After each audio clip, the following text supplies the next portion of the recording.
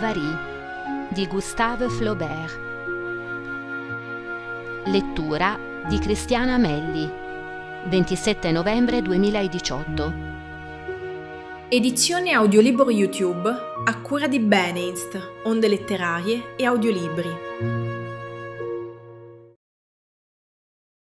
Note critiche a cura di Laura Barberi. Come un'altra opera già resa disponibile su CD-ROM per i nostri lettori, vale a dire il Don Chisciotte di Cervantes, Madame Bovary tratta dell'inconciliabilità di realtà e fantasia, della distanza incolmabile tra sogni e vita quotidiana. Charles Bovary, un modesto medico di campagna, dopo la morte della moglie, una ricca vedova, si innamora di Emma Rouault, figlia di un agricoltore agiato, e la sposa. Emma, educata in convento, ha nutrito la propria immaginazione e sensibilità con numerose letture e confida di realizzare i propri sogni romanzeschi attraverso il matrimonio. Ben presto, però, Emma resta delusa dalla monotonia e dal grigiore della vita coniugale, mentre aumenta il desiderio di un'esistenza diversa. Un trasferimento da Tostes a Yonville-l'Abbé, voluto dal marito per cercare di migliorare le declinanti condizioni di salute di Emma, non sortisce l'effetto sperato. Ella resta delusa anche dalla vita del nuovo ambiente, nonché dalle persone che vi vivono. L'unico a suscitare un interesse in Emma è un giovane notaio, Léon Dupuis, ma egli parte lasciandola in preda ai rimpianti. Conosce allora un ricco proprietario, Rodolphe Boulanger, e ne diventa l'amante, ma presto anche lui l'abbandona. A Rouen, Emma rincontra Léon e i due intrecciano una relazione. Nel frattempo aumentano i debiti accumulati dalla Bovary per circondarsi di un po' di lusso. Un usuraio pretende di essere pagato e le fa sequestrare i mobili. Disperata, Emma vede negarsi ogni aiuto, sia da Léon che da Rodolphe. Ruba del veleno dalla farmacia e si toglie la vita. Alla sua pubblicazione nel 1857 il romanzo suscitò un enorme scandalo e l'autore venne processato per offesa alla morale pubblica e alla religione. Flaubert fu però assolto, mentre le vendite del libro si avvantaggiarono del clamore. Tappa fondamentale nella storia del romanzo ottocentesco, Madame Bovary viene spesso troppo semplicisticamente considerato come il prototipo del romanzo realista. Una valutazione non completa, perché, pur affondando le sue radici nella tradizione romantica, sia quella del lirismo che quella dell'aderenza alla realtà sociopolitica esistente, il testo di Flaubert anticipa sia nei temi che nelle tecniche narrative molte opere del Novecento. Basti pensare ai tanti romanzi del nostro secolo incentrati sul tema del vuoto esistenziale e della nausea di vivere. Madame Bovary offre un'infinità di livelli di lettura. C'è chi semplicemente si farà coinvolgere dalle emozioni dei personaggi, chi invece apprezzerà la ricchezza dei temi e dei simboli ricorrenti nel romanzo. Chi ancora studierà le perfette tecniche di narrazione, come per esempio i frequenti passaggi dalla focalizzazione centrata sul narratore alla focalizzazione centrata sui personaggi.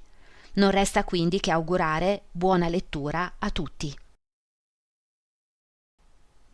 A Marie-Antoine Jules Sénart, membro dell'Ordine degli Avvocati di Parigi, ex presidente dell'Assemblea nazionale, ex ministro degli Interni. Caro e illustre amico, mi permetta di porre il suo nome all'inizio di questo libro e prima della dedica. Debbo infatti soprattutto a lei se è stato pubblicato. Grazie alla sua splendida difesa, la mia opera ha acquisito anche per me una sorta di imprevista autorevolezza. Accetti quindi l'omaggio della gratitudine che ho per lei e che per quanto grande non sarà mai all'altezza della sua eloquenza e della sua dedizione.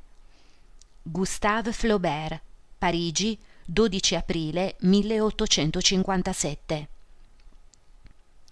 Parte prima. Capitolo 1. Stavamo studiando quando entrò il preside seguito da un nuovo alunno vestito in borghese e dal bidello che trasportava un grosso banco. quelli che dormivano si svegliarono e si alzarono in piedi, come sorpresi in piena attività. Il preside ci fece cenno di stare comodi, poi si rivolse all'insegnante. «Professor Roger», disse sottovoce, «le raccomando questo allievo. Viene ammesso alla quinta, ma se il profitto e la condotta lo renderanno meritevole, passerà fra i grandi, come richiederebbe la sua età». Il nuovo, un giovane e robusto campagnolo di una quindicina di anni circa, alto di statura più di ognuno di noi, rimaneva in un angolo dietro la porta, di modo che lo vedevamo appena. Aveva i capelli tagliati diritti sulla fronte, come un chierichetto di paese. Sembrava assennato e molto intimorito.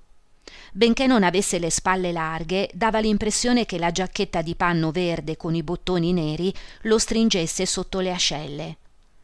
Gli spacchi dei risvolti delle maniche lasciavano vedere i polsi arrossati a furia di rimanere scoperti. Le gambe calzate di blu sbucavano da un paio di pantaloni giallastri sostenuti con troppa energia dalle bretelle. Portava scarpe chiodate, robuste e mal lucidate. Cominciamo a recitare le lezioni.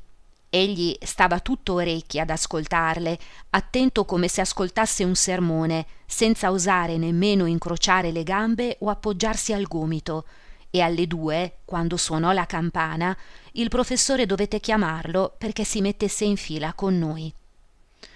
Avevamo l'abitudine, entrando in classe, di gettare a terra i berretti per restare con le mani più libere. Bisognava lanciarli stando sulla soglia fin sotto il banco, in modo che battessero contro il muro e sollevassero più polvere possibile. Così era l'uso.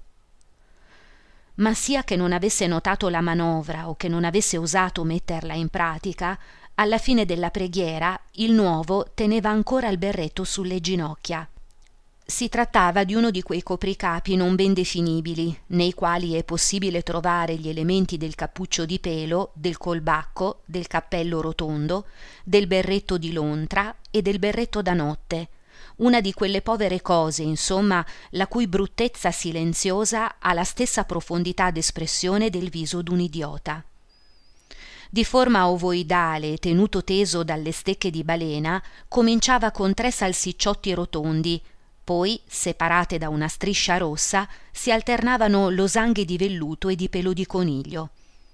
Veniva in seguito una specie di sacco che terminava con un poligono sostenuto da cartone ed era coperto da un complicato ricamo di passamaneria dal quale pendeva, al termine di un lungo e troppo sottile cordone, un ciuffetto di fili d'oro a guisa di nappina.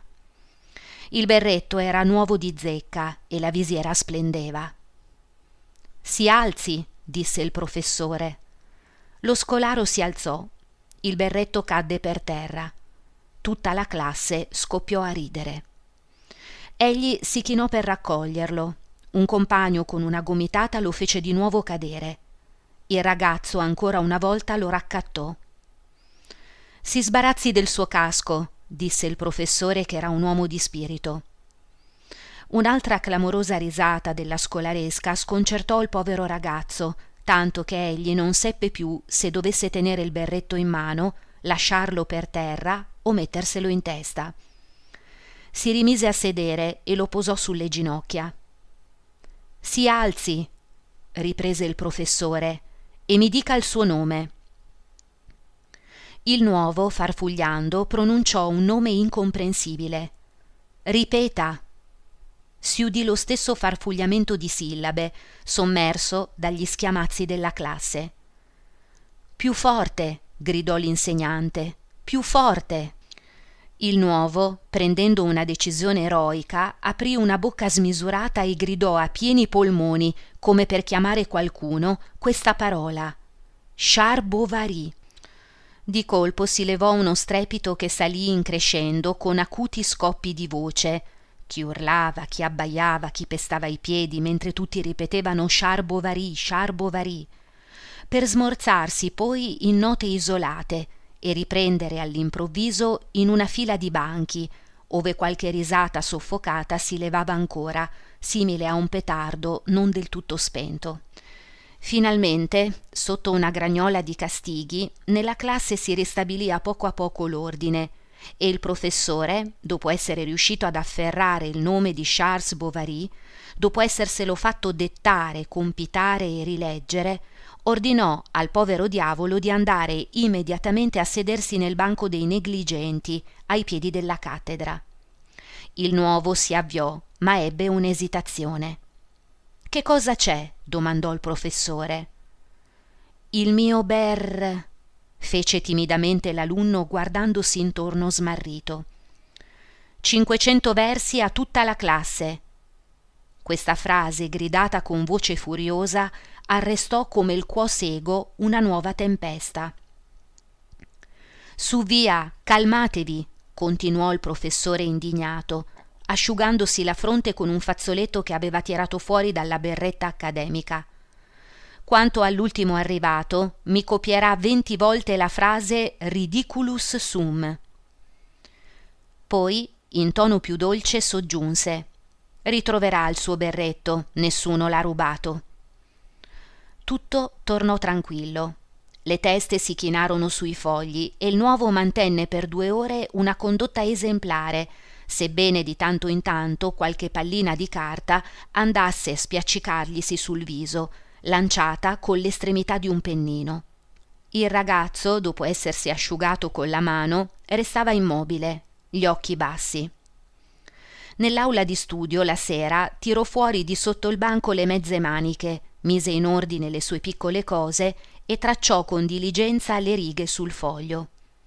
Lo vedemmo lavorare con coscienza, cercare tutti i vocaboli sul dizionario e fare ogni cosa con il maggiore impegno.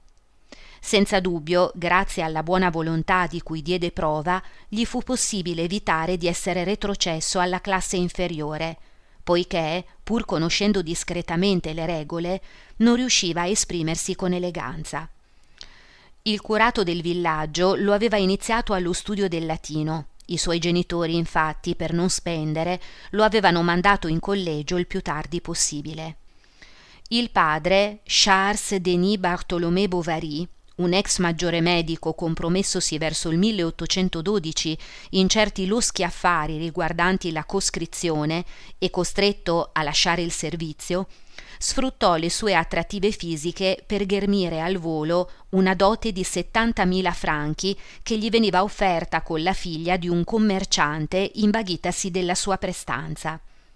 Bell'uomo, millantatore, abile nel fare risuonare gli speroni, fornito di favoriti che si univano ai baffi, con le dita sempre inanellate e vestito di colori vistosi, aveva l'aspetto di un bravaccio e il brio disinvolto di un commesso viaggiatore.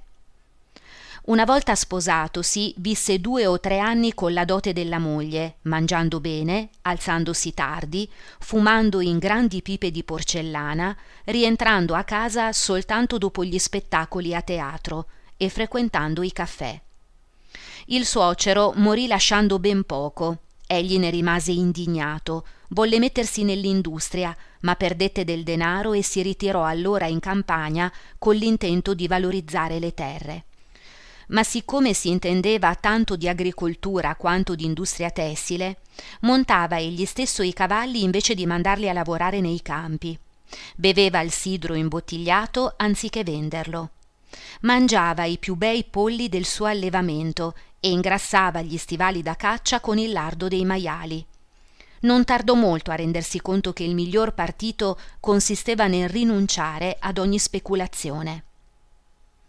Con la spesa di 200 franchi all'anno trovò allora da affittare in un villaggio sul confine fra la regione di Caux e la Picardia una specie di via di mezzo fra la fattoria e la casa padronale. Qui, accorato, roso dai rimpianti, accusando il destino invidioso di tutti, si ritirò all'età di 45 anni, disgustato degli uomini e deciso a vivere in pace. Sua moglie, un tempo innamorata pazza di lui, l'aveva stancato con un amore servile che era riuscito soltanto ad allontanarlo. Di carattere gaio, espansiva, traboccante di tenerezza, in vecchiaia come il vino che esposto all'aria inacidisce, era divenuta di difficile carattere, piagnucolosa e nervosa. Aveva sofferto terribilmente dapprima senza lagnarsi quando lo vedeva correre dietro a tutte le gonnelle del paese o quando tornava da lei la sera dai luoghi più malfamati, sazio e con l'alito d'avvinazzato. Poi il suo orgoglio si era ribellato. Allora aveva taciuto, inghiottendo la rabbia con uno stoicismo silenzioso protrattosi fino alla sua morte. Andava in giro senza posa, indaffarata. Si recava dagli avvocati, dal presidente, poneva attenzione alle scadenze delle cambiali, otteneva proroghe. E in casa stirava, cuciva, faceva il bucato, sorvegliava gli operai, pagava loro i salari, mentre il signor Bovary, sempre intorpidito da una sonnolenza imbronciata dalla quale si riscuoteva soltanto per rivolger le frasi sgarbate, rimaneva a fumare accanto al fuoco sputando nella cenere. Quando le nacque un bambino dovette metterlo a balia. Una volta tornato a casa il piccolo fu viziato come un principe. La madre lo nutriva di dolciumi, il padre gli consentiva di correre scalzo e atteggiandosi a filosofo affermava addirittura che lo avrebbe lasciato andare in giro nudo come i piccoli degli animali. A differenza delle aspirazioni materne aveva in mente un certo ideale virile di fanciullezza e uniformandosi a esso cercava di allevare duramente suo figlio alla spartana in modo che crescesse robusto. Lo faceva dormire in camere non riscaldate, gli insegnava a bere grandi sorsate di rum e a insultare le processioni. Ma essendo di indole pacifica, il bambino corrispondeva male a quei tentativi. La madre se lo tirava sempre dietro, gli ritagliava le figurine, gli raccontava favole, lo intratteneva con monologhi interminabili, pieni di patetica vivacità e di chiacchiere leziose. La sua vita vuota faceva sì che trasferisse tutte le proprie disperse e frustrate ambizioni in questo bambino. Sognava per lui posizioni elevate, lo vedeva già grande, bello e intelligente, avviato alla carriera di ingegnere o di magistrato. Gli insegnò a leggere e anche accompagnandolo su un vecchio pianoforte a cantare 2 o 3 canzoncine. Ma il signor Bovary, alieno alla cultura, riteneva inutile tutto ciò. Possedevano forse il denaro per mandarlo alle scuole governative, per comprargli una carica o avviargli un commercio? Con un po' di faccia tosta un uomo riesce sempre nella vita. La signora Bovary si limitava a mordersi le labbra e suo figlio a bighellonare per il villaggio.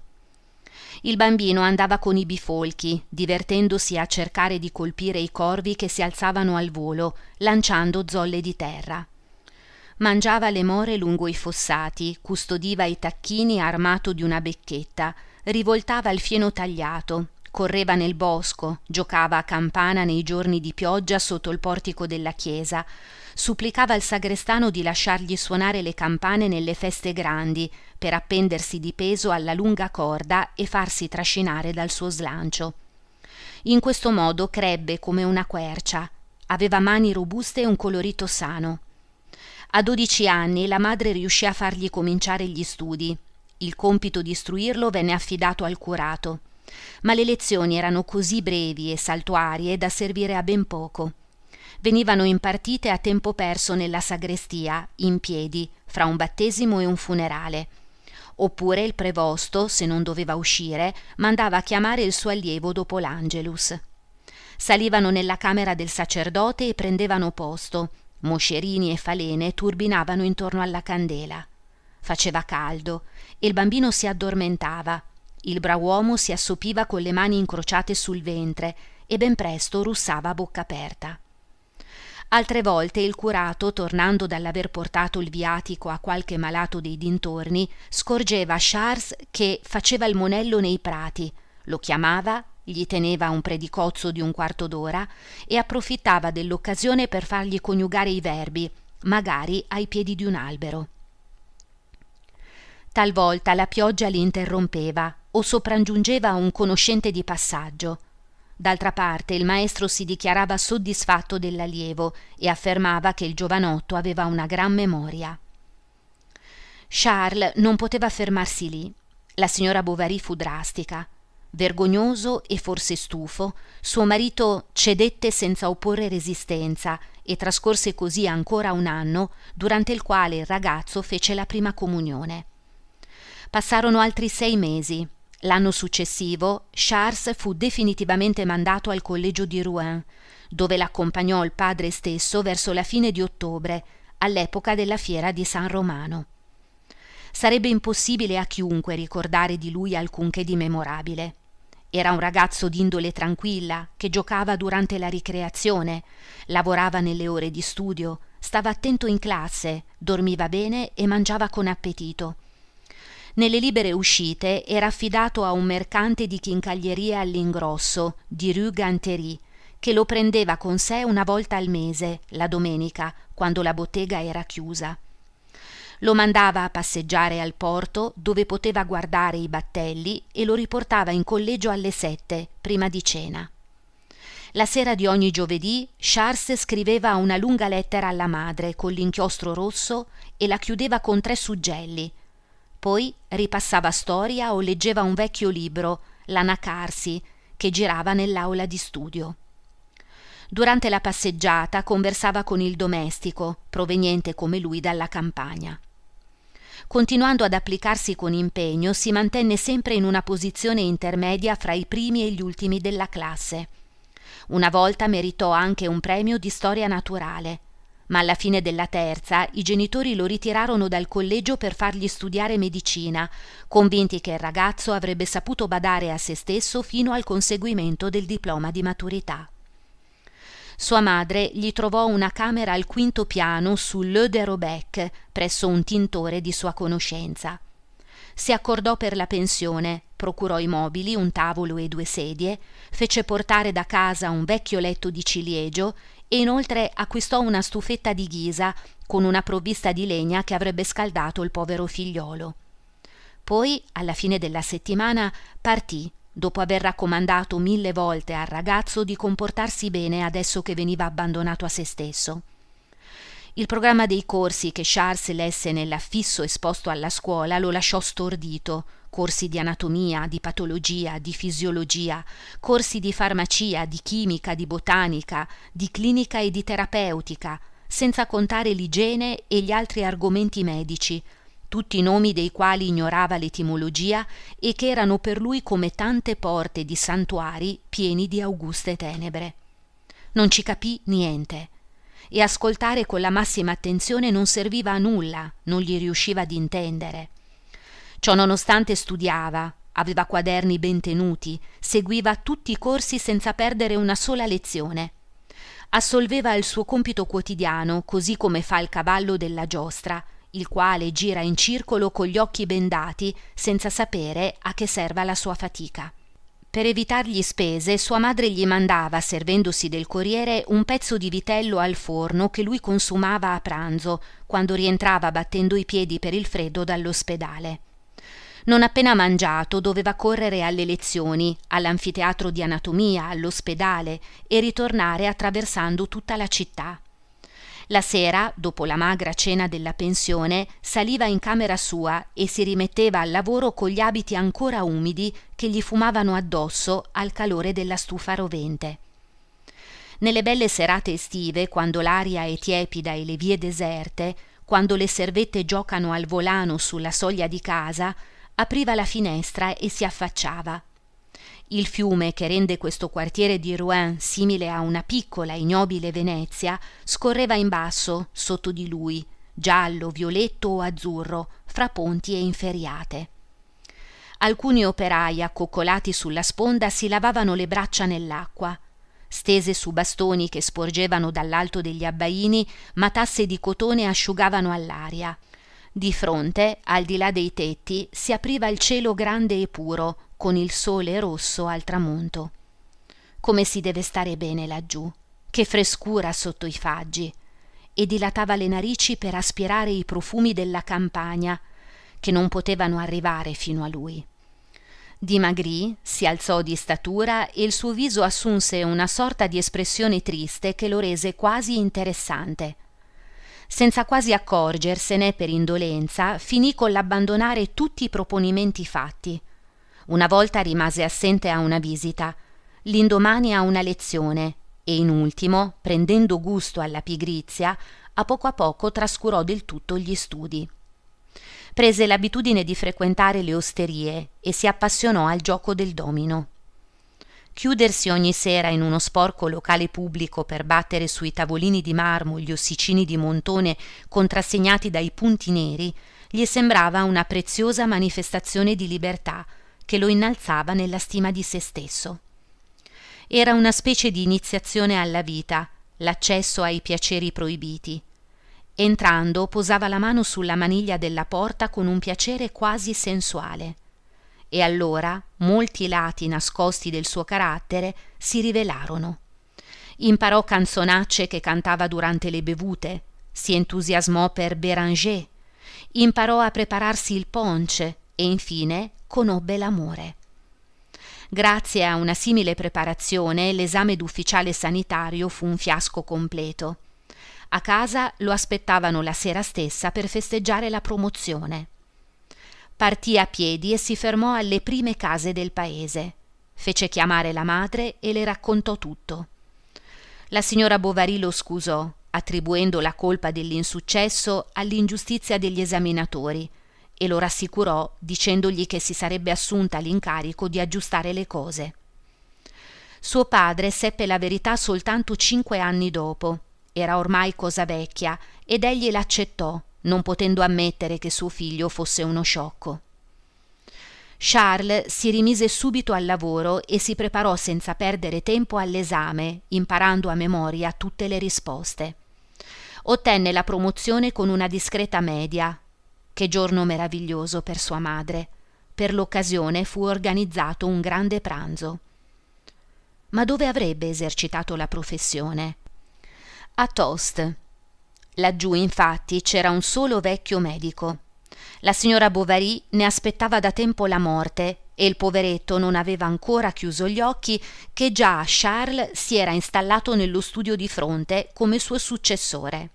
Tuttavia, l'averlo allevato, l'avergli fatto imparare la medicina, l'avere scoperto Tostes perché potesse esercitarla, non bastava ancora. Bisognava dargli moglie. E sua madre gliela trovò. La vedova di un usciere di Dieppe, sui 45 anni, e con 1.200 franchi di rendita.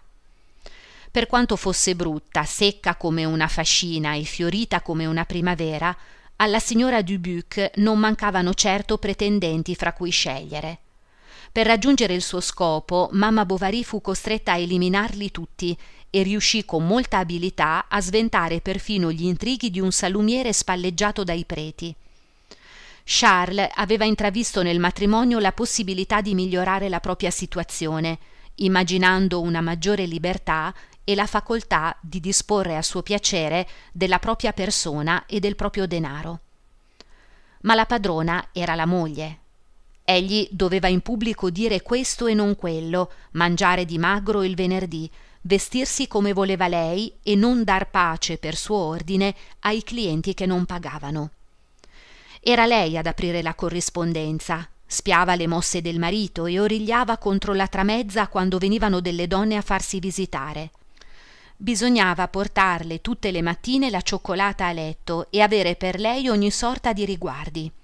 Si lagnava in continuazione dei suoi nervi, dei suoi polmoni, delle sue malinconie. Il rumore dei passi la infastidiva. Se restava sola, la solitudine le era insopportabile, ma se tornavano da lei era soltanto di certo per vederla morire. La sera, quando Charles rientrava, ella tirava fuori di sotto le coperte le lunghe magre braccia, gliele buttava al collo e dopo averlo fatto sedere sulla sponda del letto cominciava a parlargli dei suoi dispiaceri. Era stata dimenticata, suo marito amava un'altra. L'avevano avvertita che sarebbe stata infelice. Finiva poi per chiedergli qualche sciroppo ricostituente e un po' più di amore. Capitolo 2. Una notte, verso le 11, furono svegliati dal rumore degli zoccoli di un cavallo che si fermò proprio davanti alla porta. La domestica si affacciò all'abbaino e scambiò qualche parola con l'uomo in basso nella strada. Cercava il medico. Aveva una lettera per lui. Anastasia discese le scale tremando di freddo e aprì la serratura e i catenacci uno dopo l'altro. L'uomo legò fuori il cavallo e, seguendo la domestica, entrò rapidamente dietro di lei. Cavò dal berretto di lana a nappine grigie una lettera avvolta in un cencio e la presentò compito a Charles, che si appoggiò con il gomito al guanciale per leggerla. Anastasia, accanto al letto, reggeva il lume. La signora, pudicamente, rimase voltata di spalle verso la parete.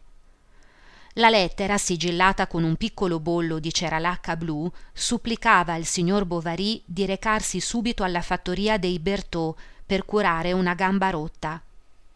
Da Tostes ai Berthaud ci sono 6 buone leghe di cammino, passando da Longueville e Saint-Victor. Era una notte buia. La signora Bovary stava in ansia per il marito. Decisero pertanto che lo stalliere sarebbe partito subito e Charles avrebbe aspettato 3 ore fino al sorgere della luna. Gli avrebbero mandato incontro un ragazzo della fattoria per mostrargli la strada e per aprire i cancelli. Verso le 4 del mattino Charles, bene avvolto nel mantello, si mise in cammino alla volta dei Berthaud. Aveva appena abbandonato il tepore del letto e, ancora insonnolito, si lasciava cullare dal trotto tranquillo del cavallo. Quando il ronzino si fermava di propria iniziativa davanti a quelle buche circondate di rovi che i contadini scavano ai bordi dei solchi, Charles si svegliava di soprassalto, ricordava subito la gamba rotta e cercava di farsi venire in mente tutto quel che sapeva sulle fratture. Non pioveva più, cominciava ad albeggiare e sui rami spogli dei meli si posavano immobili alcuni uccelli con le piume ritte contro il vento freddo del mattino. La campagna piatta si stendeva a perdita d'occhio e i boschetti intorno alle fattorie macchiavano di violetto scuro, a larghi intervalli, la sterminata superficie grigia che si perdeva all'orizzonte nel colore tetro del cielo. Ogni tanto Charles apriva gli occhi, poi la sua mente stanca lasciava che il sonno prendesse il sopravvento e ben presto egli scivolava in una specie di sonnolenza in cui le sensazioni attuali si confondevano con i ricordi. Gli sembrava di avere una doppia personalità, di essere al contempo studente e marito, coricato come poco prima nel proprio letto o intento ad attraversare come una volta una corsia d'ospedale. Nella sua immaginazione l'odore caldo dei cataplasmi si fondeva con quello aspro della rugiada. Sentiva il rotolio degli anelli di ferro dei letti sull'asta e sua moglie che dormiva. Mentre attraversava Vassonville, vide sul bordo di un fosso un ragazzo seduto sull'erba. «È lei il dottore?» domandò il fanciullo. Alla risposta di Charles raccattò gli zoccoli e si mise a correre davanti a lui. Strada facendo, dai discorsi della sua guida, l'ufficiale sanitario capì che il signor Rouault doveva essere uno dei più ricchi agricoltori. Si era rotto la gamba la sera prima, mentre tornava da una festa data in occasione dell'Epifania da un vicino. Gli era morta la moglie da 2 anni. Aveva con sé solo la signorina, che lo aiutava a far andare avanti la casa. I solchi delle carreggiate si fecero più profondi vicino alla cascina dei Berthaud. Il fanciullo si infilò allora in un buco della siepe, scomparve e riapparve poi in fondo a un cortile per aprire il cancello. Il cavallo scivolava sull'erba bagnata. Charles era costretto ad abbassarsi per passare sotto i rami. I cani da guardia abbaiavano dai canili, tirando sulle catene. Quando entrò ai Berthaud, il cavallo si adombrò e fece uno scarto brusco. Era una bella fattoria. Dalle porte aperte in alto delle scuderie si potevano scorgere grossi cavalli da tiro che mangiavano tranquilli in rastrelliere nuove. Lungo i fabbricati fumava una grande concimaia e in mezzo ai polli e ai tacchini troneggiavano 5 o 6 pavoni, un lusso per i pollai di Caux. L'ovile era vasto, il granaio imponente, con i muri lisci come una mano. Sotto le tettoie si trovavano 2 grandi carri, 4 aratri con le fruste e i finimenti e l'equipaggiamento completo, e con i ciuffi di lana turchina insudiciati dalla polvere sottile che cadeva dai granai. Il cortile dagli alberi piantati a distanze regolari saliva in pendio e vicino allo stagno schiamazzava facendo un gaio baccano un branco d'oche. Una giovane donna con un abito di lana blu guarnito da 3 volanti si fece sulla soglia di casa per ricevere il signor Bovary. Lo fece entrare in cucina, dove un grande fuoco fiammeggiava. La colazione della servitù bolliva intorno al fuoco, in pignattini di diversa misura. Dentro il camino erano stati messi ad asciugare degli indumenti umidi. La paletta, le molle, la canna del soffietto, tutte di enormi proporzioni, splendevano come acciaio levigato. Lungo le pareti una ricca batteria da cucina baluginava alla luce viva del fuoco e ai primi raggi del sole che entravano dai vetri. Charles salì al primo piano per visitare il malato. Era a letto, sotto le coperte, sudato, e aveva scaraventato lontano il berretto da notte. Era un ometto tarchiato di 50 anni, con la pelle bianca e gli occhi azzurri, calvo sopra la fronte e con gli orecchini. Aveva accanto a sé su una seggiola una grande bottiglia di acquavite dalla quale attingeva di tanto in tanto per farsi coraggio. Ma appena vide il medico, la sua eccitazione cadde e invece di bestemmiare come aveva continuato a fare per 12 ore, si mise a gemere debolmente. La frattura era semplice e senza alcuna complicazione. Charles non avrebbe potuto augurarsi un caso più facile. Allora, ricordando l'atteggiamento dei suoi maestri accanto al letto dei feriti, cercò di confortare il paziente con ogni sorta di buone parole, carezze chirurgiche che sono come l'olio per ingrassare il bisturi. Per procurarsi delle stecche andarono a prendere un fascio di assicelle nella rimessa. Charles ne scelse una, la spaccò per il lungo e ne tolse le asperità con un pezzo di vetro, mentre la domestica stracciava lenzuola per ricavarne bende e la signorina Emma si dava da fare per confezionare cuscinetti. Le occorse parecchio tempo per trovare l'astuccio da lavoro e suo padre finì con lo spazientirsi. Ella non rispose, ma cucendo si pungeva le dita e le portava alla bocca per succhiarsele.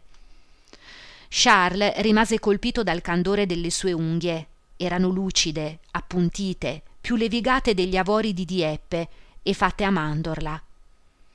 La mano, tuttavia, non era altrettanto bella, non abbastanza bianca forse, e aveva le falangi un po' nodose. Era inoltre troppo lunga e priva di morbidezza nella linea del contorno. Emma aveva bellissimi gli occhi, benché fossero bruni, sembravano neri per via delle ciglia e guardavano tutto francamente con un candido ardire.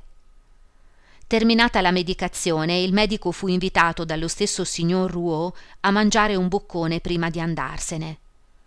Charles discese nella sala a pian terreno. 2 coperti con bicchieri d'argento erano preparati su una piccola tavola posta ai piedi di un vasto letto a baldacchino rivestito di tela stampata con figure di turchi. Un odore di iris e di panni umidi filtrava dal grande armadio in legno di quercia situato di fronte alla finestra. In terra, negli angoli, stavano allineati, ritti, alcuni sacchi di grano.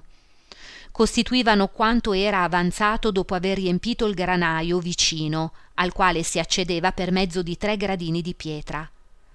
Attaccato a un chiodo in mezzo a una parete verde la cui vernice si staccava sotto l'azione del salnitro per decorare la stanza, v'era, in una cornice dorata, il disegno a matita nera di una testa di Minerva, sotto il quale si leggeva in caratteri gotici «Al mio caro papà». Parlarono dapprima del malato, poi del tempo, del freddo terribile, dei lupi che infestavano i campi di notte. La signorina Rouault non si divertiva troppo in campagna, soprattutto adesso che quasi tutta la responsabilità del buon andamento della fattoria ricadeva su di lei. Poiché la stanza non era riscaldata, ella tremava di freddo, pur continuando a mangiare, scoprendo così un poco le labbra carnose che aveva l'abitudine di mordicchiare quando non parlava. Portava un colletto bianco piatto.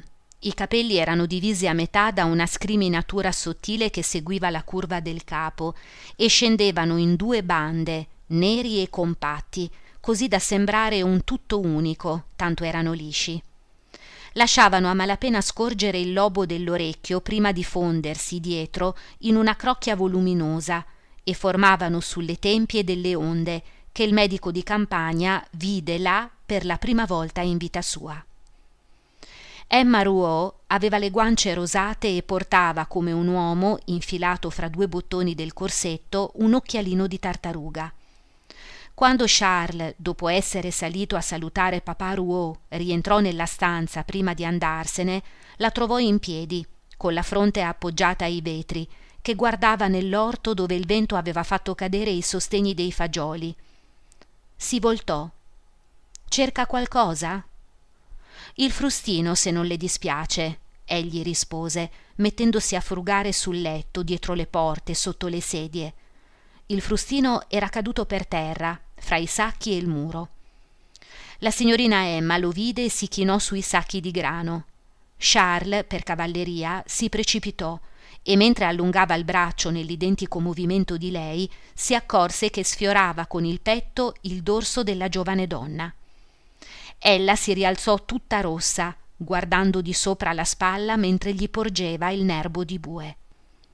Invece di tornare ai Bertaux 3 giorni dopo, come aveva promesso, il medico vi fece ritorno l'indomani, poi regolarmente 2 volte la settimana, senza contare le visite impreviste che faceva di tanto in tanto, quasi inavvertitamente. Del resto tutto andò bene. La guarigione si verificò secondo le regole e quando, in capo a 46 giorni, si vide papà Rouault che si provava a fare i primi passi da solo nella malandata casa, tutti cominciarono a considerare il signor Bovary un uomo di grandi capacità. Papà Rouault stesso affermava che non sarebbe stato curato meglio dai primi medici di Yvetot o addirittura di Rouen. Quanto a Charles, non cercava di domandarsi quale fosse il motivo per cui veniva ai Bertaux tanto volentieri. Se ci avesse pensato, avrebbe senza dubbio attribuito il suo zelo alla gravità del caso, o forse al guadagno che sperava di trarne. Ma era proprio per questo che le visite alla fattoria costituivano per lui un così delizioso diversivo nelle meschine occupazioni della sua esistenza? In quei giorni si alzava presto, partiva al galoppo, incitava il cavallo, poi scendeva per pulirsi i piedi nell'erba e infilava i guanti neri prima di entrare. Gli piaceva giungere in quel cortile, sentire contro la spalla il cancello che cedeva, udire il gallo che cantava sul muro, vedere i contadini che gli andavano incontro. Gli piacevano il granaio e le scuderie. Si era affezionato a papà Rouault, che battendogli sulla mano lo chiamava il suo salvatore. Gli piaceva il suono degli zoccoletti della signorina Emma sulle piastrelle pulite della cucina. I tacchi alti aumentavano un poco la sua statura e quando gli camminava dinanzi le suole di legno, sollevandosi rapidamente, producevano un suono schioccante contro la pelle dei talloni. Ella lo riaccompagnava sempre fino al primo gradino della scala esterna. Quando non gli avevano ancora portato il cavallo, si tratteneva là. Si erano già salutati e ambedue tacevano. Un turbine d'aria l'avvolgeva, sollevandole i capelli corti e i ribelli della nuca, facendole sventolare i nastri del grembiule sulle anche e attorcigliandoli come banderuole. Un giorno, all'epoca del disgelo, l'acqua scorreva sulla corteccia degli alberi nel cortile e la neve si scioglieva sui tetti. Emma stava sulla soglia, andò a cercare un ombrello e lo aprì. L'ombrello di seta color gola di piccione, attraversato dai raggi del sole, le illuminava di riflessi cangianti la pelle bianca del viso. Là, sotto quel dolce tepore, ella sorrideva e si sentivano le gocce d'acqua cadere a una sul tessuto teso. Da principio, quando Charles aveva cominciato a frequentare i Bertaux, la giovane signora Bovary non tralasciava di chiedere notizie del malato e aveva perfino riservato per il signor Rouault, nel registro che teneva in partita doppia, una bella pagina bianca. Ma quando seppe che egli aveva una figlia, si affrettò a informarsi meglio. Le dissero che la signorina Rouault, allevata in collegio dalle orsoline, aveva ricevuto, come suol dirsi, un'ottima educazione e che di conseguenza conosceva la danza, la geografia, il disegno, sapeva ricamare e suonare il pianoforte. Fu il colmo. Per questo dunque, ragionava fra sé, ha il viso così raggiante quando va a trovarla. Per questo si mette il panciotto nuovo, a rischio di rovinarlo con la pioggia. Ah, quella donna, quella donna. E d'istinto la detestò. Dapprima si sfogò con le allusioni, ma Charles non le capiva. In seguito si servì di osservazioni casuali che egli lasciava cadere per paura della bufera, e infine di invettive a bruciapelo alle quali suo marito non sapeva che cosa rispondere. Come mai torna ai Bertaux dato che il signor Rouault era guarito e che quella gente non aveva ancora pagato l'onorario? Ah, forse perché laggiù vi era una certa persona, qualcuno che sapeva conversare, un'abile ricamatrice, una donna spiritosa. Ecco cosa gli piaceva. Per lui ci volevano signorine di città. E continuava. La figlia di papà Rouault, una signorina di città, figuriamoci. Il nonno faceva il pastore e hanno un cugino che per poco non è finito alle assise per una brutta ferita in una rissa. Non è proprio il caso di darsi tante arie e di andare in chiesa la domenica vestita di seta come una contessa. D'altra parte quel povero diavolo, senza il raccolto del Ravizzone, l'anno scorso, non avrebbe saputo come fare per pagare i debiti. Tediato, Charles smise di andare ai Bertaux. Eloise gli aveva fatto giurare sul libro da messa che non ci sarebbe più tornato dopo una scenata piena di singhiozzi e di baci in un prorompere di passione. Obbedì, ma l'ardire dei desideri contrastava con il servilismo del suo comportamento e per una specie di ingenua ipocrisia egli ritenne che il divieto di vederla gli desse il diritto di amarla. E poi la vedova era magra, aveva i denti lunghi, portava in tutte le stagioni uno scialletto nero che le arrivava alle scapole. La sua figura ossuta era fasciata da abiti aderenti e troppo corti che le lasciavano scoperte le caviglie là ove, sulle calze grigie, si incrociavano i nastri delle larghe scarpe. La madre di Charles veniva ogni tanto a trovarli, ma in capo a qualche giorno la nuora era riuscita a renderla tagliente e pungente come lei stessa. E allora si mettevano all'opera simili a due coltelli, scarnificandolo con le loro riflessioni e osservazioni. Faceva male a mangiare tanto. Perché offrire sempre da bere al primo venuto? Che testardaggine non volersi mettere la maglia di lana.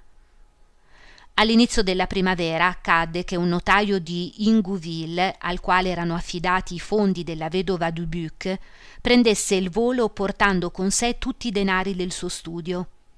Eloise, in vero, possedeva ancora, oltre a essere comproprietaria di un battello per una quota valutata non meno di 6.000 franchi, la casa di via Saint-François. Eppure, di tanta e tanto sbandierata ricchezza, non era comparso in casa che qualche mobile e un po' di biancheria. Bisognava mettere le cose in chiaro. La casa di Dieppe risultò coperta di ipoteche fino alle fondamenta. A quanto ammontasse il denaro depositato dal notaio Dio solo lo sapeva, e in realtà la quota del battello non superava i 1.000 scudi. La brava donna aveva dunque mentito. Esasperato, il signor Bovary padre sfasciò una sedia sul pavimento e accusò la moglie di avere causato l'infelicità del figlio, legandolo a una simile rozza i cui finimenti valevano ancor meno della pelle. Si recarono a Tostes. Alle spiegazioni seguirono le scenate. Eloise, in lacrime, si gettò nelle braccia del marito, scongiurandolo di proteggerla dai suoceri. Charles volle difenderla. I genitori indignati se ne andarono. Ma il colpo era giunto al segno. 8 giorni dopo, mentre stendeva in cortile la biancheria, Eloise ebbe uno sbocco di sangue e l'indomani, mentre Charles le voltava le spalle per chiudere le tende della finestra, disse «Ah, mio Dio!». Esalò un sospiro e cadde in deliquio. Era morta. V'era di che restarne sbalorditi. Dopo i funerali, Charles tornò a casa. Al pianterreno non c'era nessuno. Salì al primo piano, in camera da letto. Vide un abito di lei ancora appeso ai piedi dell'alcova. Allora, appoggiandosi allo scrittoio, rimase fino a sera perduto in un doloroso fantasticare. Dopotutto, Eloise l'aveva amato. Capitolo 3. Una mattina papà Rouault portò a Charles l'onorario per la cura della frattura alla gamba, 75 franchi in monete da 40 soldi e una tacchina. Aveva saputo della disgrazia e lo consolò come meglio poteva.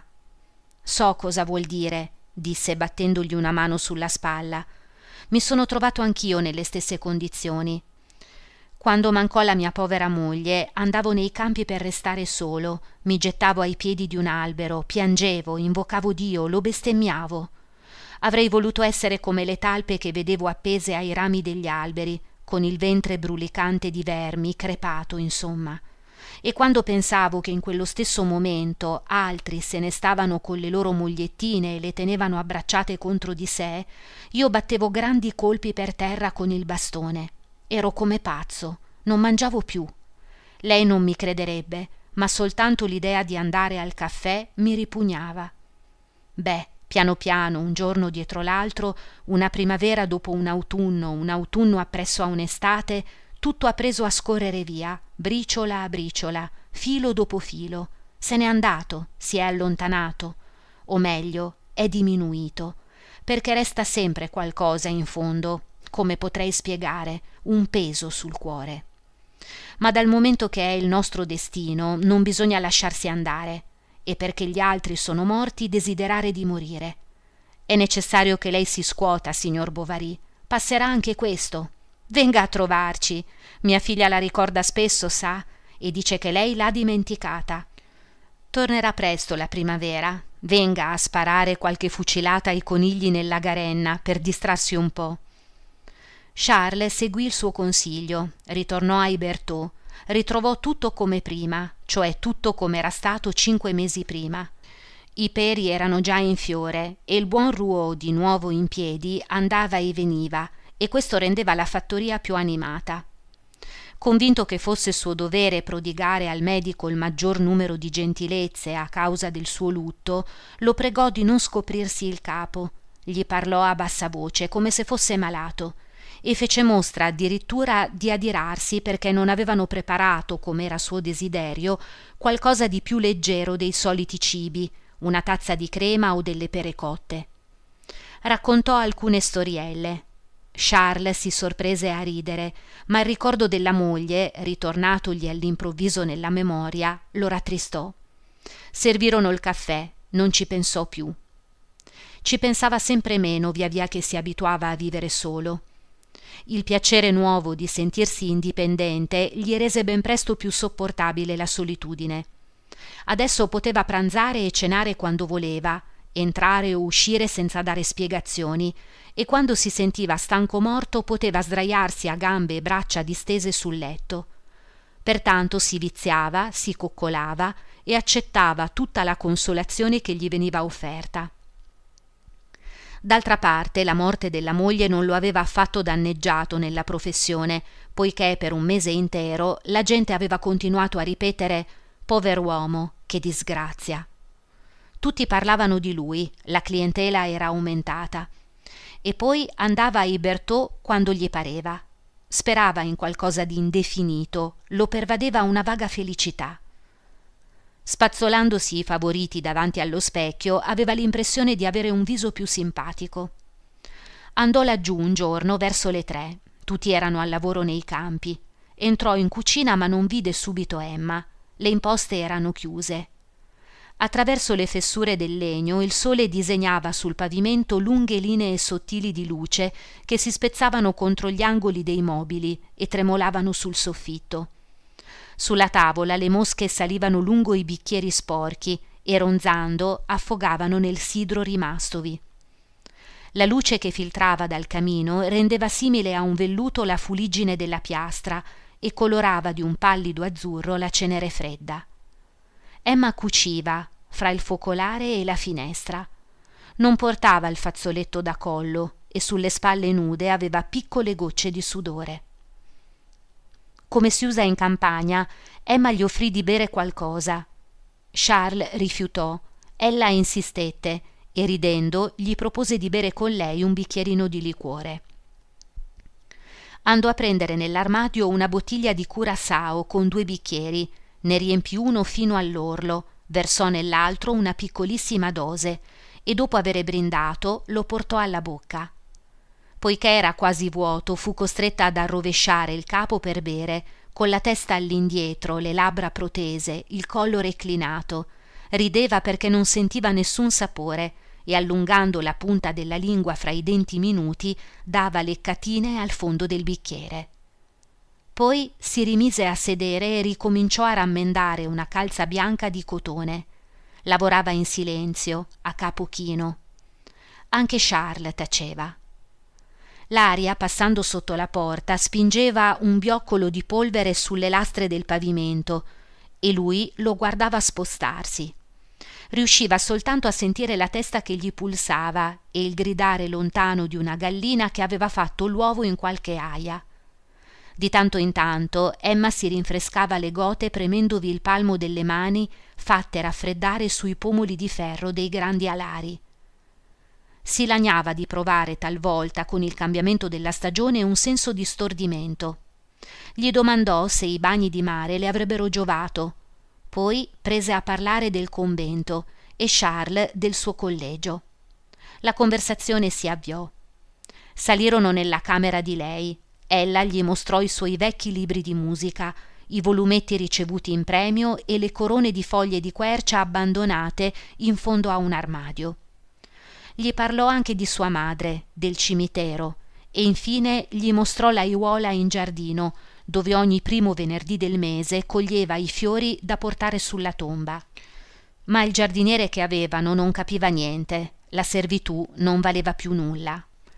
Le sarebbe piaciuto molto vivere in campagna, almeno d'inverno, sebbene durante l'estate la campagna potesse essere ancora più noiosa con le giornate che non finiscono mai.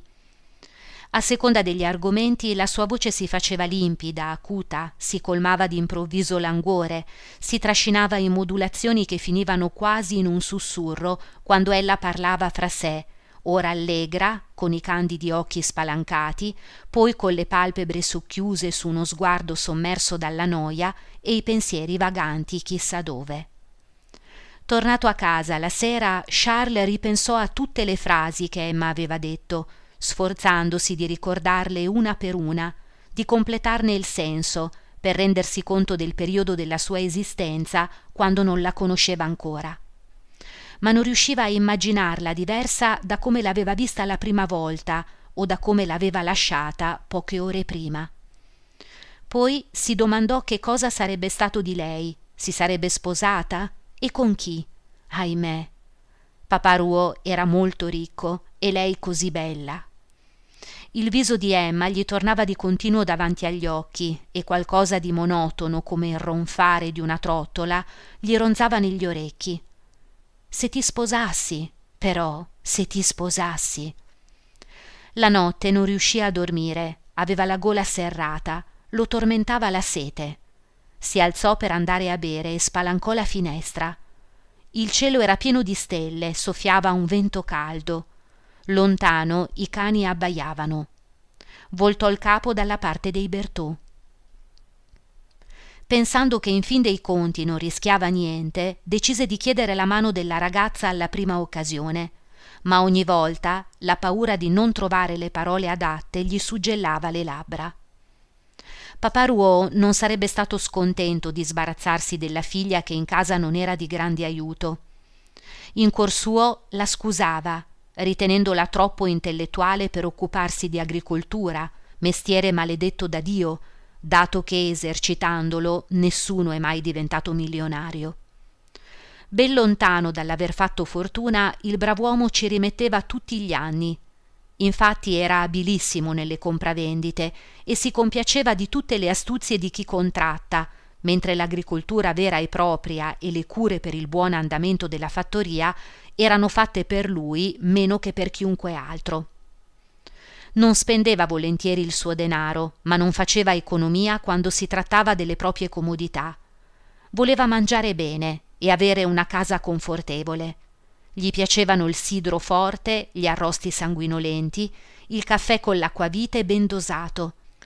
Mangiava in cucina solo, vicino al fuoco, su un tavolino sopra il quale erano disposti i piatti già preparati, come a teatro. Perciò, non appena si accorse che Charles aveva preso una cotta per sua figlia e che ben presto gliel'avrebbe chiesta in moglie, incominciò subito a ruminare sull'affare. Non era un gran partito, né avrebbe desiderato un genero come lui, ma dicevano che fosse un brav'uomo, molto istruito e certo non sarebbe stato a cavillare sulla dote. E poi, siccome papà Rouault sarebbe stato costretto a vendere 22 acri della proprietà per pagare i grossi debiti con il muratore e per sostenere la spesa di un nuovo albero per il torchio, si disse: «Se me la chiede, io gliela do». Per San Michele Charles trascorse 3 giorni a Ibertaux. L'ultimo passò, come i precedenti, in un continuo rimandare, un quarto d'ora dopo l'altro. Papà Rouault lo accompagnò sulla via del ritorno per un tratto. Camminavano lungo un sentiero incassato e stavano per lasciarsi. Era ormai giunto il momento di parlare. Charles si concesse ancora un po' di respiro fino all'angolo della siepe e finalmente, quando l'ebbero oltrepassata, mormorò: «Signor Rouault, vorrei dirle qualcosa». Si fermarono. Charles taceva. «Avanti, mi dica, come se non sapessi già tutto», disse papà Rouault ridendo piano. Papà Rouault», balbettò Charles. «Io non domando di meglio», continuò l'agricoltore. «Per quanto sia convinto che la piccola è del mio stesso parere, bisognerà chiederglielo. Lei se ne vada, io tornerò a casa. Se è un sì, mi ascolti bene, non è il caso che lei ritorni, per non dare nell'occhio, e d'altra parte Emma sarà troppo agitata. Ma per non lasciarla sulle spine spalancherò l'imposta della finestra fin contro il muro. Potrà vederla da qui dietro, sporgendosi oltre la siepe». Detto questo si allontanò. Charles legò il cavallo a un albero, corse a mettersi sul sentiero e attese. Passò mezz'ora, poi contò altri 19 minuti con l'orologio alla mano. A un tratto sentì un colpo contro il muro. L'imposta era stata spalancata, il saliscendi tremava ancora. L'indomani alle 9 Charles era già alla fattoria. Quando entrò, Emma arrossì, sforzandosi di sorridere per darsi un contegno. Papà Rouault abbracciò il futuro genero. Le questioni di interesse furono rimandate. C'era tutto il tempo per parlarne in seguito, dato che il matrimonio non poteva decentemente avere luogo prima della fine, per Charles, del periodo di lutto, e cioè verso la primavera prossima. L'inverno trascorse in questa attesa. La signorina Rouault si occupò del corredo. In parte fu ordinato a Rouen. In quanto a lei, confezionò alcune camicie e cuffie da notte con modelli che si era fatta imprestare. Durante le visite di Charles alla fattoria si discutevano i preparativi per le nozze, ci si domandava in quale locale si sarebbe svolto il pranzo, si facevano progetti sul numero e sulla qualità delle portate.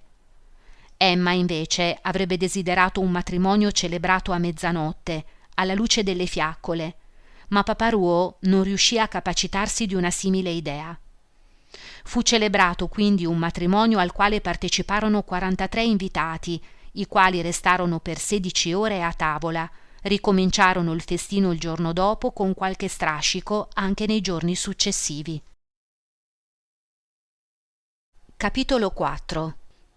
Gli invitati arrivarono di buon'ora, in carrozza, in calesse, in carretto, su vecchi barrocci senza mantice, su giardiniere con le tendine di cuoio, e i giovanotti dei villaggi vicini su carrette sopra le quali stavano in piedi, reggendosi con le mani alle sponde per non cadere, andando al trotto con grandi scossoni. Venne gente fin da 10 miglia lontano, da Gooderville, da Normanville e da Kenny. Erano stati invitati tutti i parenti delle due famiglie. Erano state riallacciate le amicizie che la discordia aveva interrotto. Erano stati mandati inviti a conoscenze perdute di vista da molto tempo. Di tanto in tanto si sentivano schiocchi di frusta dietro la siepe. Subito il cancello veniva aperto per lasciare entrare un calesse. Al galoppo il veicolo arrivava fino al primo gradino della scalinata d'ingresso, ove si fermava di colpo, svuotandosi del suo carico. La gente scendeva da tutti i lati, massaggiandosi i ginocchi e stiracchiandosi. Le signore, con la cuffia, vestivano secondo la moda cittadina, con le catene d'oro per l'orologio, le mantelline con i lembi che si incrociavano alla cintola e i scialletti colorati, appuntati sulla schiena con una spilla, che lasciavano scoperti la nuca e il collo. I ragazzi vestiti come i padri sembravano a disagio negli abiti nuovi. Molti indossavano quel giorno il primo paio di scarpe della loro vita.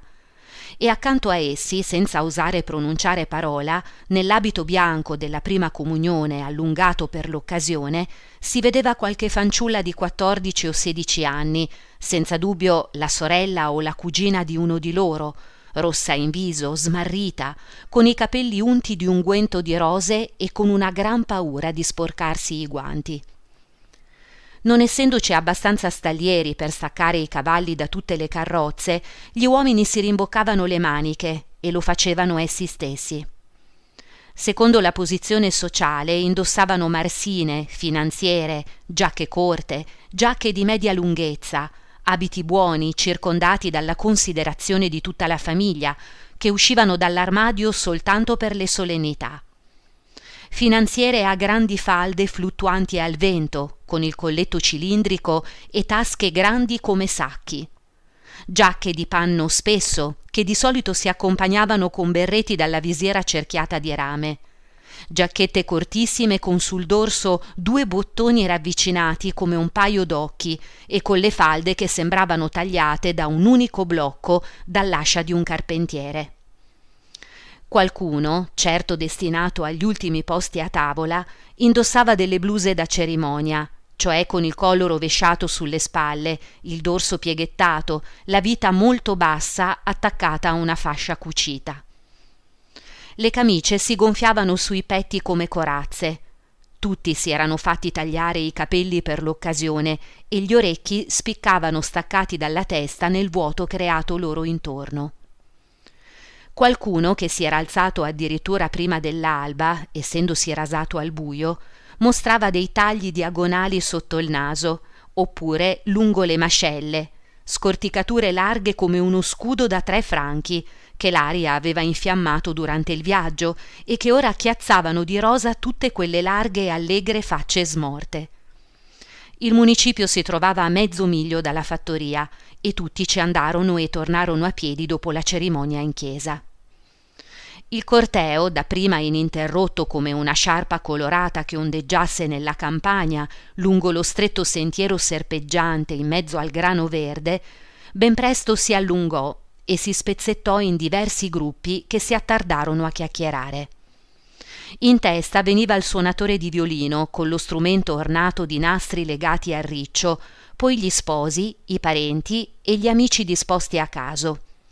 E dietro a tutti i bambini che si divertivano a strappare le campanule agli steli dell'avena o a farsi dispetti senza essere veduti. Il vestito di Emma, un po' troppo lungo, sfiorava il sentiero. Di tanto in tanto ella si fermava, lo tirava su e delicatamente con le mani guantate toglieva le pagliuzze e gli aghi dei cardi, mentre Charles, le mani penzoloni, aspettava che avesse finito.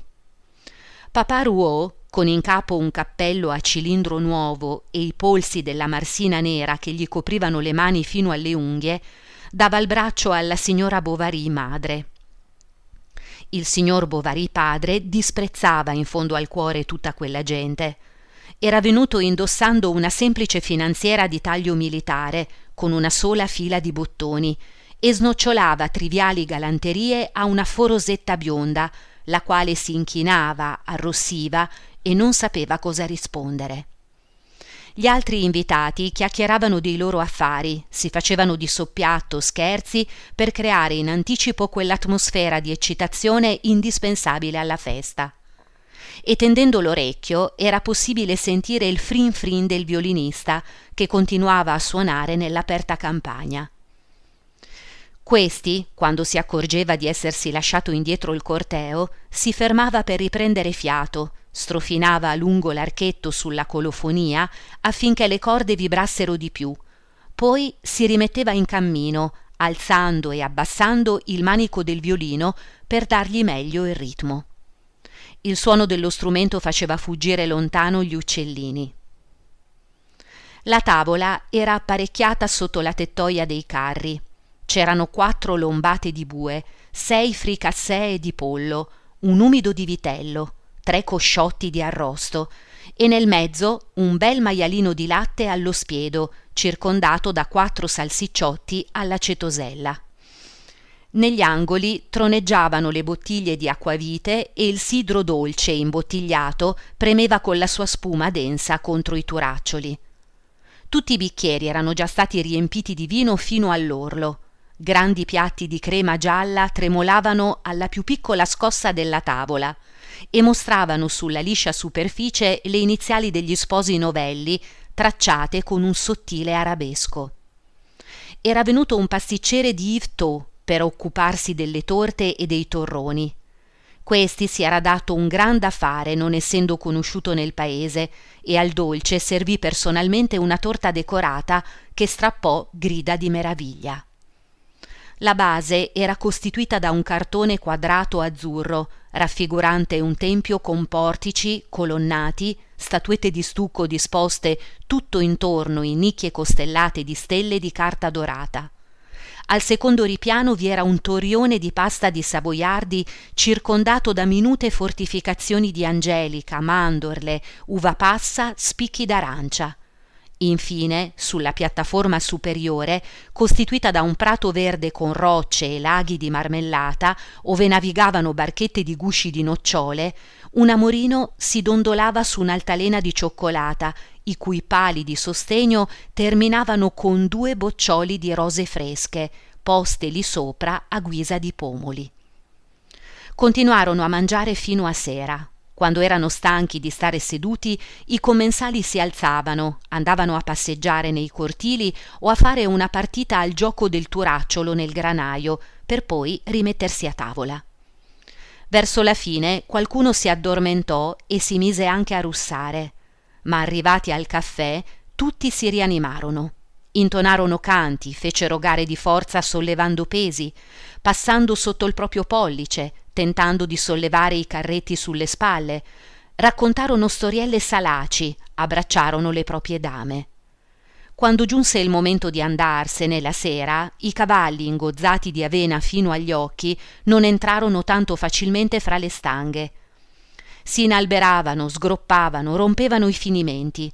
I padroni ridevano e imprecavano e per tutta la notte sotto il chiaro di luna, sulle strade della regione, vi furono calessi trascinati al gran galoppo che traballavano nei rigagnoli, sobbalzavano sui mucchi di ciotoli, si fermavano contro le scarpate con le donne che si spenzolavano fuori dei finestrini per afferrare le redini.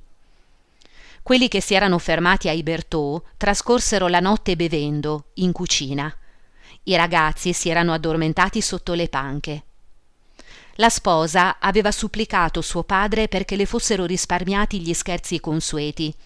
Papa Rouault arrivò giusto in tempo per impedire a un cugino pescivendolo, il quale aveva portato come regalo di nozze 2 sogliole, di soffiare con la bocca un getto d'acqua attraverso la serratura nella camera nuziale. Dovette spiegargli che la posizione di suo genero non consentiva tali sconvenienze, ma il cugino non si lasciò convincere. Dentro di sé accusava Papa Rouault di superbia e infine andò a riunirsi in un angolo a 4 o 5 altri invitati, i quali, essendo loro toccati per caso a tavola varie volte di seguito pezzi di carne scadenti, si sentivano maltrattati e mormoravano alle spalle dell'ospite, augurandosi con parole velate la sua rovina. La signora Bovary madre non aveva aperto bocca in tutta la giornata. Non era stata interpellata né sull'abito della nuora né per l'allestimento della festa. Si ritirò presto in camera sua. Il marito, invece di seguirla, mandò a prendere dei sigari a Saint-Victor e fumò fino a giorno, bevendo grog al maraschino. miscuglio sconosciuto alla compagnia che lo fece salire ancora di più nella considerazione altrui. Charles non aveva un'indole faceta. Durante il banchetto di nozze non aveva brillato affatto. Aveva risposto in modo mediocre ai frizzi, ai giochi di parole, ai doppi sensi, ai complimenti e alle spiritosaggini audaci che tutti si erano fatti un dovere di indirizzargli dall'inizio del pranzo. Il giorno dopo, in compenso, sembrava un altro uomo. Lo si sarebbe detto la Vergine della Vigilia, mentre la sposa non lasciava trapelare nulla che consentisse di indovinare alcunché. I più scaltri non sapevano che cosa dire e quando se la vedevano passare vicino la osservavano con un interesse fuori di misura. Charles non cercava di dissimulare. La chiamava mogliettina, le dava del tu, chiedeva a tutti di lei, la cercava dappertutto e spesso lo si vedeva di lontano mentre si tratteneva con lei in giardino fra gli alberi, cingerla con il braccio alla vita e continuare a camminare chinato a metà su di lei, gualcendole con il capo legale intorno al collo del corsetto. Gli sposi se ne andarono 2 giorni dopo le nozze. Charles non avrebbe potuto trascurare più a lungo i suoi malati. Partirono sul barroccino di Papa Rouault che li accompagnò fino a Vassonville. Qui egli abbracciò ancora una volta la figlia, scese e tornò indietro.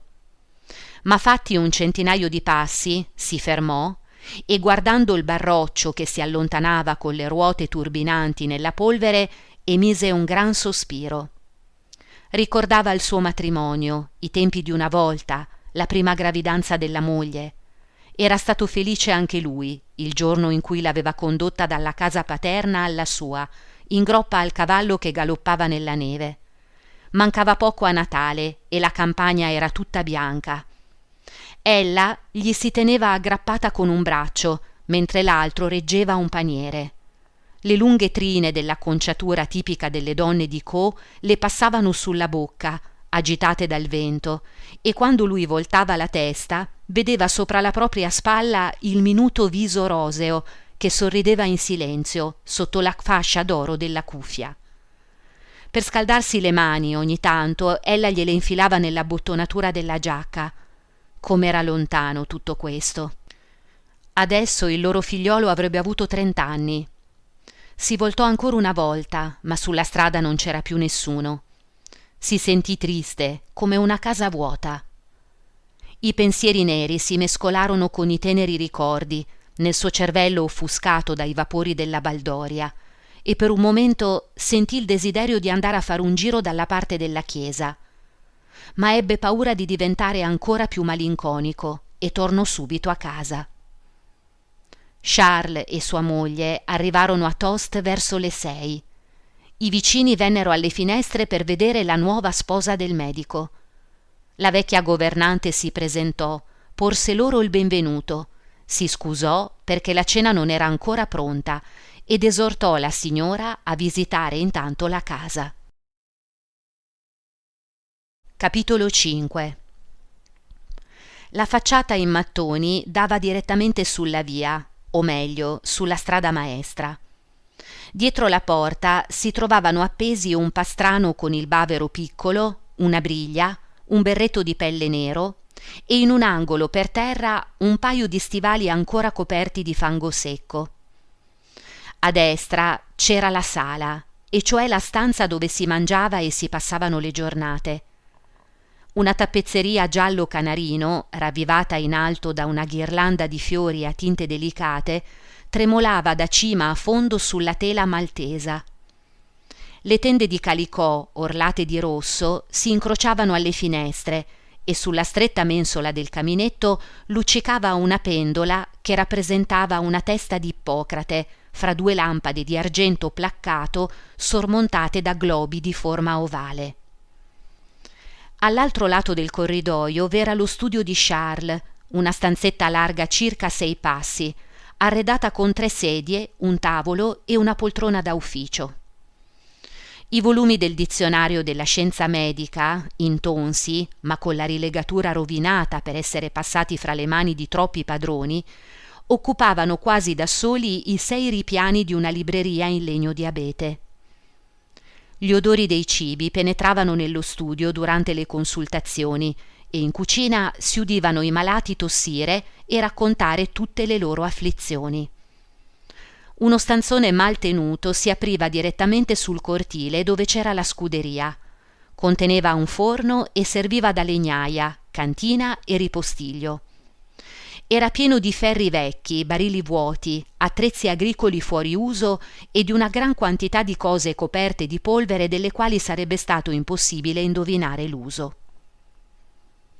Il giardino, più lungo che largo, si stendeva fra due muri assai rustici, coperti da albicocchi a spalliera fino a una siepe di rovi che lo separava dai campi.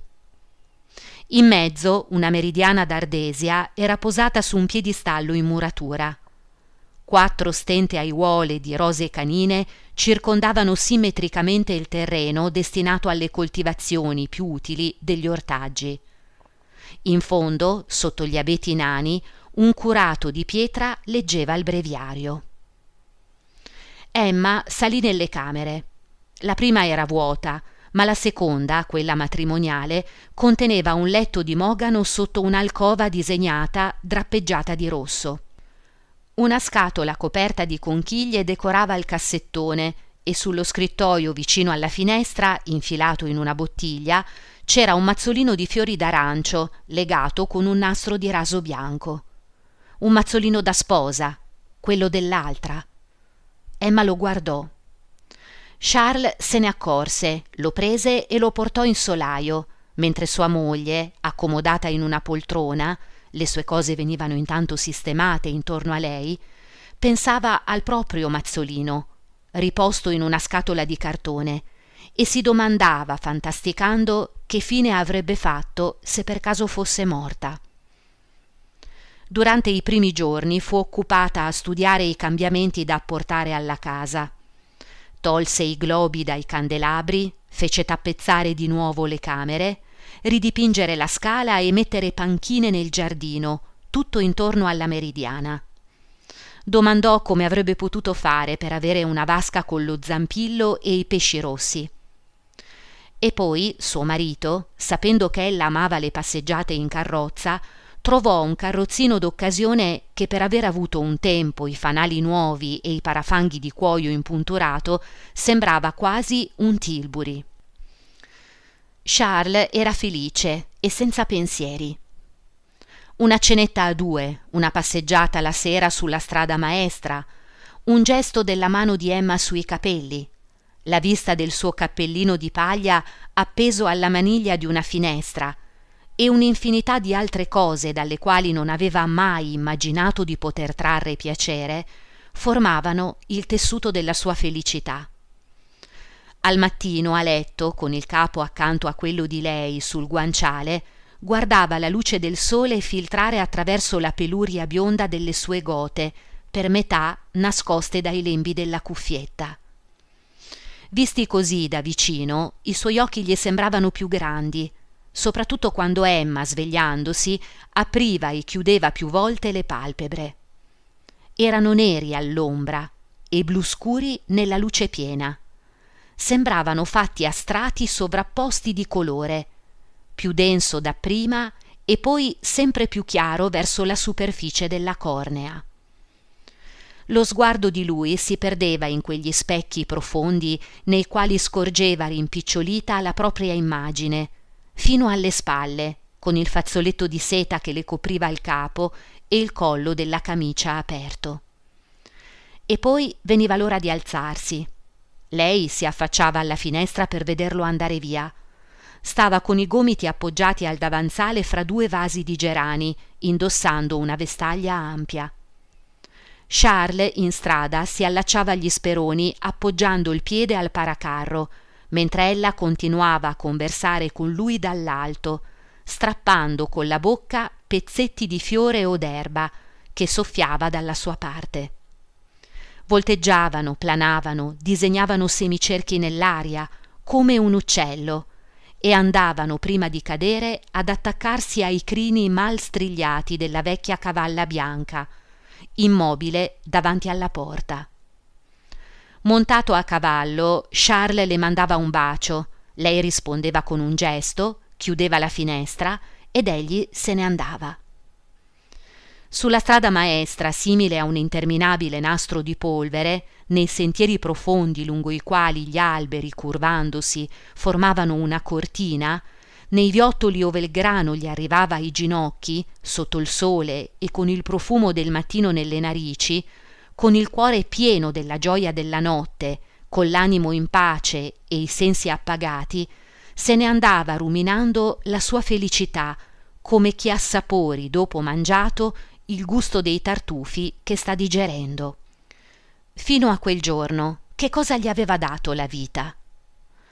Aveva conosciuto la felicità, forse, quando in collegio restava chiuso fra quelle alte mura, solo, in mezzo ai compagni più ricchi o più bravi di lui negli studi, che ridevano per il suo accento, lo burlavano per i suoi abiti, e le cui madri venivano in parlatorio con i manicotti pieni di dolciumi? O più tardi, quando studiava medicina e non aveva mai il borsellino così ben fornito da potersi permettere di portare a ballare qualche sartina che diventasse poi la sua amichetta? In seguito aveva vissuto per 14 mesi con la vedova che a letto aveva i piedi freddi come ghiaccioli, ma adesso possedeva per tutta la vita questa deliziosa fanciulla che adorava. Per lui l'universo non andava oltre l'orlo di seta della gonna di Emma. Si rimproverava di non amarla abbastanza, non vedeva l'ora di rivederla, tornava a casa più presto che poteva, saliva le scale con il cuore in gola. Emma, nella sua camera, si faceva bella. Charles arrivava in punta di piedi e la baciava sul collo, facendola gridare dalla sorpresa. Non era capace di astenersi dal toccare continuamente il pettine, gli anelli, lo scialletto di lei. Qualche volta le dava grossi baci schioccanti sulle gote o la baciava dolcemente sulle braccia nude, dalla punta delle dita fino alle spalle. E lei lo respingeva, fra sorridente e annoiata, come si fa con un bambino troppo insistente. Prima di sposarsi, Emma aveva creduto di essere innamorata, ma la felicità che sarebbe dovuta nascere da questo amore non esisteva, ed ella pensava ormai di essersi sbagliata. Cercava ora di capire che cosa volessero dire realmente le parole felicità, passione, ebbrezza, che le erano sembrate così belle nei libri. Capitolo 6. Aveva letto Paolo e Virginia e aveva sognato la casetta di bambù, il negro Domingo, il cane fedele, ma soprattutto la dolce amicizia di un bravo fratellino che vada a cogliere per noi frutti rossi su un albero più alto di un campanile, o che corra a piedi nudi sulla sabbia per portarci un nido di uccelli. All'età di 13 anni suo padre la condusse con sé in città per metterla in collegio. Scesero in un albergo del quartiere Saint-Gervais e mangiarono in piatti dipinti che illustravano la storia di Madamigella di La Vallière. Le leggende esplicative, tagliate qua e là dai graffi dei coltelli, glorificavano tutte la religione, le gioie dello spirito e i fasti della corte. I primi tempi in collegio non si annoiò affatto. Le piaceva la compagnia delle buone suore che per divertirla la conducevano nella cappella alla quale si accedeva dal refettorio per mezzo di un lungo corridoio.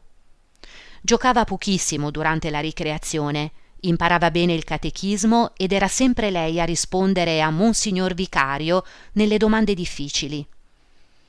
Vivendo senza mai uscire, nella tiepida atmosfera della scuola, in mezzo a queste donne smunte, con i loro rosari dalla croce di ottone, ella si assopì pian piano nel languore mistico che esala dai profumi dell'altare, dalla frescura delle acque santiere e dal baluginio dei ceri. Invece di seguire la messa, guardava nel libricino le pie vignette bordate d'azzurro. Le piacevano la pecorella ammalata, il Sacro Cuore trafitto da frecce appuntite e il povero Gesù che cade portando la croce. Provò a stare un giorno intero senza mangiare per fare penitenza e studiava dentro di sé qualche voto da compiere. Quando andava a confessarsi, si accusava di piccoli peccati non commessi per poter rimanere più a lungo inginocchiata nell'ombra, con le mani giunte e il viso contro la grata, ascoltando i bisbigli del prete. Le parole fidanzato, sposo, amante e matrimonio eterno, che ricorrono così spesso come paragoni nelle prediche, suscitavano nel fondo del suo cuore dolcezze inattese. La sera, prima delle preghiere, aveva luogo nella sala di studio una lettura religiosa. Durante la settimana si leggevano sommari di storia sacra o le conferenze dell'abate Fressinou, e la domenica, per ricrearsi, qualche passo del genio del cristianesimo. Con quanta intensità ascoltò, le prime volte, la lamentazione sonora di quelle malinconie romantiche, reiteranti tutti gli echi della terra e dell'eternità. Se la sua infanzia fosse trascorsa nel retrobottega di un quartiere commerciale cittadino, avrebbe potuto entusiasmarsi per i travolgimenti lirici della natura, che giungono a chi vive in città soltanto attraverso l'interpretazione degli scrittori. Ma ella conosceva anche troppo la campagna, i belati degli armenti, i prodotti del latte, gli aratri. Abituata alla tranquillità, desiderava per contrasto tutto ciò che era movimentato. Amava il mare soltanto per le sue tempeste, e la vegetazione solamente se cresceva a stento e rada in mezzo alle rovine. Era necessario per lei trarre dalle cose una specie di utile personale e respingeva come superfluo tutto ciò che non appagasse la brama immediata del cuore. Era più una sentimentale che un artista, cercava emozioni più che paesaggi. Ogni mese veniva al convento per 8 giorni una vecchia zitella ad accomodare la biancheria. Protetta dall'arcivescovo perché appartenente a un'antica famiglia nobile rovinata dalla rivoluzione, mangiava nel refettorio alla tavola delle suore e rimaneva con loro dopo il pasto a fare 4 chiacchiere prima di riprendere il lavoro. Spesso le educande scappavano dalla sala di studio per andare da lei. Conosceva a memoria certe canzoni galanti del secolo passato e le cantava a mezza voce mentre cuciva. Raccontava storie e novità, faceva commissioni in città a chi ne aveva bisogno e prestava di nascosto alle ragazze più grandi certi romanzi che teneva sempre in tasca del grembiule e dei quali divorava anche lei lunghi capitoli negli intervalli del suo lavoro. Non parlavano che di amore, di amanti, di innamorate, dame perseguitate che scomparivano in padiglioni fuori mano, postiglioni uccisi a ogni tappa, cavalli sfiancati in tutte le pagine, foreste tenebrose, cuori in tormento, giuramenti, singhiozzi, lacrime e baci, barche al chiaro di luna, usignoli nei boschetti, cavalieri coraggiosi come leoni, mansueti come agnelli e virtuosi come nessuno, sempre ben vestiti e malinconici come sepolcri. Per 6 mesi di fila, a 15 anni, Emma si imbrattò le mani con questa polvere di vecchie sale di lettura. Leggendo Walter Scott si appassionò più tardi ai soggetti storici, sognò forzieri, corpi di guardia e menestrelli. Le sarebbe piaciuto vivere in qualche vecchio maniero, come quelle castellane dai lunghi corsetti che passavano i giorni affacciate a una finestra a trifora, con i gomiti sulla pietra e il mento fra le mani, per veder giungere dal limite della campagna un cavaliere bianco piumato galoppante su un cavallo nero. In quel periodo si diede al culto di Maria Stuarda e con una venerazione entusiasta di tutte le donne illustri o sfortunate. Giovanna d'Arco, Héloïse Agnès Sorel, la bella Ferronnière e Clémence Isaure rifulgevano come comete contro la tenebrosa immensità della storia, ove spiccavano ancora qua e là, ma con assai minor rilievo e senza alcun rapporto fra loro, San Luigi con la quercia, Baiardo morente, qualche crudeltà di Luigi XI, qualche notizia sulla notte di San Bartolomeo, il pennacchio del Bearnese e, sempre vivo, il ricordo dei piatti dipinti che esaltavano Luigi XIV. Le canzoni che Emma cantava alle lezioni di musica parlavano soltanto di angioletti con le ali d'oro, di madonne di lagune, di gondolieri. Tranquille composizioni che le lasciavano intravedere, attraverso l'ingenuità dello stile e l'audacia della musica, la seducente fantasmagoria delle realtà sentimentali. Alcune delle compagne portavano in convento gli album dei ricordi ricevuti in dono. Bisognava tenerli nascosti e non era cosa da poco. Li sfogliavano in dormitorio. Emma maneggiava con delicatezza le belle rilegature di raso e fissava con uno sguardo affascinato i nomi degli autori sconosciuti, spesso conti o visconti, che avevano firmato le loro composizioni. Sollevava fremendo con un soffio la carta velina delle illustrazioni che si alzava un po' piegata e ricadeva piano sulla contropagina. Si vedeva dietro la balaustra di un balcone un giovane con una corta mantellina, il quale stringeva fra le braccia una fanciulla in abito bianco, con una borsa appesa alla cintura. Oppure il ritratto di un'anonima signora inglese dai boccoli che la fissava con i grandi occhi chiari di sotto la tesa di un cappello di paglia rotondo. Vi si vedevano signore adagiate su un carrozzone che correvano senza scosse nel parco, ove un levriero saltava davanti ai cavalli condotti al trotto da due piccoli postiglioni in pantaloni a coscia bianchi. Altre dame sognavano su divani, avendo accanto a sé missive disuggellate e contemplando la luna attraverso la finestra semiaperta e per metà drappeggiata da una cortina nera. Le più ingenue baciavano, mentre una lagrima rigava loro la gota, una tortorella attraversò le sbarre di una gabbia gotica, oppure, sorridendo con il capo reclinato su una spalla, sfogliavano una margherita con le dita sottili e incurvate all'indietro come babbucce orientali.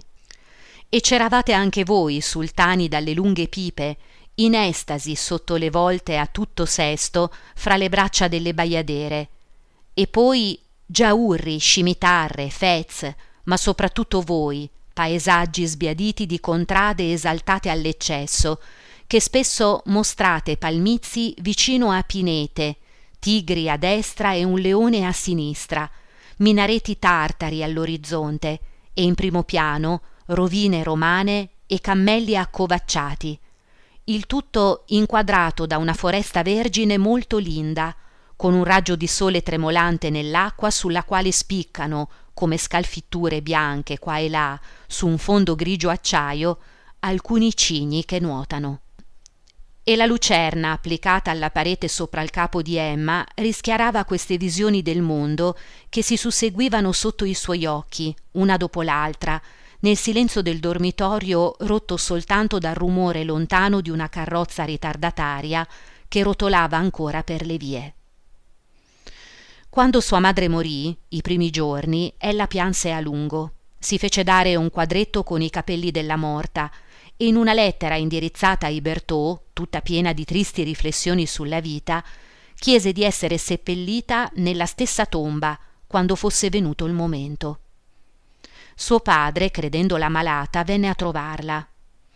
Emma si sentì intimamente soddisfatta di aver raggiunto così presto questo prezioso ideale di malinconica esistenza al quale non pervengono mai le anime mediocri. Si lasciò scivolare in meandri lamartiniani, ascoltò il suono delle arpe sui laghi, tutti i canti di cigno, le foglie cadere, le vergini pure che salgono in cielo e la voce dell'Eterno in fondo alle valli. A un certo punto tutto ciò le venne a noia, ma non volle riconoscerlo e continuò, prima per abitudine, poi per vanità, finché non senza stupore si rese conto di sentirsi placata, senza più tristezza nel cuore che ruga sulla fronte. Le buone religiose, dopo aver fatto un gran conto sulla sua vocazione, si accorsero con grande sbalordimento che la signorina Rouault sembrava voler sfuggire alle loro premure. L'avevano tanto assillata con gli uffici, le novene, i ritiri, le prediche, avevano così ben cercato di inculcarle il rispetto per i santi e i martiri e le avevano dato tanti di quei buoni consigli per la modestia del corpo e la salute dell'anima, da indurla a comportarsi come un cavallo tirato per le briglie. Ella si fermò di botto e il morso le sfuggì di fra i denti. Il suo spirito, che positivo pur fra le infatuazioni aveva amato la chiesa per i suoi fiori, la musica per le parole delle canzoni e la letteratura per le passioni che suscitava, insorgeva davanti ai misteri della fede e ancora più si irritava contro la disciplina che riusciva insopportabile al temperamento di lei. Quando suo padre la tolse dal collegio, alle suore non dispiacque affatto di vederla andare via. La superiora trovava addirittura che ella era diventata meno rispettosa negli ultimi tempi verso la comunità. Tornata a casa, Emma si divertì dapprima a comandare la servitù, ma ben presto la campagna le venne a noia e rimpianse il convento. Quando Charles venne per la prima volta ai Bertaux, si sentiva delusa, senza più nulla da imparare e incapace di nuove emozioni. Ma il desiderio di qualcosa di diverso, o forse il fatto di sentirsi stuzzicata dalla presenza di quest'uomo, fu sufficiente a indurla a ritenere di trovarsi di fronte a quella meravigliosa passione che fino ad allora si era comportata come un grande uccello dalle piume rosa planate nello splendore dei cieli poetici. E adesso non riusciva a credere che la tranquillità nella quale viveva fosse davvero la felicità sognata.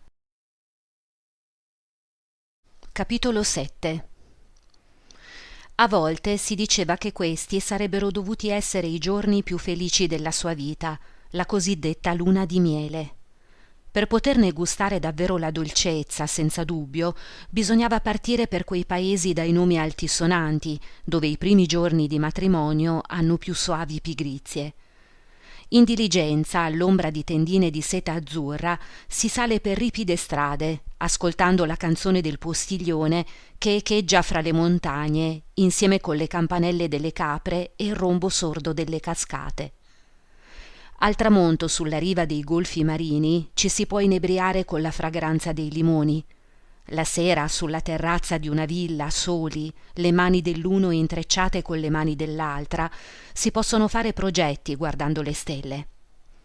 Secondo lei, taluni luoghi sulla terra possedevano la peculiarità di produrre la felicità, quasi essa fosse stata una pianta alla quale è necessario un particolare terreno, una pianta che cresce male in qualunque altro luogo. Come avrebbe voluto potersi affacciare al balcone di uno chalet svizzero o chiudere la sua malinconia in un cottage scozzese, insieme con un marito che indossasse un abito a giacca lunga di velluto nero, calzasse morbidi stivali e portasse un cappello a punta e i polsini. Forse avrebbe desiderato confidare a qualcuno queste sue idee. Ma in qual modo avrebbe potuto descrivere quel malessere vago che mutava aspetto come le nuvole o che turbinava come il vento? Le mancavano le parole, l'occasione, il coraggio. Eppure, se Charles avesse voluto, se lo avesse sospettato, se una sola volta lo sguardo di lui avesse indovinato i suoi pensieri, un'improvvisa piena di sentimenti sarebbe scaturita da lei, così come i frutti maturi si staccano da una spalliera soltanto sfiorandoli con la mano. Ma a mano che cresceva l'intimità della loro vita, veniva a determinarsi un distacco spirituale che la allontanava sempre più da lui. La conversazione di Charles era piatta come un marciapiede e le idee più comuni vi sfilavano nel loro abito di tutti i giorni, senza suscitare emozione o risate o fantasticherie. Quando abitava a Rouen, diceva, non aveva mai provato la curiosità di andare a vedere gli attori di Parigi. Non sapeva nuotare né tirare di scherma o con la pistola, e una volta non seppe spiegarle un termine di equitazione che lei aveva letto in un romanzo. Un uomo non avrebbe dovuto invece conoscere tutto, eccellere in molteplici attività, saper iniziare una donna al fuoco della passione, alle raffinatezze della vita, a tutti i misteri. ma costui non insegnava niente, non sapeva niente, non desiderava niente. La credeva felice e lei gliene voleva per quella tranquillità tanto saldamente stabilitasi, per quella pesante serenità e per il piacere stesso che gli dava. Qualche volta si metteva a disegnare e per Charles era una grande gioia restare lì in piedi a guardarla china sul foglio mentre socchiudeva gli occhi per vedere meglio la propria opera, o mentre arrotondava sul pollice palline di mollica di pane. In quanto al pianoforte, più le dita di lei correvano veloci, più Charles si meravigliava. Emma suonava con disinvoltura e percorreva tutta la tastiera da cima a fondo senza interrompersi.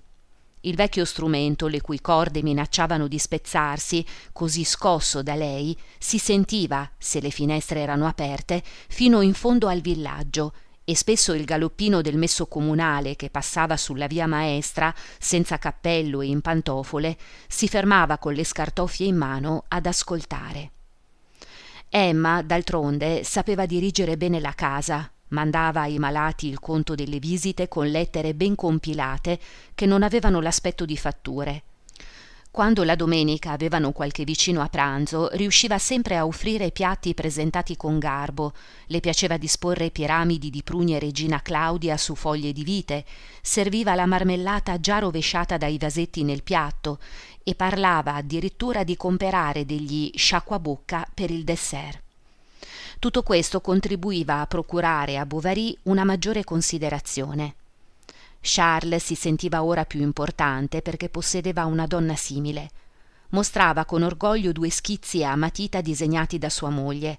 Li aveva fatti montare con una larga cornice e appesi in salotto a lunghi cordoni verdi contro la tappezzeria. All'uscita dalla messa lo si poteva vedere sulla porta di casa con belle pantofole ricamate. Rientrava tardi la sera, alle 10, talvolta a mezzanotte. Non aveva ancora cenato e siccome la governante era già andata a letto a quell'ora, lo serviva Emma. Charles, per mangiare più comodo, si toglieva la giacca. Elencava una dopo l'altra tutte le persone che aveva incontrato, i paesi dove si era recato, le ricette che aveva prescritto, soddisfatto di sé. Mangiava la carne con le cipolle avanzate, toglieva la crosta al formaggio, sgranocchiava una mela, vuotava la bottiglia e poi se ne andava a letto e supino cominciava a russare. Aveva sempre portato una berretta da notte di cotone e adesso il fazzoletto di seta gli scivolava via dagli orecchi. Si svegliava al mattino con i capelli che gli spiovevano sulla faccia, imbiancati dai piumini sfuggiti dal guanciale slacciatosi durante la notte. Portava sempre robusti stivali con 2 grosse pieghe al collo del piede, che scendevano oblique lungo le caviglie, mentre il resto della tomaia era diritto e teso, come se fosse sostenuto da una forma di legno. Asseriva che andavano benissimo per la campagna. La madre approvava le sue economie. Veniva infatti a trovarlo, come sempre, allorché in casa sua era scoppiata qualche burrasca più violenta del solito. Nutriva una certa prevenzione contro la nuora. La trovava troppo raffinata per la loro posizione finanziaria. La legna, lo zucchero e le candele si consumavano come in un palazzo e la quantità di carbonella che si bruciava in cucina sarebbe bastata per cucinare 25 piatti. Le insegnava a riporre la biancheria negli armadi e a sorvegliare il macellaio quando portava la carne. Emma accettava queste lezioni e la suocera le prodigava senza risparmio. Gli appellativi figlia mia e mamma si incrociavano per tutto il giorno, accompagnati da piccoli fremiti delle labbra che pronunciavano parole dolci con voce tremante di collera.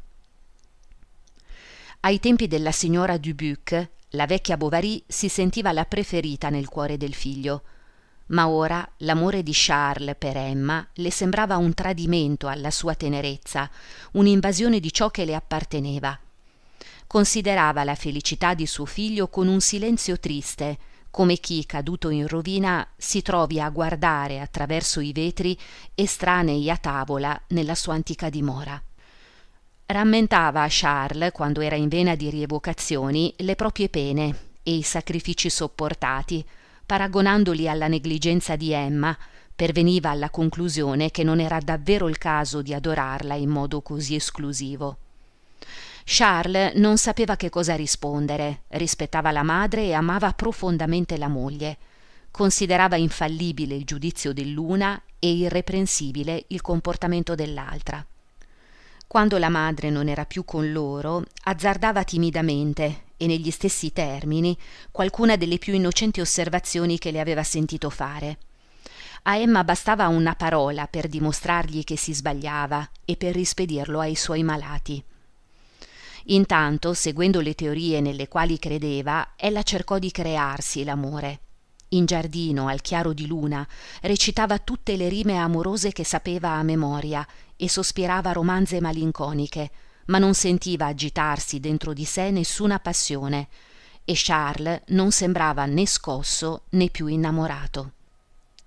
Dopo aver tentato invano di far sprizzare la divina scintilla stuzzicando l'acciarino del suo cuore e del resto del tutto incapace di comprendere quanto non provava, come di credere a quanto non si manifestasse nelle forme tradizionali, non faticò a convincersi che la passione di Charles non era affatto qualcosa di grande. Le sue espansioni avevano preso un ritmo regolare, la baciava a orari fissi, era un'abitudine come le altre. Era come un dessert già previsto dopo un monotono pranzo. Un guardacaccia guarito da una pleurite le aveva regalato una cuccioletta di levriero italiana. Emma la portava con sé nelle sue passeggiate, poiché talvolta usciva per avere qualche momento di solitudine e per togliersi di davanti agli occhi l'eterno giardino o la strada polverosa. Arrivava di solito fino al boschetto di faggi e raggiungeva la casetta abbandonata che si trovava nell'angolo del muro di cinta dalla parte della campagna. Nel fossato di confine fra l'erba crescevano lunghe canne dalle foglie taglienti. Cominciava con il guardarsi intorno per vedere se qualcosa fosse cambiato dall'ultima volta che era venuta. Ritrovava allo stesso posto le digitali, i radicchi, i ciuffi di ortiche intorno ai grossi ciottoli e le macchie dei licheni sulle persiane delle 3 finestre, sempre chiuse, che marcivano infradicite sopra le sbarre di ferro coperte di ruggine. I pensieri di Emma, dapprima imprecisi, vagabondavano a caso, come la cagnolina, che percorreva cerchi nei campi abbaiando alle farfalle gialline e dava la caccia ai topi ragno, addentando i papaveri al limitare di un campo di grano. A poco le idee si delineavano e seduta sull'erba, frugandola piano con il puntale dell'ombrellino, Emma si domandava ripetutamente: «Perché, buon Dio, mi sono sposata?» Diceva a se stessa che se le cose fossero andate diversamente avrebbe forse avuto modo di incontrare un altro uomo e cercava di immaginare come sarebbero potuti essere questi avvenimenti non verificatisi, come sarebbe stata questa esistenza diversa, questo marito che non aveva conosciuto. Non tutti gli uomini, infatti, erano uguali a quello che aveva sposato. Sarebbe potuto essere bello, intelligente, distinto, attraente, proprio come dovevano esserlo i mariti delle sue ex compagne di collegio. Che cosa facevano loro in questo momento? Nelle città ove le strade sono piene di rumore, con il chiasso dei teatri, gli splendori dei balli, potevano condurre un'esistenza nella quale il cuore si rallegra e i sensi si aprono. E invece la sua vita era fredda come un granaio con la finestra esposta a nord e in essa la noia, simile a un ragno silenzioso, filava ragnatele nell'ombra in tutti gli angoli del suo cuore. Rammentava i giorni in cui venivano distribuiti i premi, quando saliva sul palco per ricevere le piccole corone. Era assai graziosa, con i capelli raccolti in una treccia, l'abito bianco e le scarpette scollate di stoffa bruna. E quando ritornava al suo posto, gli uomini si chinavano verso di lei per farle complimenti. Il cortile era pieno di carrozze, dai finestrini le facevano cenni di saluto. Il maestro di musica, passando con la custodia del violino sotto il braccio, si chinava salutandola. Come tutto ciò era lontano, come era lontano. Chiamava Giali, le faceva posare il muso sulle ginocchia e carezzandole la lunga testa affusolata le diceva: «Avanti, dà un bacetto alla padrona, tu che non hai dispiaceri». Poi, osservando l'aria malinconica dell'agile bestiola che sbadigliava pigramente, si inteneriva e, paragonandola a se stessa, le parlava a voce alta, come con una persona bisognosa di consolazione. A volte si alzava un vento a raffiche, brezze marine che, superando d'un balzo tutta la pianura della regione di Caux, portavano molto addentro nelle campagne una frescura salmastra. Rasoterra fischiavano fra i giunchi, rumoreggiavano con un rapido fruscio fra le foglie dei faggi, mentre le cime di questi alberi continuavano il loro maestoso mormorio dondolandosi senza posa. Emma si stringeva addosso lo scialle e si alzava. Nel viale una luce verde attenuata dal fogliame illuminava il musco rasato che scricchiolava dolcemente sotto i suoi passi. Il sole era al tramonto, il cielo rosseggiava fra i rami e i tronchi tutti eguali e ben allineati somigliavano a un colonnato scuro contro un fondale d'oro. Emma si sentiva presa da un vago sgomento, chiamava Giali e tornava svelta a Tostes, seguendo la via maestra. A casa sprofondava in una poltrona e per tutta la sera non apriva più bocca. Ma, verso la fine di settembre, nella sua vita accadde qualcosa di straordinario. Fu invitata alla Vaubyessard dal marchese di Andervilliers. Segretario di Stato sotto la Restaurazione, il marchese cercava di tornare all'attività politica e si preparava da molto tempo a presentare la propria candidatura alla Camera dei Deputati.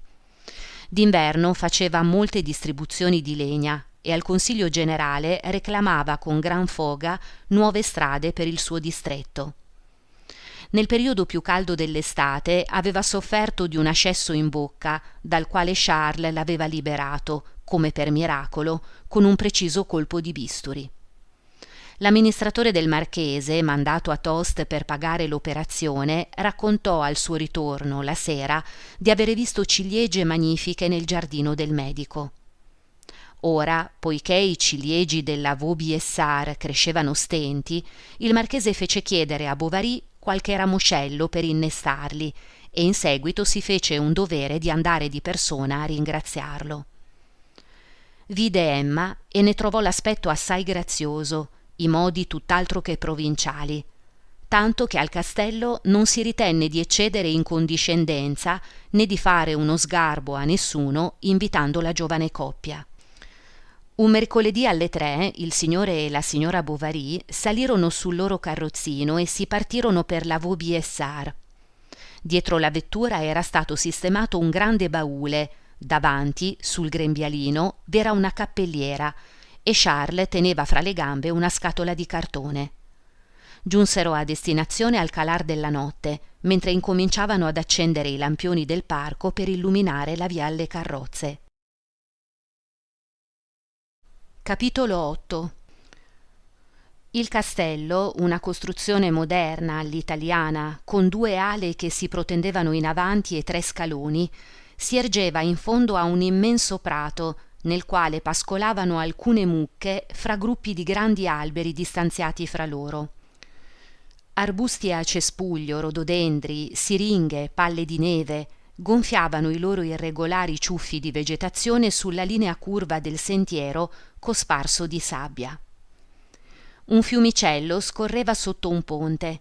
In mezzo alla bruma si intravedevano alcune capanne dal tetto di paglia sparse qua e là sulla distesa erbosa che saliva sui 2 fianchi in dolci pendii coperti di boschi. Dietro, nel fitto, v'erano su 2 file parallele le rimesse e le scuderie, ultimi resti dell'antico castello demolito. Il carrozzino di Charles si fermò davanti allo scalone centrale. Comparvero alcuni domestici e il marchese si fece avanti offrendo il braccio alla moglie del medico ed entrò con lei nel vestibolo. Questo locale era pavimentato con lastre di marmo e aveva un altissimo soffitto, tanto che i passi e le voci vi risuonavano come in chiesa. Di fronte saliva uno scalone diritto, a sinistra una galleria che dava sul giardino, conduceva alla sala da biliardo, dalla porta aperta della quale proveniva il suono prodotto dal cozzare delle biglie d'avorio. Quando Emma l'attraversò per andare nel salone, vide, intenti al gioco, uomini dal viso grave, con il mento affondato nelle alte cravatte, tutti con i segni delle onorificenze ricevute, i quali sorridevano silenziosamente usando le stecche. Sul rivestimento di legno scuro delle pareti, grandi quadri ostentavano nella parte bassa delle cornici dorate nomi scritti in caratteri neri. Vi lesse Jean-Antoine d'Andervilliers d'Iverbonville, conte di Vaubyessard e barone della Fresnay, caduto nella battaglia di Coutras il 20 ottobre 1587. E su un altro Jean-Antoine Henri Guy d'Andervilliers della Vaubyessard, ammiraglio di Francia e cavaliere dell'Ordine di San Michele, ferito nel combattimento della Hougue Saint-Vaast il 29 maggio 1692, morto alla Vaubyessard il 23 gennaio 1693. Riuscì a distinguere a malapena gli altri perché la luce delle lampade concentrata sul tappeto verde del biliardo lasciava in ombra il resto della stanza. Le tele orizzontali ne restavano oscurate e su di esse l'ombra veniva spezzata da sottili aghi luminosi lungo le screpolature della vernice. E in tutti quei grandi rettangoli neri incorniciati d'oro spiccavano qua e là soltanto le parti più chiare della pittura, una fronte pallida, due occhi che fissavano la sala, parrucche fluenti su spalle incipriate, abiti rossi o la fibbia di una giarrettiera sopra un polpaccio grassoccio. Il marchese aprì la porta del salone. Una delle signore si alzò, la marchesa in persona, andò incontro a Emma, la fece sedere accanto a sé su un divanetto a esse e si mise a chiacchierare amichevolmente come se la conoscesse da lunghissimo tempo. Era una donna sulla quarantina, aveva belle spalle, un naso aquilino e la voce strascicata. Quella sera portava sui capelli castani una semplice acconciatura di pizzo che ricadeva all'indietro in forma triangolare. Una giovane donna bionda sedeva accanto a lei su una sedia dall'alta spalliera, accanto al caminetto. Alcuni uomini, tutti con un fiore all'occhiello, chiacchieravano con delle signore. La cena fu servita alle 7. Gli uomini più numerosi sedettero alla prima tavola preparata nel vestibolo, le signore alla seconda, nella sala da pranzo, con il marchese e la marchesa. Entrando, Emma si sentì investita da una folata calda nella quale si mescolavano i profumi dei fiori, della bella biancheria, delle carni cucinate e dei tartufi. Le candele dei candelabri si specchiavano come fiammelle allungate nelle campane d'argento. I cristalli sfaccettati, velati da un vapore opaco, si rimandavano pallidi raggi di luce lungo la tavola, per tutta la lunghezza della quale erano disposti in linea diritta mazzolini di fiori, e nei piatti decorati con una larga bordura i tovaglioli piegati a forma di mitra avevano fra le due pieghe un panino ovale. Sul musco posto dentro cestini traforati grossi frutti erano disposti in bell'ordine, dalle quaglie ancora sotto le loro piume si levavano volute di fumo. Il maggiordomo, con le calze di seta, i pantaloni a coscia, la cravatta bianca a fiocco, grave come un giudice, passava fra le spalle dei convitati i piatti con le carni già tagliate in pezzi, che quando venivano scelti egli faceva cadere con un solo colpo di cucchiaio nel piatto del commensale. Una statua di donna, avvolta fino al mento in drappeggi, guardava immobile la sala piena di gente, dall'alto di una grossa stufa di maiolica orlata di ottone. La signora Bovary notò che molte delle signore non avevano messo i guanti nel bicchiere. Seduto a capotavola, solo in mezzo alle signore, curvo sul piatto e con il tovagliolo annodato al collo come un bambino, un vecchio mangiava, sbrodolandosi con i sughi delle vivande. Aveva gli occhi infiammati e portava il codino annodato con un sottile nastro nero. Era il suocero del marchese, il vecchio duca di Lavardaire, il quale, si diceva, aveva goduto i favori del conte d'Artois più di ogni altro al tempo delle partite di caccia al Vaudreuil presso il marchese di Conflans, ed era stato l'amante della regina Maria Antonietta fra de Coigny e de Lausanne. Aveva condotto una vita clamorosa e debosciata, piena di duelli, di scommesse, di donne rapite, dilapidando la sua fortuna e gettando nella costernazione l'intera famiglia. Un domestico in piedi dietro la seggiola gli nominava ad alta voce nell'orecchio i piatti che lui gli indicava con il dito, balbettando qualcosa. Lo sguardo di Emma era irresistibilmente attratto da questo vegliardo dalle labbra cascanti, come da qualcosa di straordinario e di augusto. Egli aveva vissuto a corte e si era coricato in letti di regine. Venne servito lo champagne ghiacciato. A Emma corse un fremito sulla pelle quando ne sentì il gelo sulle labbra. Non aveva mai visto le melagrane né assaggiato l'ananasso. Anche lo zucchero le sembrò più fine e più bianco di com'era abituata a vederlo. Terminata la cena, le signore salirono nelle loro stanze per prepararsi al ballo. Emma si agghindò con la scrupolosa attenzione di un'attrice al suo debutto. Pettinò i capelli come le era stato consigliato dal parrucchiere, poi indossò una veste di lana leggera che aveva disteso sul letto. I pantaloni di Charles avevano la cintura troppo stretta. «Le staffe mi daranno fastidio per ballare», egli disse. «Ballare?» domandò Emma. «Sì». «Ma hai perso la testa? Vuoi renderti ridicolo?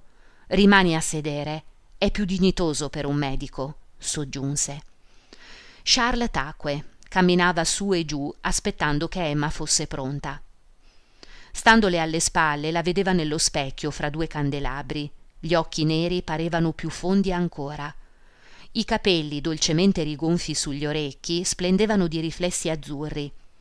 Sui petali di una rosa dal gambo sottile, infilata nello chignon, tremolavano gocce di rugiada spruzzate via d'arte. Indossava un abito di un color zafferano chiaro, drappeggiato da 3 mazzi di roselline circondate di foglie verdi. Charles fece per baciarla su una spalla. «Lasciami», disse Emma, «mi sciupi il vestito». Un ritornello eseguito da un violino giunse fino a loro insieme con il suono di un corno. Emma discese lo scalone facendo uno sforzo per non correre. Le danze erano cominciate con una quadriglia, stava arrivando gente. C'era Ressa. Ella sedette su una panchetta vicino alla porta. Quando la contraddanza ebbe termine, il centro della sala rimase vuoto per i gruppi di uomini che chiacchieravano in piedi e per i domestici in livrea che giravano con grandi vassoi.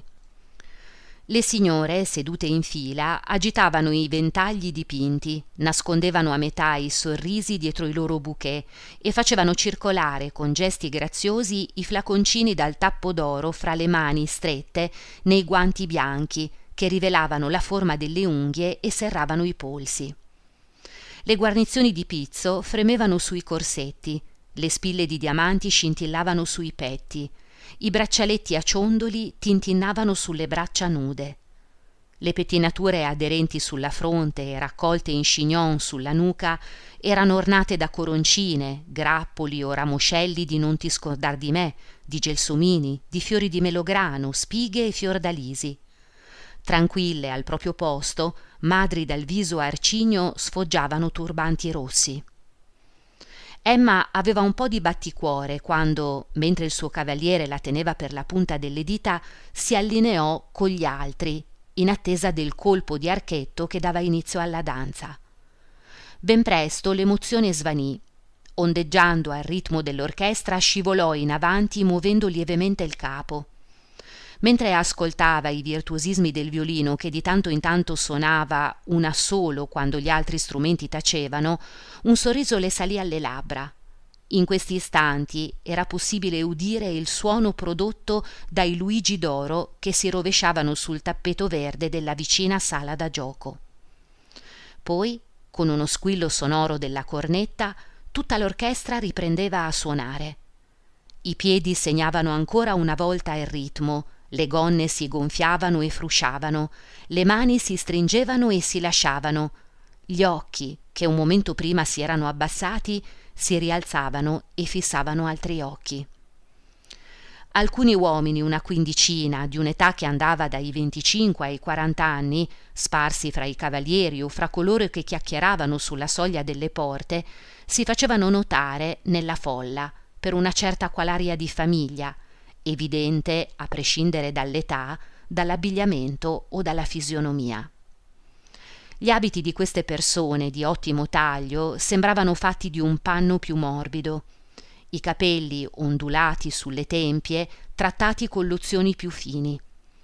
Avevano il colorito della ricchezza, quella carnagione bianca che prende risalto dal colore delle porcellane, dalla lucentezza delle sete, dalle vernici dei mobili di pregio, e che si mantiene tale attraverso un regime moderato, ma fatto di cibi squisiti. Le cravatte basse indossate da queste persone consentivano loro di muovere il capo a proprio agio. I lunghi favoriti ricadevano su colletti rovesciati e questi gentiluomini solevano asciugarsi le labbra usando fazzoletti ricamati con grandi cifre e profumati con essenze soavi. Quelli di loro che cominciavano a invecchiare mantenevano un aspetto giovanile, mentre un'aria matura traspariva dalle fattezze dei giovani.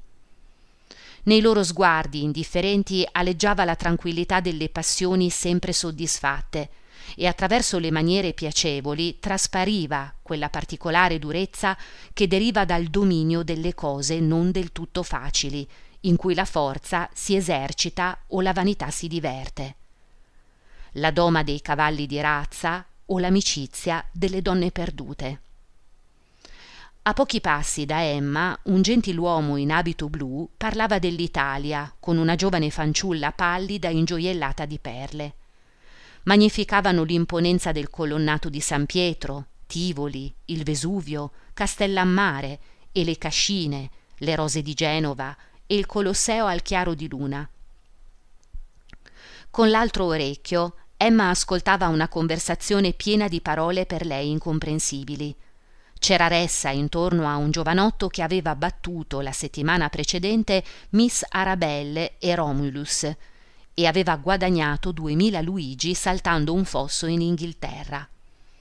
Uno si lamentava dei suoi cavalli da corsa che ingrassavano, un altro degli errori di stampa che avevano snaturato il nome del suo puledro.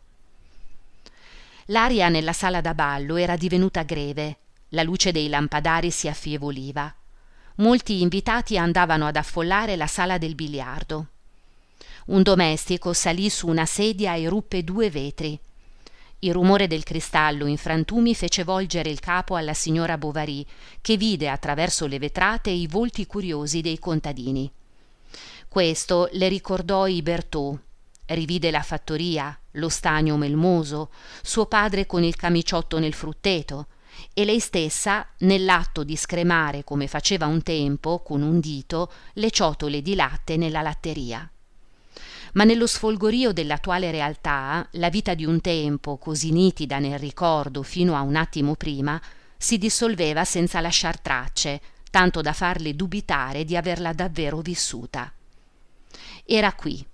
Oltre i confini della sala da ballo non esistevano che le tenebre, avvolgenti tutto il resto. Stava gustando un gelato al maraschino, lo reggeva con la mano sinistra in una conchiglia dorata e lo assaporava con gli occhi socchiusi. Vicino a lei una signora lasciò cadere il ventaglio mentre passava uno dei ballerini.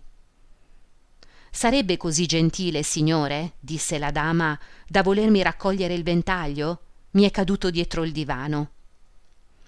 Il giovanotto si chinò e mentre faceva il gesto di tendere il braccio, Emma vide la mano della giovane signora gettargli nel cappello qualcosa di bianco, piegato a triangolo. Egli raccolse il ventaglio, lo porse rispettosamente alla dama che ringraziò con un cenno del capo e prese ad aspirare il profumo del suo bouquet. Dopo la cena, nel corso della quale erano stati serviti molti vini spagnoli e del Reno, zuppe di frutti di mare e di latte di mandorle, pudding alla Trafalgar e ogni sorta di carni fredde circondate da gelatine tremolanti nei piatti, le carrozze una dopo l'altra cominciarono ad andarsene. Scostando un angolo delle tende di mussolina si vedevano le luci delle loro lanterne scivolare nel buio. I divani restarono vuoti, soltanto qualche giocatore si tratteneva ancora intorno ai tavoli. I musicisti si rinfrescavano la punta delle dita umettandole di saliva. Charles era mezzo addormentato con la schiena appoggiata contro una porta. Alle 3 del mattino incominciò il cotillon. Emma non sapeva ballare il valzer. Tutte le altre signore lo ballavano, anche la signorina d'Andervilliers e la marchesa. Erano rimasti soltanto gli ospiti che dormivano al castello, una dozzina di persone circa. Ciò nonostante, uno dei ballerini, che tutti chiamavano familiarmente Visconte e che indossava un panciotto molto aperto e assai ben tagliato, invitò per la seconda volta la signora Bovary, assicurandole che avrebbe pensato lui a guidarla e che lei se la sarebbe cavata benissimo. Cominciarono a ballare adagio e poi sempre più in fretta giravano e tutto girava intorno a loro, le lampade, i mobili, le pareti, il pavimento, come un disco su un perno. Quando passavano vicino alle porte, l'orlo della gonna di Emma si avvolgeva intorno ai pantaloni del suo cavaliere, le loro gambe si incrociavano. Egli abbassava lo sguardo su di lei e incontrava i suoi occhi. Una improvvisa stanchezza la prese e la costrinse a fermarsi. Ricominciarono a ballare. Trascinandola con un ritmo sempre più rapido, il visconte disparve con lei in fondo alla galleria, ove Emma, ansimante, si sentì cadere e per un attimo appoggiò il capo alla spalla di lui. Poi, sempre girando, ma più lentamente, egli la condusse al suo posto. Emma si abbandonò contro la parete e si coprì gli occhi con una mano. Quando li riaprì, al centro del salone, seduta su uno sgabello, si trovava una dama e ai suoi piedi erano inginocchiati 3 cavalieri. Ella scelse il visconte e il violino riprese a suonare. Tutti li guardavano, passavano e ripassavano, lei con il busto diritto e fermo, il capo reclinato, lui sempre nella stessa posa, la figura inarcata, il braccio ben incurvato, il mento proteso. Quella sì era una brava ballerina. Continuarono a lungo e stancarono tutti gli altri. Vi fu ancora qualche breve conversazione, poi, dopo i saluti, o meglio il buongiorno, gli ospiti del castello andarono a dormire. Charles si trascinò per le scale, affermando di sentirsi le gambe che rientravano nel corpo. Aveva passato 5 ore di seguito sempre in piedi accanto a un tavolo a osservare i giocatori di whist, senza capirci niente. Tirò un gran sospiro di sollievo quando poté togliersi le scarpe. Emma si gettò uno scialle sulle spalle, aprì la finestra e si affacciò. La notte era buia, cadeva qualche goccia di pioggia. Aspirò il vento umido che le rinfrescava le palpebre. Negli orecchi le risuonava ancora la musica del ballo ed ella faceva uno sforzo per tenersi sveglia e prolungare in questo modo l'illusione di quella vita lussuosa che avrebbe dovuto abbandonare così presto. Albeggiava. Emma guardò a lungo le finestre del castello, cercando di indovinare dietro quali di esse si trovassero le camere di coloro che più l'avevano colpita durante la festa. Avrebbe voluto conoscere le loro vite, farne parte, confondervisi. Rabbrividiva di freddo, si spogliò e si rannicchiò sotto le coperte contro Charles che dormiva. A colazione vi era molta gente. Il pasto durò 10 minuti e non vennero serviti liquori, cosa che stupì il medico. Poi la signorina d'Andervilliers raccolse in un panierino i pezzetti di ciambella per portarli ai cigni del laghetto e tutti andarono a passeggiare nelle serre, ove le piante più strane, irte di peli, erano disposte in piramidi sotto i vasi appesi, simili a nidi di serpenti troppo gremiti, e dai quali traboccavano lunghi cordoni verdi attorcigliati. In fondo, la serra degli aranci conduceva fino ai locali di servizio del castello. Il marchese, per divertire la giovane ospite, l'accompagnò a visitare le scuderie. Sopra le mangiatoie a forma di cesta, su piccole targhe di porcellana, stava scritto in nero il nome dei cavalli. Ogni animale si agitava nel suo stallo quando qualcuno gli passava vicino facendo schioccare la lingua. Il pavimento della selleria era lucido come quello di un salone. Nel mezzo, su 2 colonne girevoli, erano appesi i finimenti per le carrozze, mentre sulle pareti si trovavano disposti in bell'ordine i morsi, gli speroni, le fruste e i barbazzali. Charles aveva intanto pregato un domestico di preparargli un carrozzino. Glielo portarono davanti allo scalone e non appena tutti i pacchi furono sistemati, i Bovary presentarono i loro omaggi al marchese e alla marchesa e ripartirono per Tostes. Emma, silenziosa, guardava girare le ruote. Charles, seduto a un'estremità del sedile, guidava con le braccia in fuori il piccolo cavallo che trottava all'ambio fra le stanghe troppo larghe per lui. Le redini lente gli battevano sulla groppa e si inzuppavano di sudore, e il baule sistemato dietro batteva contro il carrozzino colpi violenti a intervalli regolari. Erano arrivati alle colline di Thibourville quando incrociarono alcuni cavalieri che ridevano e fumavano sigari. Emma credette di riconoscere il visconte, si voltò, ma non le riuscì di scorgere altro se non, lontano all'orizzonte, l'altalenare delle teste al ritmo ineguale del trotto o del galoppo. Un quarto di miglio più avanti furono costretti a fermarsi per aggiustare con un po' di corda l'imbracatura che si era rotta. Charles diede un'ultima occhiata ai finimenti e vide qualcosa in terra, fra le gambe del cavallo. Lo raccolse. Si trattava di un portasigari ricamato di seta verde, con uno stemma al centro, come la portiera di una carrozza. «Ci sono anche 2 sigari dentro», disse. «Andranno bene per questa sera, dopo cena». «Ma tu fumi?» domandò Emma. «Qualche volta, quando mi capita». Si mise in tasca l'oggetto e frustò il cavallino. Quando giunsero a casa, il pranzo non era ancora pronto. La signora andò in collera. Nastasie rispose con insolenza: «Se ne vada, questo è prendere in giro. Lei è licenziata». Il pranzo consistette in una zuppa di cipolle e in un pezzo di vitello alla cetosella.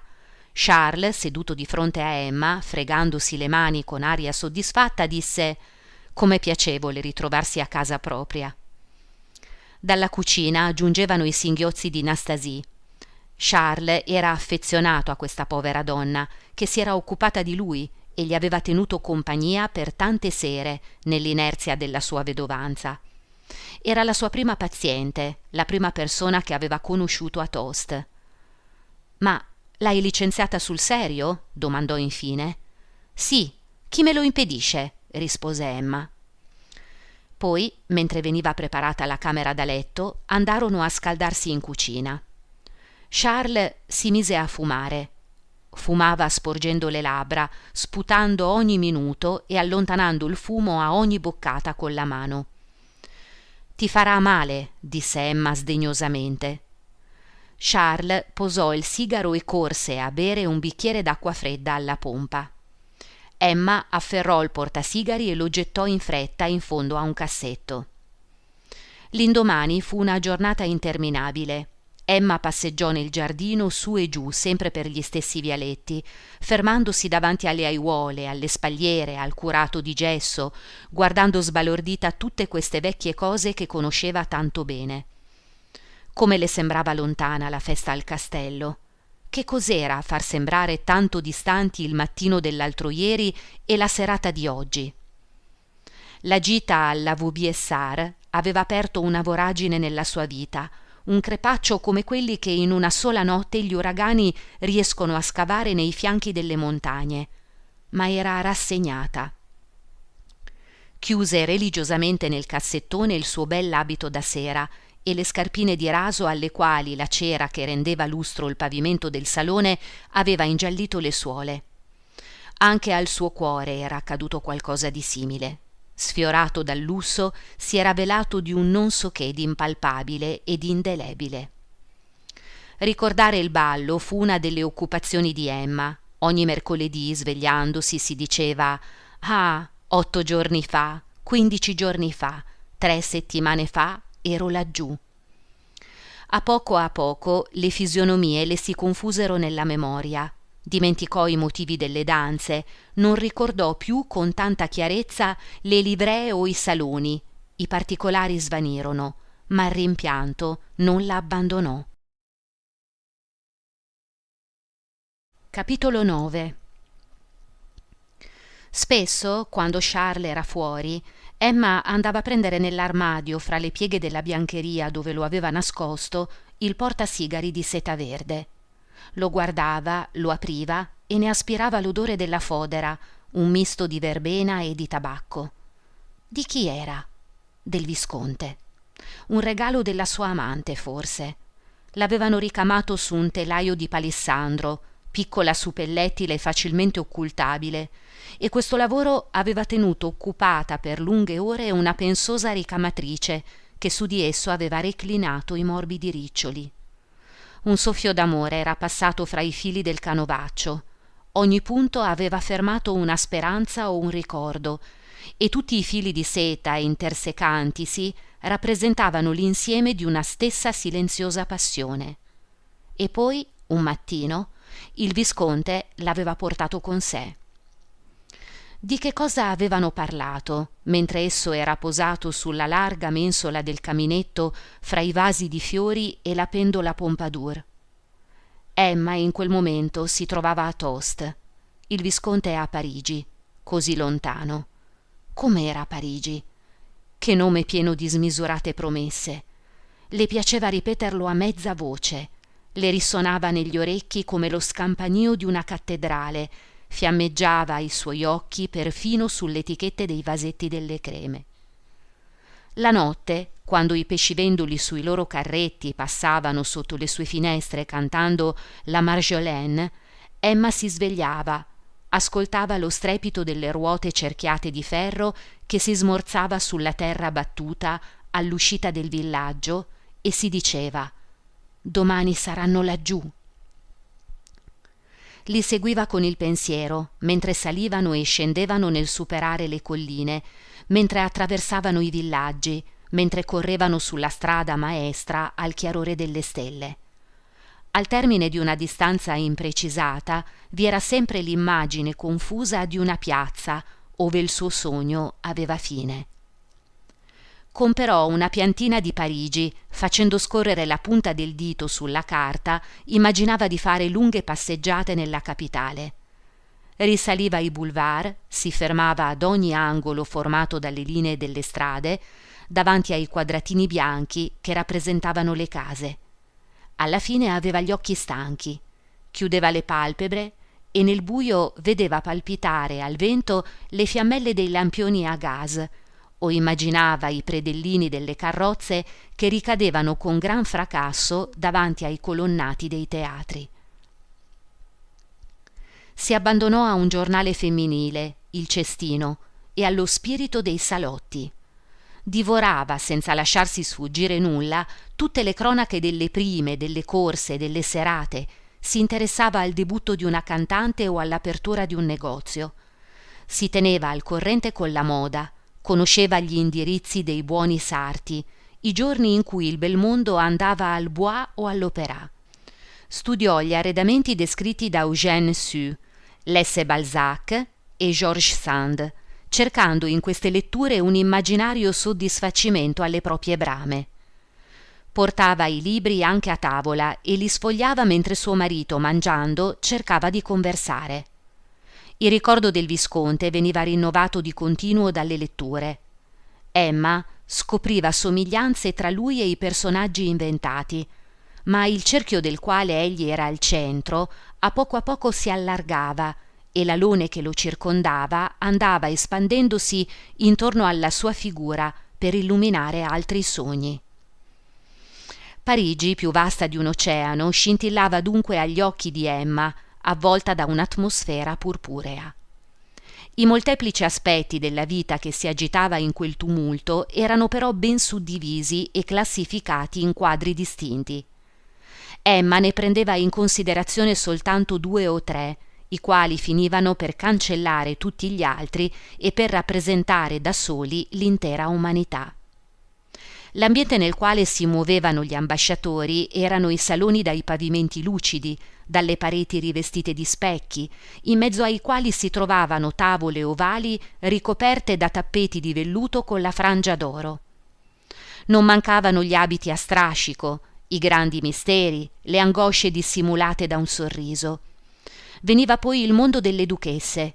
Qui tutti erano pallidi, si alzavano alle 4 del pomeriggio, le donne, povere care, portavano sottovesti dall'orlo ricamato a punto inglese e gli uomini dotati di insospettate capacità sotto un'apparenza frivola sfiancavano i loro cavalli in gite di piacere, trascorrevano le estati a Baden e verso la quarantina sposavano ricche ereditiere.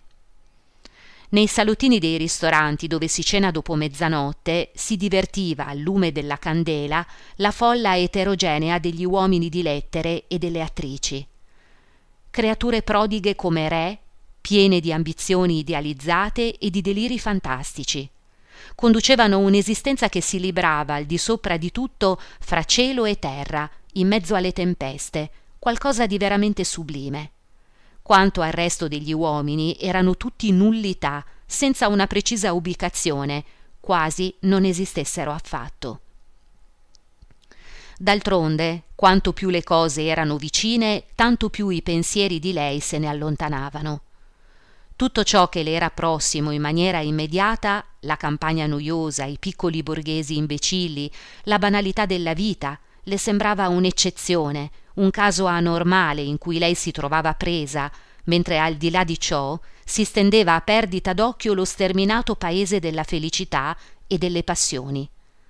Confondeva nelle sue smanie la sensualità del lusso con le gioie più intime, l'eleganza delle abitudini con le delicatezze del sentimento. Per l'amore, come per le piante esotiche, non era forse indispensabile un terreno adatto e una temperatura particolare? I sospiri al chiaro di luna, i lunghi abbracci, le lacrime che scorrono sulle mani abbandonate, gli ardori della carne e i languori della tenerezza non possono quindi andare separati dai balconi dei grandi castelli pieni di comodità, dai boudoir, dalle tende di seta e dagli spessi tappeti, dalle giardiniere fiorite, dai letti troneggianti sopra un piedistallo, né dallo scintillio delle pietre preziose e dai galloni delle livree. Lo stalliere che ogni mattina veniva a strigliare la cavalla attraversava il corridoio con i piedi nudi, entro grossi zoccoli e con indosso un lacero camiciotto. Era questo il valletto dai calzoni a coscia del quale ci si doveva accontentare? Quando aveva finito il suo lavoro se ne andava e non tornava più per tutta la giornata. Charles, infatti, appena rientrava, portava lui stesso la bestia nella scuderia, le toglieva la sella, le metteva la cavezza, mentre la domestica portava un fascio di fieno e lo gettava in qualche modo nella greppia. Per sostituire Nastasie, era infatti andata via da Tost versando fiumi di lacrime, Emma prese al suo servizio una ragazzetta di 14 anni, orfana e dall'aria mite. Non le permise di portare cuffie di cotone, le insegnò a rivolgersi alla gente usando la terza persona, a portare un bicchiere d'acqua sul vassoio, a bussare alle porte prima di entrare, a stirare, inamidare e a vestirla. Cercò di farne insomma la sua cameriera. La nuova domestica obbediva senza brontolare per non essere licenziata, e siccome la signora di solito non toglieva la chiave dalla credenza, Félicité ogni sera faceva una piccola provvista di zucchero e se lo mangiava tutta sola a letto dopo aver recitato le preghiere. Qualche volta nel pomeriggio andava di rimpetto a casa a chiacchierare con i postiglioni, mentre la signora era di sopra in camera sua. Emma indossava una vestaglia molto aperta sul davanti, con il collo a scialle che lasciava scorgere una camicetta plissettata e con 3 bottoni d'oro. Un cordone con grosse nappine le serviva da cintura e le pantofoline color granato avevano un ciuffo di nastro alto che si allargava fin sul collo del piede. Si era comprata un sottomano, un blocco di carta da lettere, un portapenne e delle buste, benché non avesse nessuno con cui corrispondere. Spolverava il suo scaffale, si guardava nello specchio, prendeva un libro e poi lo lasciava cadere sulle ginocchia, seguendo un sogno scaturito fra una riga e l'altra. Aveva voglia di viaggiare o di tornare in collegio, desiderava al contempo morire e andare ad abitare a Parigi. Con qualunque maltempo, con la pioggia o con la neve, Charles continuava a cavalcare per le strade di campagna. Mangiava la frittata insieme con i contadini, si trovava costretto a infilare il braccio in letti bagnati, a ricevere in viso il getto tiepido dei salassi, ad ascoltare i rantoli, a esaminare i catini, a sollevare molta biancheria sporca, ma a casa la sera lo aspettavano il fuoco fiammeggiante, la tavola apparecchiata, mobili confortevoli, una moglie elegante, graziosa, che aveva un odore fresco, un profumo che non si sapeva bene da dove venisse, quasi fosse la pelle di lei a possederlo e a darlo anche ai suoi abiti. Emma riusciva ad affascinarlo con innumerevoli raffinatezze. Talvolta si trattava di un nuovo modo di confezionare i piattini di carta per i candelieri, oppure di una guarnizione diversa su un abito, o del nome esotico di una vivanda assai semplice che la domestica non aveva saputo cucinare, ma che Charles ingoiava fino in fondo lo stesso e con piacere. Le capitò di vedere a Rouen alcune signore, le quali portavano appeso all'orologio un mazzetto di ciondoli. Subito comperò dei ciondoli. Volle mettere sul caminetto 2 grossi vasi di vetro azzurro e qualche tempo dopo una scatola da lavoro in avorio con un ditale dorato. Meno Charles capiva queste eleganze, più ne subiva il fascino. Esse aggiungevano qualcosa al piacere dei sensi e alla dolcezza del focolare. Cospargevano di una polvere d'oro tutto il modesto sentiero della sua vita. Godeva buona salute, aveva un bel colorito e la sua reputazione si era assai ben consolidata. I contadini gli volevano un gran bene perché non era altezzoso, soleva accarezzare i bambini, non andava mai all'osteria e inoltre ispirava fiducia per la sua moralità. Otteneva particolari successi nella cura delle affezioni bronchiali e delle malattie di petto. Aveva una gran paura di mandare il suo prossimo al creatore e di conseguenza si limitava a prescrivere pozioni calmanti, qualche emetico, un pediluvio o dei salassi. Non che la chirurgia gli facesse paura, anzi salassava la gente con facilità, come se si fosse trattato di cavalli, e aveva una forza infernale nel cavare i denti. Per tenersi al corrente si abbonò all'Alveare Medico, un giornale nuovo di cui gli erano pervenuti i prospetti. Lo leggeva in parte dopo cena, ma il tepore della stanza, insieme con la fatica della digestione, facevano sì che in capo a 5 minuti fosse addormentato.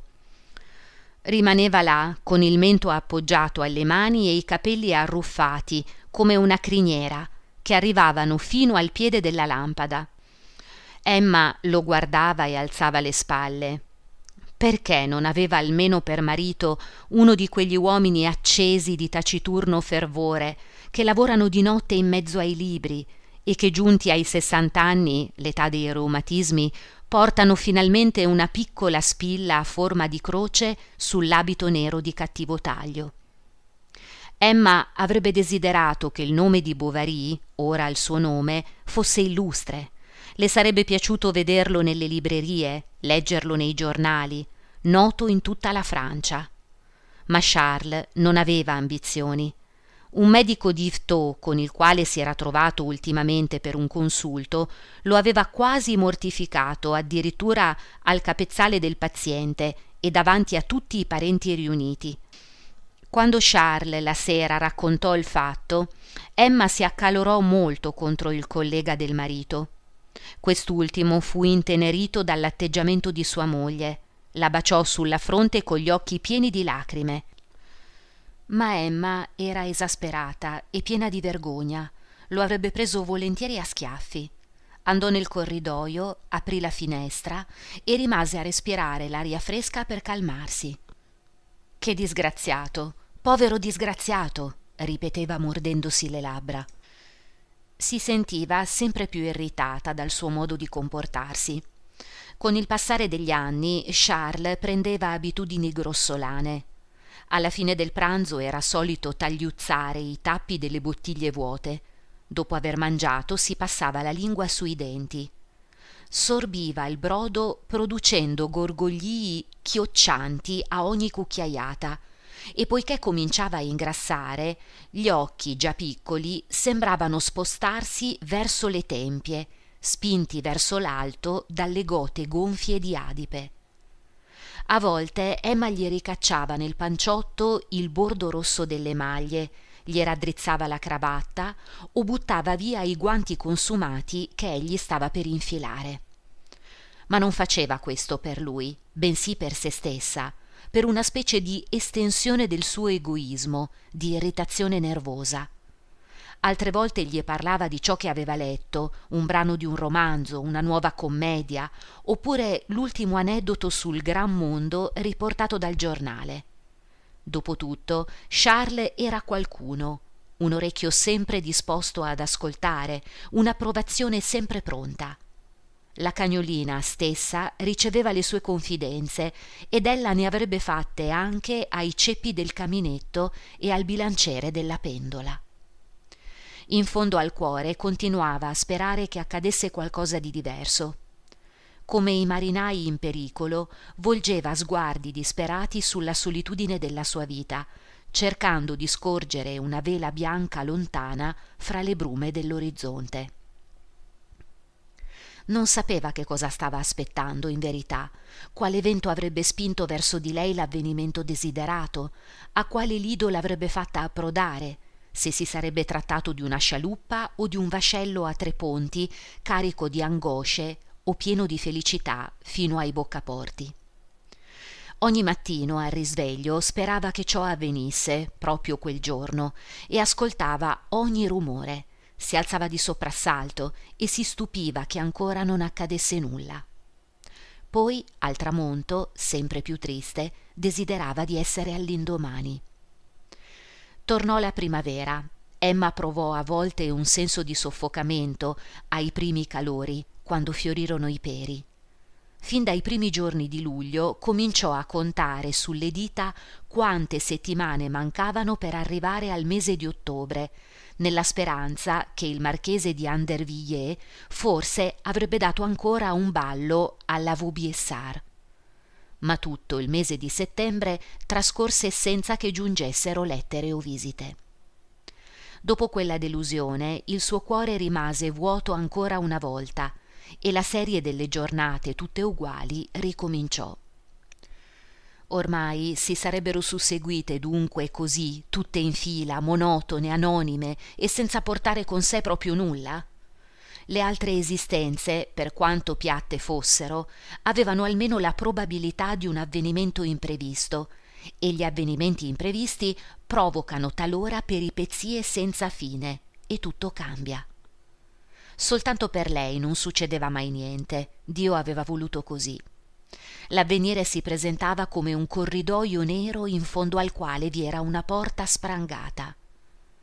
Non si interessò più di musica. Perché suonare? Chi l'avrebbe ascoltata?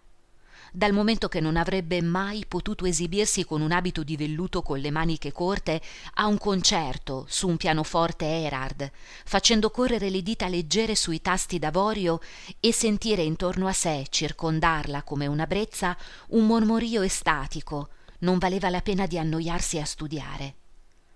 Lasciò in fondo a un cassetto anche i fogli da disegno e i ricami. A che serviva? A che serviva? E poi cucinare la innervosiva. Ho già letto tutto, si diceva, e restava lì a far arroventare le molle nella brace del camino o a guardare cadere la pioggia. Che tristezza la domenica quando suonava il vespro. Ascoltava con una concentrazione attonita battere a uno i rintocchi sordi della campana. Sul tetto un gatto camminava lentamente facendo la gobba sotto i raggi di un pallido sole. Il vento sollevava nugoli di polvere sulla strada maestra. Di tanto in tanto un cane lontano ululava e la campana a intervalli regolari continuava i suoi rintocchi monotoni che si perdevano nella campagna. Intanto la gente usciva di chiesa. Le donne avevano gli zoccoli lucidati, i contadini le bluse nuove, i bambini piccoli senza cappello saltellavano davanti a loro, tutti si avviavano verso casa. E fino a notte 5 o 6 uomini, sempre gli stessi, restavano a giocare al turacciolo davanti alla porta dell'osteria. Fu un inverno freddo. I vetri la mattina erano coperti da uno strato di gelo e la luce che filtrava attraverso essi, biancastra come quella dei vetri smerigliati, si manteneva talvolta uguale per tutta la giornata. Alle 4 del pomeriggio bisognava già accendere il lume. Nelle belle giornate Emma scendeva in giardino. La brina aveva posato sui cavoli merletti d'argento con lunghi fili chiari che andavano da un cespo all'altro. Gli uccelli tacevano, tutto sembrava addormentato. La spalliera coperta di paglia e la vigna, simile a un grande serpente malato, sotto la sporgenza del muro, dove, avvicinandosi, era possibile scorgere i 100 piedi trascinarsi sulle innumerevoli gambe. In mezzo agli abeti nani, il curato con il tricorno, che leggeva il breviario, aveva perduto il piede destro e il gesso, sfaldandosi con il gelo, gli aveva coperto di croste bianche il viso.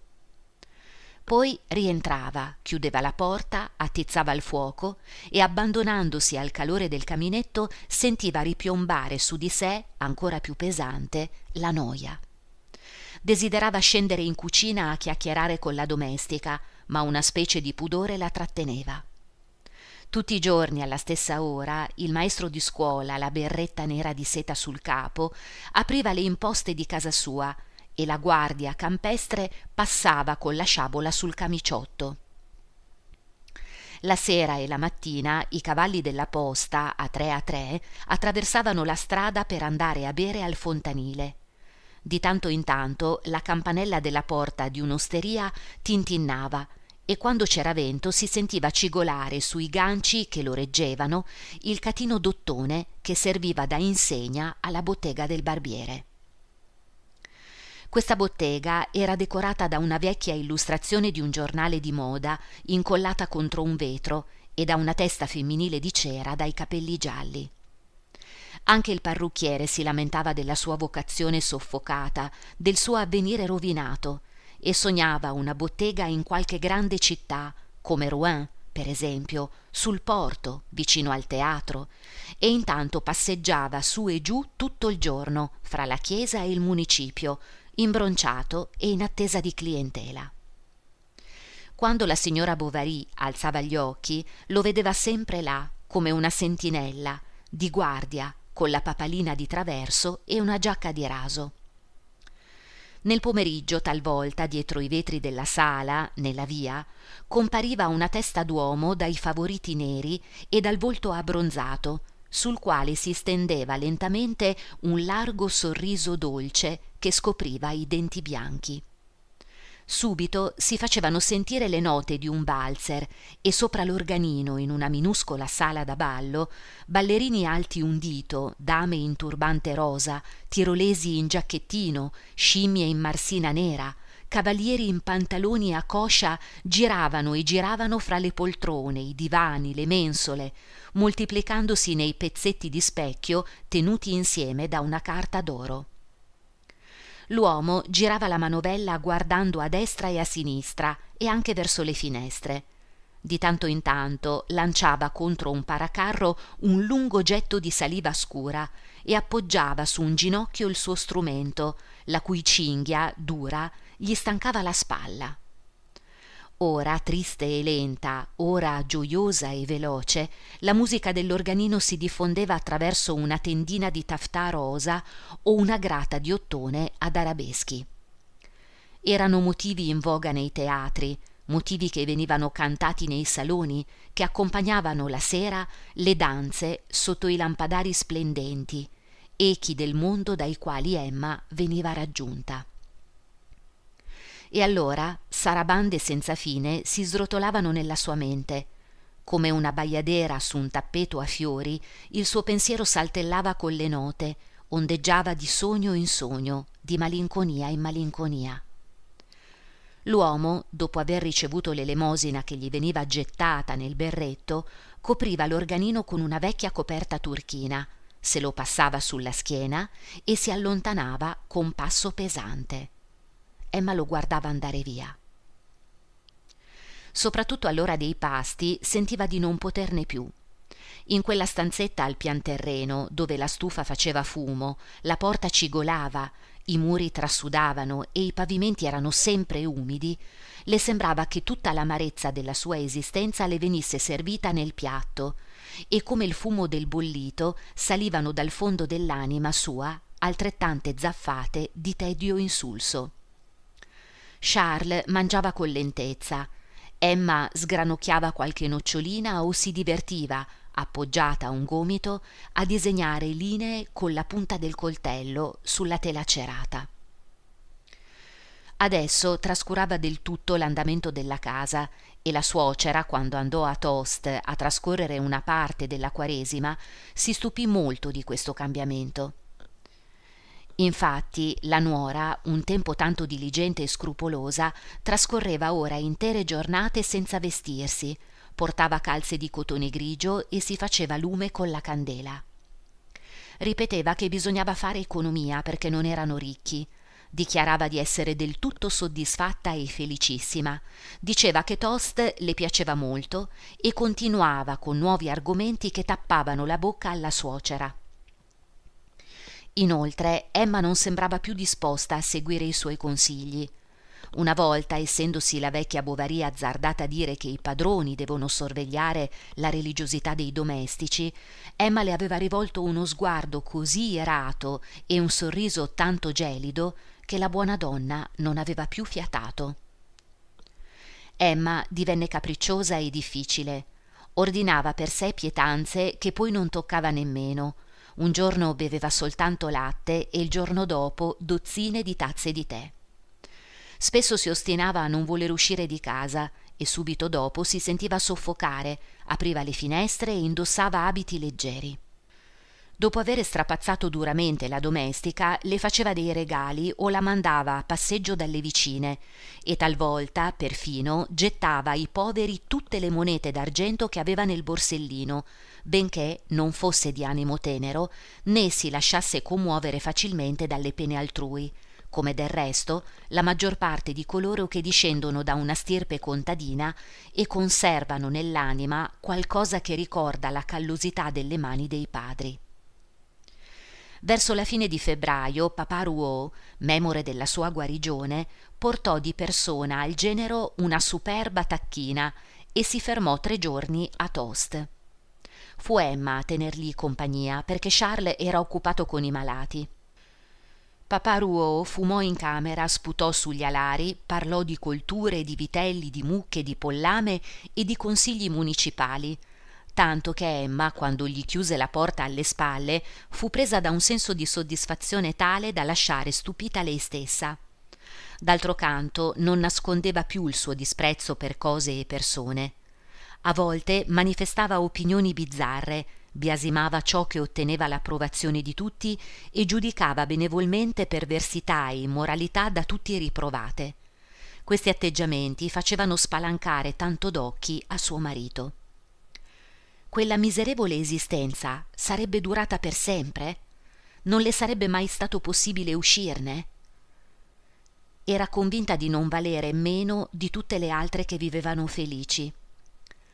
Alla Vaubyessard aveva visto duchesse più grasse di lei e dalle maniere più volgari delle sue ed esecrava l'ingiustizia del cielo. Appoggiava il capo al muro e piangeva. Invidiava le vite tumultuose, i balli mascherati, i piaceri sfacciati con tutti quegli smarrimenti che lei ancora non conosceva, ma che certo dovevano causare. Impallidiva e soffriva di palpitazioni. Charles le somministrò valeriana e le faceva fare bagni alla canfora. Qualsiasi cosa si tentasse serviva soltanto ad aumentare il suo nervosismo. Vi erano giorni in cui parlava con un'irruenza febbrile. A tali esaltazioni facevano seguito d'improvviso torpori durante i quali rimaneva muta e immobile. Allora soltanto in un modo riusciva a rianimarsi, versandosi sulle braccia il contenuto di un flacone di acqua di colonia. Quel continuo lagnarsi di toast indusse Charles a supporre che la causa dei suoi malori dipendesse da qualche influsso dei luoghi, e convinto di essere nel giusto, egli cominciò a prendere seriamente in esame la possibilità di andare a stabilirsi altrove. Da allora Emma si mise a bere aceto per dimagrire, si buscò una tossettina secca e perse del tutto l'appetito. A Charles dispiaceva non poco lasciare dopo 4 anni Tost, e proprio nel momento in cui la sua posizione cominciava a consolidarsi. Ma se era indispensabile, la condusse a Rouen per farla visitare dal suo ex maestro, il quale diagnosticò una forma nervosa e consigliò un cambiamento d'aria. Dopo numerose ricerche in diversi luoghi, Charles venne a sapere che nel dipartimento di Neufchâtel vi era una grossa borgata chiamata Yonville-l'Abbé, il cui medico, un esule polacco, se n'era andato da una settimana. Allora scrisse al farmacista del luogo per sapere il numero degli abitanti, a quale distanza si trovasse il più vicino collega, quanto guadagnasse in un anno il suo predecessore, eccetera. Le risposte furono soddisfacenti e venne così deciso di traslocare verso la primavera se nel frattempo la salute di Emma non fosse migliorata. Un giorno, mentre in previsione del trasloco Emma stava riordinando un cassetto, qualcosa le punse un dito. Era un filo di ferro del suo bouquet di nozze. I fiori d'arancio erano gialli di polvere e i nastri di raso orlati d'argento si sfilacciavano ai bordi. Emma lo gettò nel caminetto, prese fuoco più in fretta della paglia secca e rimase sulla cenere come un cespuglio che si consumava a poco. Rimase a guardarlo mentre bruciava. Le piccole bacche di cartone scoppiettavano, il filo di ottone si contorceva, il gallone d'argento si fondeva e le corolle di carta raggrinzite si dondolavano lungo la piastra del camino come farfalle nere, per sparire poi su per la cappa. Quando partirono da Tost nel mese di marzo, la signora Bovary era incinta. Parte seconda. Capitolo 1. Yonville-l'Abbé, così chiamata per via di un'antica abbazia di Cappuccini, le cui rovine non esistevano neanche più, è un borgo situato a 8 leghe da Rouen, fra la strada di Abbeville e quella di Beauvais, in fondo a una valle bagnata dal Rieule, un fiumiciattolo che si getta nell'Andelle dopo aver fatto girare le ruote di 3 mulini poco prima del suo sbocco, e nelle cui acque vive qualche trota che la domenica i ragazzi si divertono a pescare con le canne. Si lascia la strada maestra alla Boissière e si procede in pianura fino alla sommità della salita di Leu, dalla quale si domina tutta la vallata. Il fiume che la traversa dà origine a 2 regioni dalla diversa fisionomia: a sinistra prati e pascoli, a destra terreni coltivati. I prati si stendono ai piedi di un semicerchio di basse colline per poi congiungersi ai pascoli della regione di Bray, mentre verso est la pianura sale dolcemente e allargandosi dispiega a perdita d'occhio i biondi campi di grano. L'acqua che scorre in mezzo all'erba divide con una riga bianca il colore dei prati da quello dei solchi e fa rassomigliare la campagna a un grande mantello spiegato con il collo di velluto orlato da un gallone d'argento.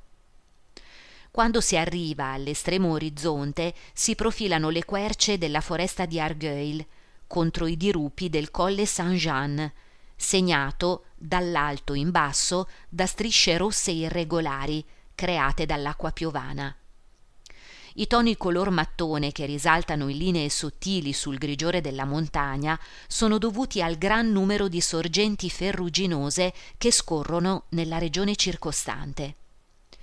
Ci troviamo sui confini della Normandia, della Picardia e dell'Île-de-France, in una regione ibrida, ove la parlata è senza accento, com'è senza caratteristiche il paesaggio. Qui si producono i peggiori formaggi di tutta la zona di Neufchâtel.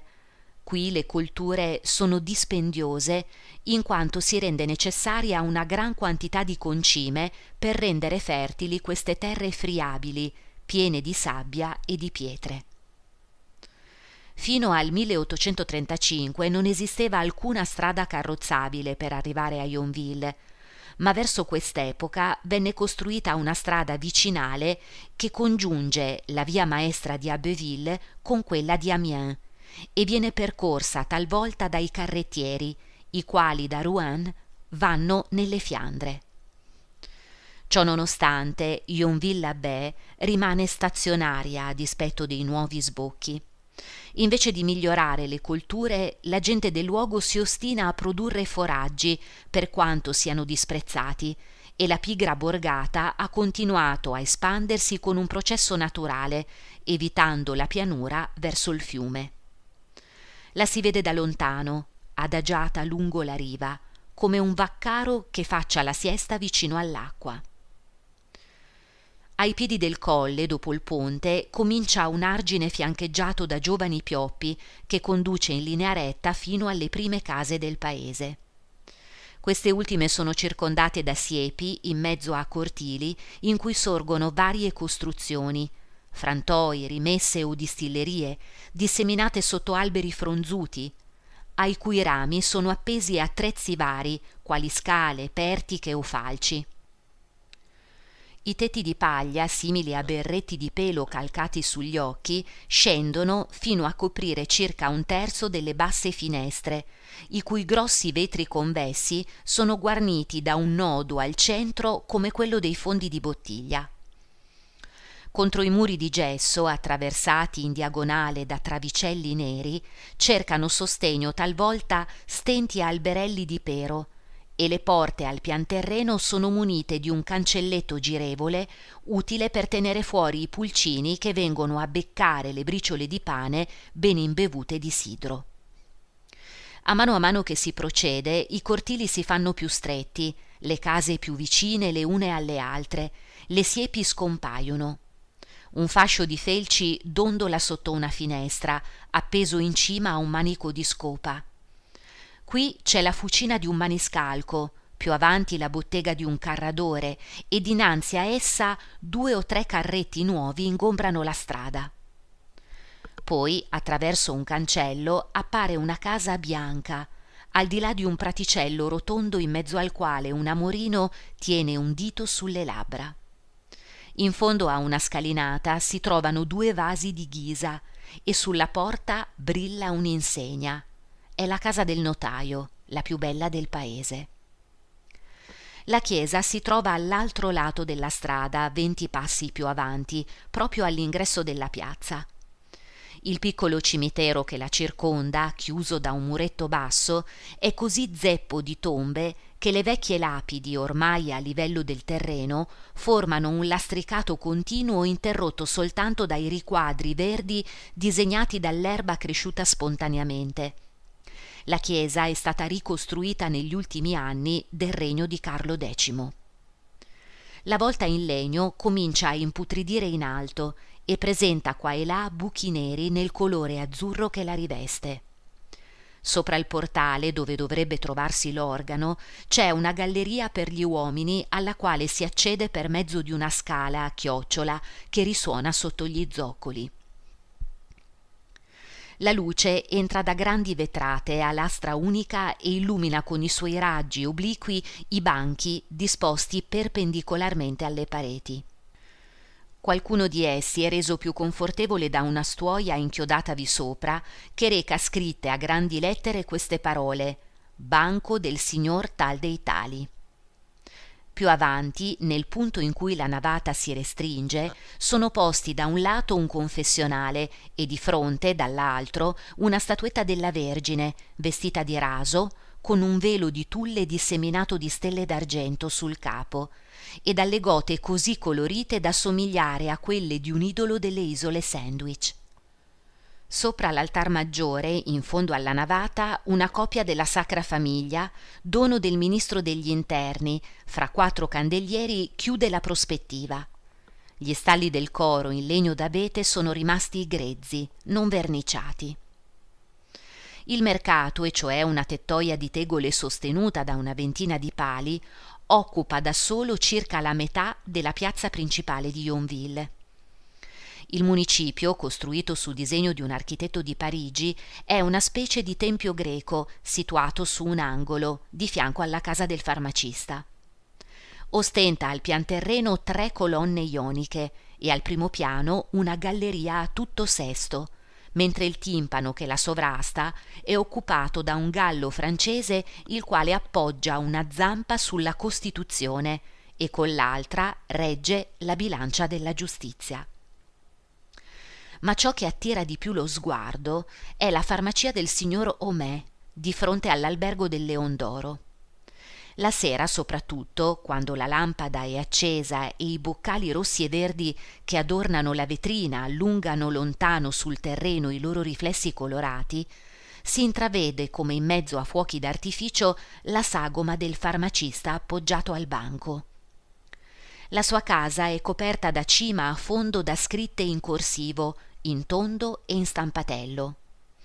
Acqua di Vichy, di Cels e di Barège, sciroppi depurativi, rimedio raspail, fecola araba, pastiglie d'Arsè, pasta Regnault, bende, sali da bagno, cioccolatini purgativi, eccetera.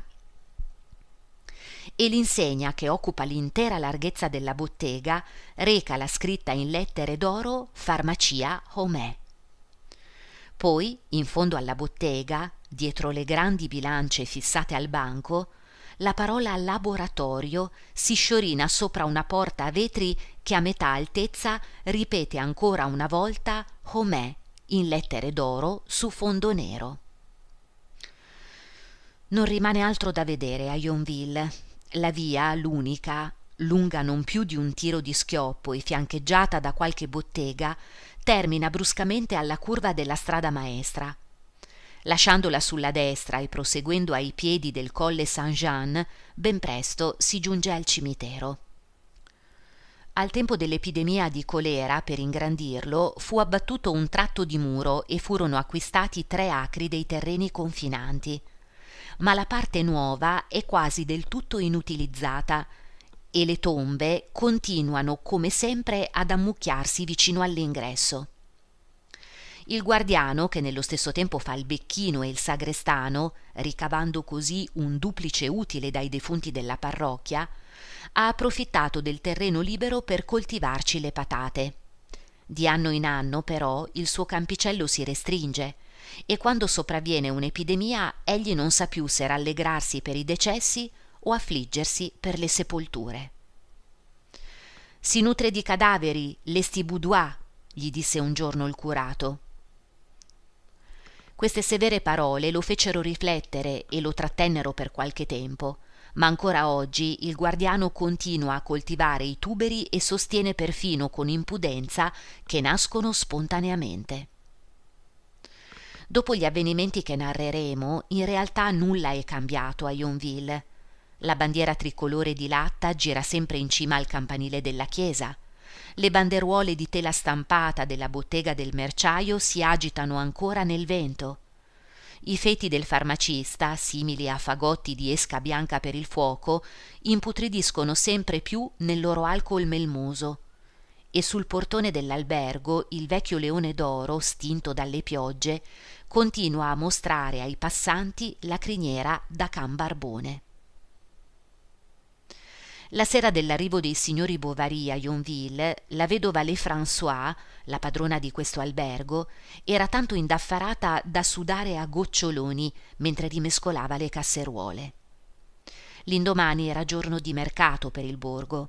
Bisognava tagliare in anticipo le carni, preparare i polli, fare la minestra e il caffè. In più doveva pensare ai pasti dei pensionanti, del medico, di sua moglie e della loro domestica. La sala del biliardo sonava di risate, nella saletta 3 mugnai chiamavano per far portare dell'acquavite. Il fuoco fiammeggiava, le braci scoppiettavano e sulla lunga tavola della cucina, fra i quarti di montone crudo, si elevavano pile di piatti che tremolavano alle scosse del tagliere sul quale venivano tritati gli spinaci. Nel pollaio si sentivano gridare i polli che la serva inseguiva per tirar loro il collo. Un uomo in pantofole di pelle verde, lievemente butterato dal vaiolo e con in capo una berretta di velluto dalla nappina d'oro, si scaldava la schiena contro il caminetto. Il suo viso esprimeva la più assoluta soddisfazione ed egli aveva l'aria di vivere placido e tranquillo come il cardellino nella gabbia appesa sopra la sua testa. Era il farmacista. «Artemise!» gridava la padrona dell'albergo. «Spezza un po' di fascine, riempi le bottiglie, servi l'acquavite, sbrigati. Sapessi almeno quale dessert offrire agli ospiti che stanno aspettando, bontà divina. I facchini del trasloco ricominciano la sarabanda nel biliardo. Hanno lasciato il carro sotto il portone. Se arriva la rondine è capace di sfondarlo. Chiama Polyte perché lo porti nella rimessa. Da questa mattina avranno fatto una 15ina di partite, signor Homais, e bevuto 8 bottiglie di sidro. Finiranno per strapparmi il feltro», continuava, guardandoli di lontano con in mano la schiumarola. «Oh, non sarebbe poi un gran male», rispose il signor Homais. «Ne comprerebbe un altro». «Un altro biliardo», esclamò la vedova. «Dal momento che quello non regge più, signora Lefrançois, le ripeto, lei sbaglia di grosso. E poi gli appassionati adesso vogliono buche strette e stecche pesanti. Non si gioca più alle boccette, è tutto cambiato. Bisogna essere all'altezza dei tempi. Guardi Tellier piuttosto». L'ostessa arrossì di dispetto. Il farmacista soggiunse: «Lei ha un bel dire, il suo biliardo è più bello di questo. E se a qualcuno venisse l'idea di organizzare una gara patriottica a favore della Polonia o degli alluvionati di Lione, non sono certo i pitocchi come lui a farci paura», lo interruppe l'ostessa alzando le larghe spalle. Andiamo, signor Homais, finché ci sarà il Leon d'Oro la gente ci verrà. A noi non mancano i mezzi. E invece, una di queste mattine, potrebbe capitarci di vedere il caffè francese chiuso e con un bel affisso sulle imposte. «Cambiare il mio biliardo», continuò fra sé e sé. «Mi fa così comodo per piegare il bucato e al tempo della caccia ci ho potuto mettere a dormire fino a 6 persone. Ma quel posapiano di Hiver, che non arriva». «L'aspettava per la cena dei suoi ospiti?» domandò il farmacista. «Aspettarlo? Si figuri il signor Binet. Alle 6 in punto lo vedrà entrare. Un pignolo uguale a lui non esiste sulla faccia della terra. Bisogna che abbia sempre il suo solito posto nella saletta. Si farebbe ammazzare piuttosto che mangiare altrove.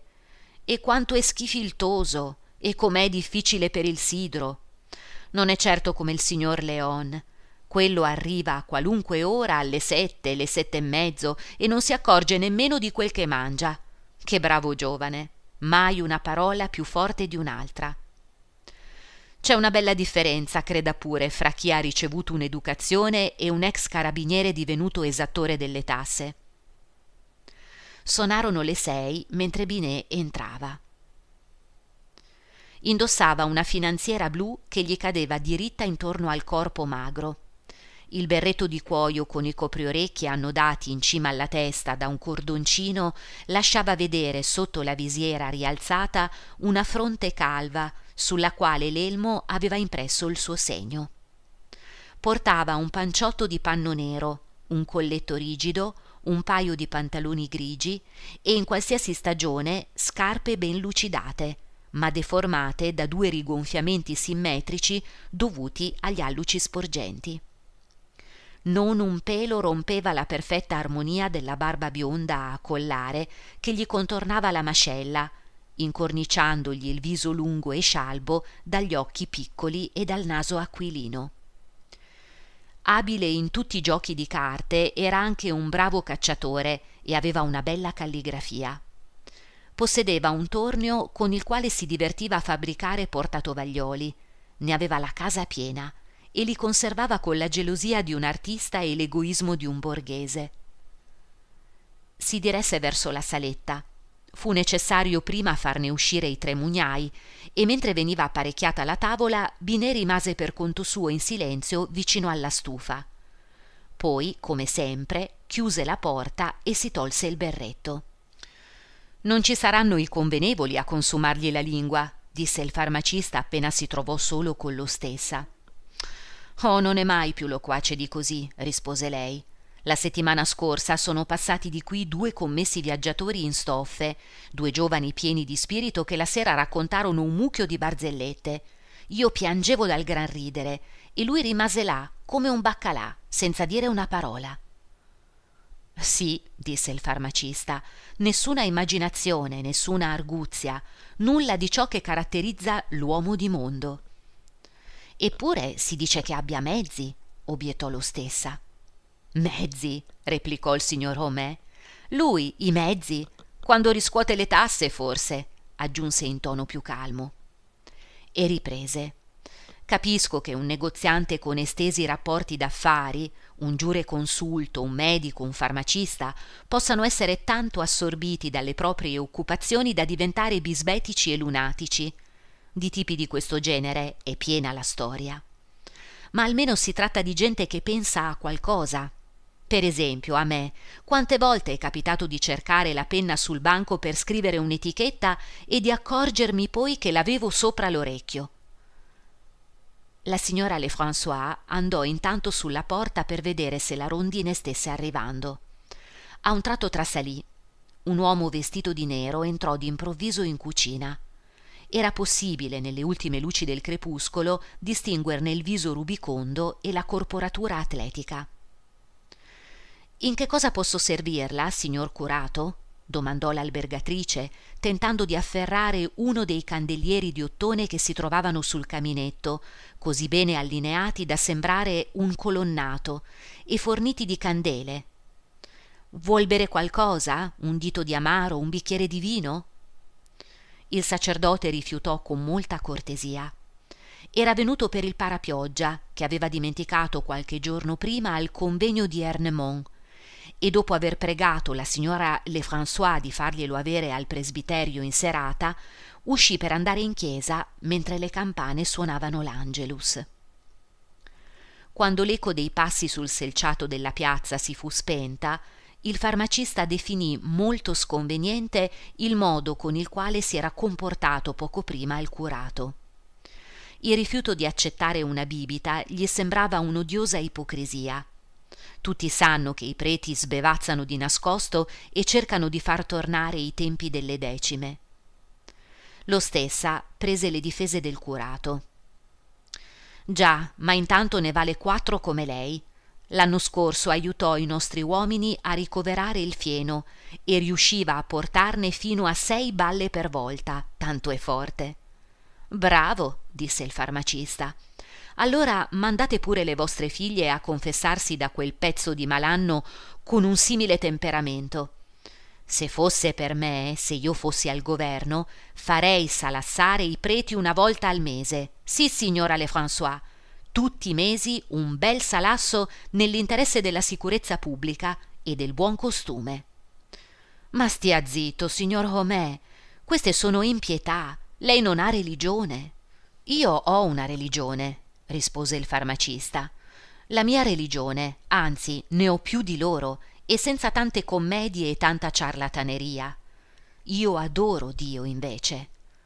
Credo in un essere supremo, in un creatore quale che sia non ha importanza, il quale ci ha messi quaggiù per adempiere i nostri doveri di cittadini e di padri di famiglia. Ma non ho bisogno di andare in una chiesa a baciare piatti d'argento e a ingrassare di tasca mia un branco di buffoni che mangiano meglio di me.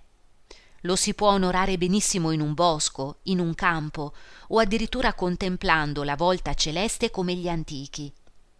Il mio Dio è lo stesso di Socrate, di Franklin, di Voltaire e di Béranger. Sono d'accordo con la professione di fede del vicario savoiardo e i principi immortali dell'89. Così io non ammetto un Dio alla buona, che passeggia in giardino con il bastone in mano, alloggia i suoi amici nel ventre delle balene, muore lanciando un grido e risuscita dopo 3 giorni.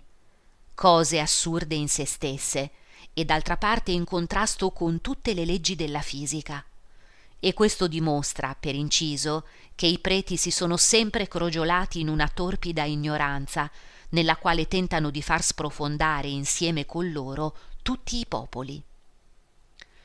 Il farmacista a questo punto tacque, si guardò intorno sicuro di scorgere un pubblico intorno a sé, perché nel suo fervore, per un momento, aveva creduto di essere in pieno consiglio municipale.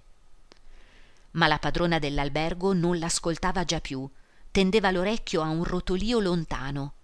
Il rumore di una carrozza misto a un strepito di ferri allentati che battevano sul terreno e che si fece distintamente sentire, e dopo poco la rondine si fermò davanti al portone. Era un cassone giallo sostenuto da 2 grandi ruote che, arrivando all'altezza del mantice, impedivano ai viaggiatori di vedere la strada e insudiciavano loro le spalle. I vetri dei finestrini, mobili, piccoli e stretti, tremavano nelle intelaiature quando gli sportelli venivano chiusi ed erano costellati qua e là di schizzi di fango, sulla vecchia coltre di polvere che li ricopriva, con una tenacia tale che neppure le piogge più violente riuscivano a fare scomparire del tutto. Tiravano la rondine 3 cavalli, il primo dei quali attaccato a bilancino, e nelle discese il fondo della diligenza toccava il terreno a ogni sobbalzo. Nella piazza si radunarono alcuni abitanti di Yonville, parlavano tutti insieme chiedendo notizie, spiegazioni ed esigendo i propri canestri.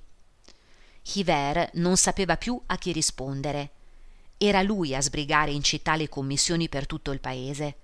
Andava nelle botteghe, portava rotoli di cuoio per il calzolaio, ferri di ogni genere al maniscalco, un barile di aringhe per la padrona, cappellini per la modista, parrucche per il parrucchiere.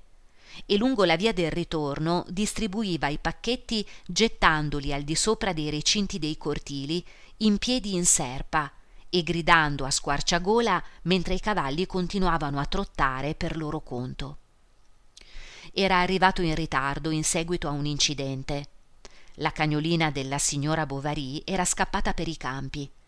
Avevano fischiato un buon quarto d'ora per farla ritornare. Hiver era perfino tornato indietro di mezzo miglio, sperando di rivederla da un momento all'altro. Ma poi aveva dovuto rimettersi in cammino. Emma aveva pianto, si era arrabbiata, aveva accusato Charles di quella disgrazia. Il signor Lheureux, negoziante di stoffe che viaggiava con loro sulla diligenza, aveva cercato di consolarla citandole un gran numero di casi in cui i cani sperdutisi avevano riconosciuto il padrone dopo lunghi anni. C'era chi affermava, disse, che uno di essi fosse tornato da Costantinopoli a Parigi. Un altro aveva percorso 50 leghe in linea retta e attraversato a nuoto 4 fiumi. Il suo stesso padre aveva posseduto un can barbone, il quale dopo 12 anni di assenza era riapparso facendogli le feste, per la strada, una sera mentre egli andava a cena fuori. Capitolo 2. Emma scese per prima, seguita da Félicité, il signor Lheureux, una balia, e poi furono costretti a svegliare Charles, che si era profondamente addormentato nel suo angolo non appena si era fatto buio. Il signor Homais si presentò, porse i suoi omaggi alla signora, i suoi complimenti al marito, si dichiarò lietissimo di essere stato loro utile in qualche modo e con grande cordialità aggiunse di aver osato invitarsi da solo anche perché sua moglie era assente. La signora Bovary, non appena entrata in cucina, andò a mettersi vicino al camino. Presa con la punta delle dita la gonna all'altezza del ginocchio, la sollevò fin sopra le caviglie e protese verso la fiamma, al di sopra dell'arrosto che girava sullo spiedo, il piede calzato da uno stivaletto nero. Il fuoco la rischiarava tutta, penetrava con una luce cruda nella trama della veste, le sfiorava la pelle liscia e bianca, e perfino le palpebre degli occhi che di tanto in tanto si abbassavano. Il soffio del vento che entrava dalla porta socchiusa gettava su di lei a tratti un gran riverbero rosso. Dall'altro lato del camino un giovane biondo la guardava in silenzio.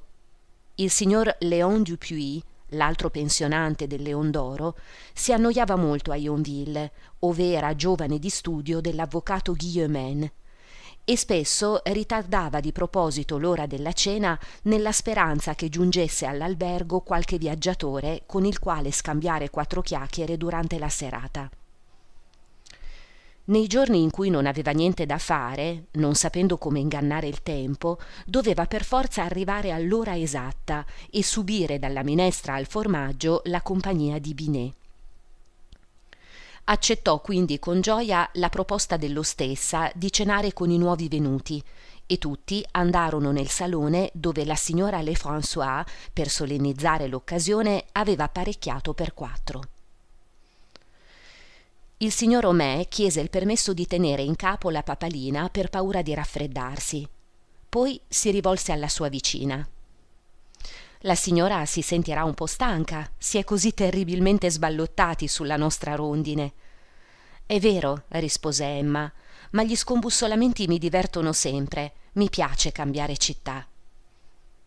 «È una cosa tanto noiosa», sospirò l'impiegato, «vivere sempre chiusi nello stesso posto».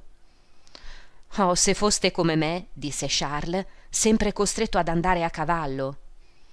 «Ma», rispose Léon rivolgendosi alla signora Bovary, «non c'è niente di più piacevole, direi». E aggiunse, «quando si può». «Del resto», disse lo speziale, «l'esercizio della medicina non è più faticoso come un tempo. Le buone condizioni delle strade delle nostre regioni consentono l'uso del calesse. Inoltre i contadini guadagnano e pagano bene. Dal punto di vista sanitario, a parte i casi di ordinaria amministrazione, quali enteriti, bronchiti, coliche biliari, eccetera, qualche febbre intermittente nel periodo della mietitura e tutto sommato poche malattie gravi, la situazione è buona, a parte i tanti reumatismi dovuti certo alle deplorevoli condizioni igieniche delle abitazioni dei nostri contadini. Ah, troverà un gran numero di pregiudizi da combattere, dottor Bovary, molte convinzioni radicate contro le quali i suoi sforzi, sorretti dalla scienza, dovranno scontrarsi quotidianamente. Qui si ricorre ancora alle novene, alle reliquie, al curato, anziché rivolgersi come sarebbe naturale al medico o al farmacista. Il clima, bisogna dirlo, non è affatto cattivo e nel nostro comune vivono addirittura dei novantenni. Il termometro, secondo le mie osservazioni, scende d'inverno fino a 4 gradi sotto lo zero e d'estate tocca i 25-30 centigradi al massimo, e cioè 24 Reaumur, o se preferisce 54 Fahrenheit, misura inglese, mai di più. Infatti la foresta d'Argueil ci difende da una parte dai venti del nord e il colle Saint-Jean dall'altra da quelli dell'ovest. Questo calore, d'altro canto, a causa del vapore acqueo prodotto dal fiume e per la presenza di una considerevole quantità di bestiame nei pascoli che esalano, come ben sapete, molta ammoniaca, e cioè azoto, idrogeno e ossigeno, no, azoto e idrogeno soltanto, e risucchiando l'humus della terra, confondendo tutte queste diverse emanazioni e riunendole in un fascio, per così dire, e combinandosi da solo con l'elettricità diffusa nell'atmosfera quando ce n'è, potrebbe a lungo andare, come nei paesi tropicali, generare miasmi malsani. Questo calore, dicevo, finisce con l'essere giustamente temperato proprio dalla parte dalla quale proviene, o piuttosto dalla quale verrebbe, e cioè da sud, grazie ai venti di sud-est, i quali, rinfrescatisi passando sulla Senna, arrivano talvolta all'improvviso fin qui, come brezze dalla Russia. «Si possono almeno fare passeggiate nei dintorni?» continuò la signora Bovary rivolgendosi al giovanotto. «Oh, assai poche», egli rispose. «C'è un posto chiamato il Pascolo in cima al colle, al limitare della foresta. Qualche volta la domenica ci vado e mi fermo là con un libro a guardare il tramonto». «Per me non esiste niente di più bello del sole al tramonto, soprattutto in riva al mare», disse Emma. «Oh, io adoro il mare», esclamò Léon. E poi, continuò la signora Bovary, non trova che lo spirito spazia più liberamente su quella distesa senza limiti, la cui contemplazione eleva l'anima e suggerisce riflessioni sull'infinito, sugli ideali? Succede la stessa cosa in montagna, rispose Léon. Ho un cugino che l'anno scorso ha fatto un viaggio in Svizzera. Mi diceva che non è possibile farsi un'idea della suggestione poetica dei laghi, del fascino delle cascate, della grandiosità dei ghiacciai. Ci sono pini giganteschi gettati attraverso i torrenti, capanne affacciate su precipizi, e quando le nubi si squarciano, 1000 piedi sotto di esse si scorgono intere vallate. Questi spettacoli sono fatti per entusiasmare, per indurci alla preghiera e all'estasi. Non mi stupisce che un celebre musicista, per ispirarsi, avesse l'abitudine di suonare il pianoforte di fronte a qualche paesaggio imponente. Si diletta di musica? Chiese Emma. No, ma mi piace molto. Ah, non gli dia retta, signora Bovary, l'interruppe Homais chinandosi sul piatto. È tutta modestia. Ma come, amico mio? L'altro giorno in camera sua cantava una romanza, L'angelo custode, che era un incanto. La sentivo dal laboratorio, la interpretava proprio come un artista. Léon, infatti, alloggiava dal farmacista. Aveva una stanzetta in casa sua, al secondo piano sulla piazza. Arrossì al complimento del padrone di casa, che si era già voltato verso il medico e stava enumerandogli, uno dopo l'altro, tutti i cittadini più in vista di Yonville. Raccontava aneddoti sul loro conto e forniva informazioni. Non si sapeva con precisione a quanto ammontasse il patrimonio del notaio. C'erano i Tuvache che si davano delle grandi arie. «E che genere di musica preferisce?» domandò Emma. «Oh, la musica tedesca, quella che fa sognare». «Conosce gli artisti italiani?» «Non ancora, ma avrò occasione di vederli l'anno prossimo, quando abiterò a Parigi per terminare i miei studi di legge». «Come avevo l'onore di esporre a suo marito», disse il farmacista, «a proposito di quel povero Yanoda che è scappato, lei si troverà a godere di una delle case più confortevoli di Yonville, grazie alle sue follie. Il più grande vantaggio per un medico è quello di avere un ingresso sul vicolo, dal quale sia possibile entrare e uscire senza essere visti. Inoltre la villa è dotata di tutte le comodità desiderabili per una famiglia: lavanderia, cucina con dispensa, stanze di soggiorno, un locale per conservare la frutta, eccetera. Era proprio un tipo che non badava a spese. Si era fatto costruire una pergola in fondo al giardino, vicino al fiume, soltanto per andarci a bere la birra d'estate, e se alla signora piace il giardinaggio potrà... Mia moglie non se ne occupa molto, disse Charles. Preferisce, per quanto le si raccomandi di fare del moto, restare sempre in camera sua a leggere.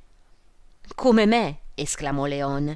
«Infatti, che cosa c'è di meglio dello starsene la sera accanto al fuoco mentre il vento batte ai vetri, sotto la lampada accesa con un buon libro?» «Non è vero?» disse Emma fissandolo con i grandi occhi neri spalancati. «Non si pensa più a niente», continuò lui, «e le ore passano senza che ce ne accorgiamo. Pur rimanendo immobili, viaggiamo in paesi che crediamo davvero di vedere, e il nostro pensiero, intrecciandosi con la finzione, si diletta di particolari e segue il filo della trama. Si fonde addirittura con i personaggi e si immedesima nelle loro vicende». È vero», confermò Emma. «Non le è mai capitato», continuò Léon, «di ritrovare in un libro un pensiero già formulato vagamente in noi stessi, un'immagine offuscata, quasi ci tornasse da lontano, e l'intera descrizione dei nostri sentimenti più profondi?» «Ho provato tutto questo», rispose lei. «Ecco perché preferisco i poeti soprattutto. Trovo i versi più dolci e più commoventi della prosa». «Alla lunga però finiscono con lo stancare», osservò Emma. «Adesso invece mi appassiono ai racconti, che si leggono tutti d'un fiato, quelli che tengono con il cuore sospeso. Detesto i personaggi comuni e i sentimenti moderati, come quelli che si incontrano nella realtà». «Infatti», convenne l'impiegato, «quelle opere che non suscitano emozioni, secondo me si allontanano dai veri scopi dell'arte. È piacevole, in mezzo alle disillusioni della vita, poter rivolgere i propri pensieri su nobili figure, affetti puri e immagini di felicità. Per quanto mi riguarda, dato che vivo qui, fuori dal mondo, la lettura è la mia sola distrazione. Yonville, infatti, non ha altre risorse. Come Tost, certo, riprese Emma, perciò mi abbonai a una biblioteca circolante. Se la signora mi vuol fare l'onore di approfittarne, disse il farmacista, che aveva udito queste ultime parole, posso mettere a sua disposizione una biblioteca composta dai migliori autori: Voltaire, Rousseau, Delille, Walter Scott, l'eco delle pubblicazioni, eccetera, e in più ricevo vari periodici, fra i quali il Faro di Rouen, tutti i giorni, in quanto mi pregio di esserne il corrispondente per le circoscrizioni di Bouchy, Forges, Neufchâtel, Yonville e dintorni. Dopo 2 ore e mezzo erano ancora a tavola. La serva, Artémise, ciabattava sul pavimento straccamente, portando i piatti uno per volta. Dimenticava tutto, non capiva niente e continuava a lasciare socchiusa la porta del biliardo, facendone sbattere la maniglia contro il muro. Senza accorgersene, nella foga del discorso, Léon aveva posato un piede su un piolo della sedia sulla quale stava seduta la signora Bovary. Emma portava una piccola cravatta di seta blu che teneva diritto, come una gorgiera, un colletto di batista pieghettato. A seconda dei movimenti del capo, il viso vi affondava o ne riemergeva dolcemente. Restando così uno vicino all'altra, mentre Charles e il farmacista chiacchieravano, si trovarono presi in una di quelle conversazioni vaghe, durante le quali il giro casuale delle frasi porta di continuo a un centro fisso di reciproca simpatia. Spettacoli di Parigi, titoli di romanzi, nuove quadriglie e il mondo che nessuno dei due conosceva, Tost, dove lei aveva vissuto, Yonville, dove entrambi si trovavano adesso, presero in esame tutto fino al termine della cena. Quando il caffè fu servito, Félicité andò a preparare la camera nella nuova casa e ben presto tutti si alzarono da tavola. La signora Lefrançois dormiva vicino al camino e il mozzo di stalla, con una lanterna in mano, aspettava i signori Bovary per riaccompagnarli. Aveva una zazzera rossa alla quale si mescolavano pezzetti di paglia e zoppicava sulla gamba sinistra. Prese con la mano libera il parapioggia del curato e si misero in cammino. Il paese dormiva. I pali della tettoia del mercato allungavano ombre smisurate. Il selciato era grigio, come in una notte estiva. La casa del medico distava soltanto 50 passi dall'albergo, così, quasi subito, si salutarono e la compagnia si sciolse. Emma, appena entrata nel vestibolo, si sentì cadere sulle spalle, come una camicia bagnata, tutto il freddo delle pareti. I muri erano stati rivestiti di intonaco nuovo e i gradini di legno scricchiolavano. Nella camera, al primo piano, una luce biancastra penetrava dalle finestre senza tende. Fuori si intravedevano cime d'alberi e più lontano i prati, mezzo affogati nella nebbia, che fumavano al chiaro di luna lungo la riva del fiume. In mezzo alla stanza, ammucchiati alla rinfusa, c'erano cassetti di mobili, bottiglie, bastoni di tende, aste dorate, materassi posati su sedie e bacinelle per terra. I 2 uomini che avevano portato i mobili avevano lasciato là tutto in qualche modo. Per la 4ª volta Emma dormiva in un luogo sconosciuto. La prima volta risaliva al giorno in cui era entrata in collegio, la seconda a dopo l'arrivo a Tost, la terza alla Vaubyessard. E ognuna di queste occasioni aveva rappresentato nella sua vita quasi l'inizio di una nuova epoca. Non credeva possibile che le cose potessero ripetersi nello stesso modo in luoghi diversi, e poiché la parte di esistenza già vissuta era stata cattiva, certo quella che ancora le rimaneva sarebbe potuta essere migliore. Capitolo 3. L'indomani, appena alzata, Emma vide il giovane di studio nella piazza.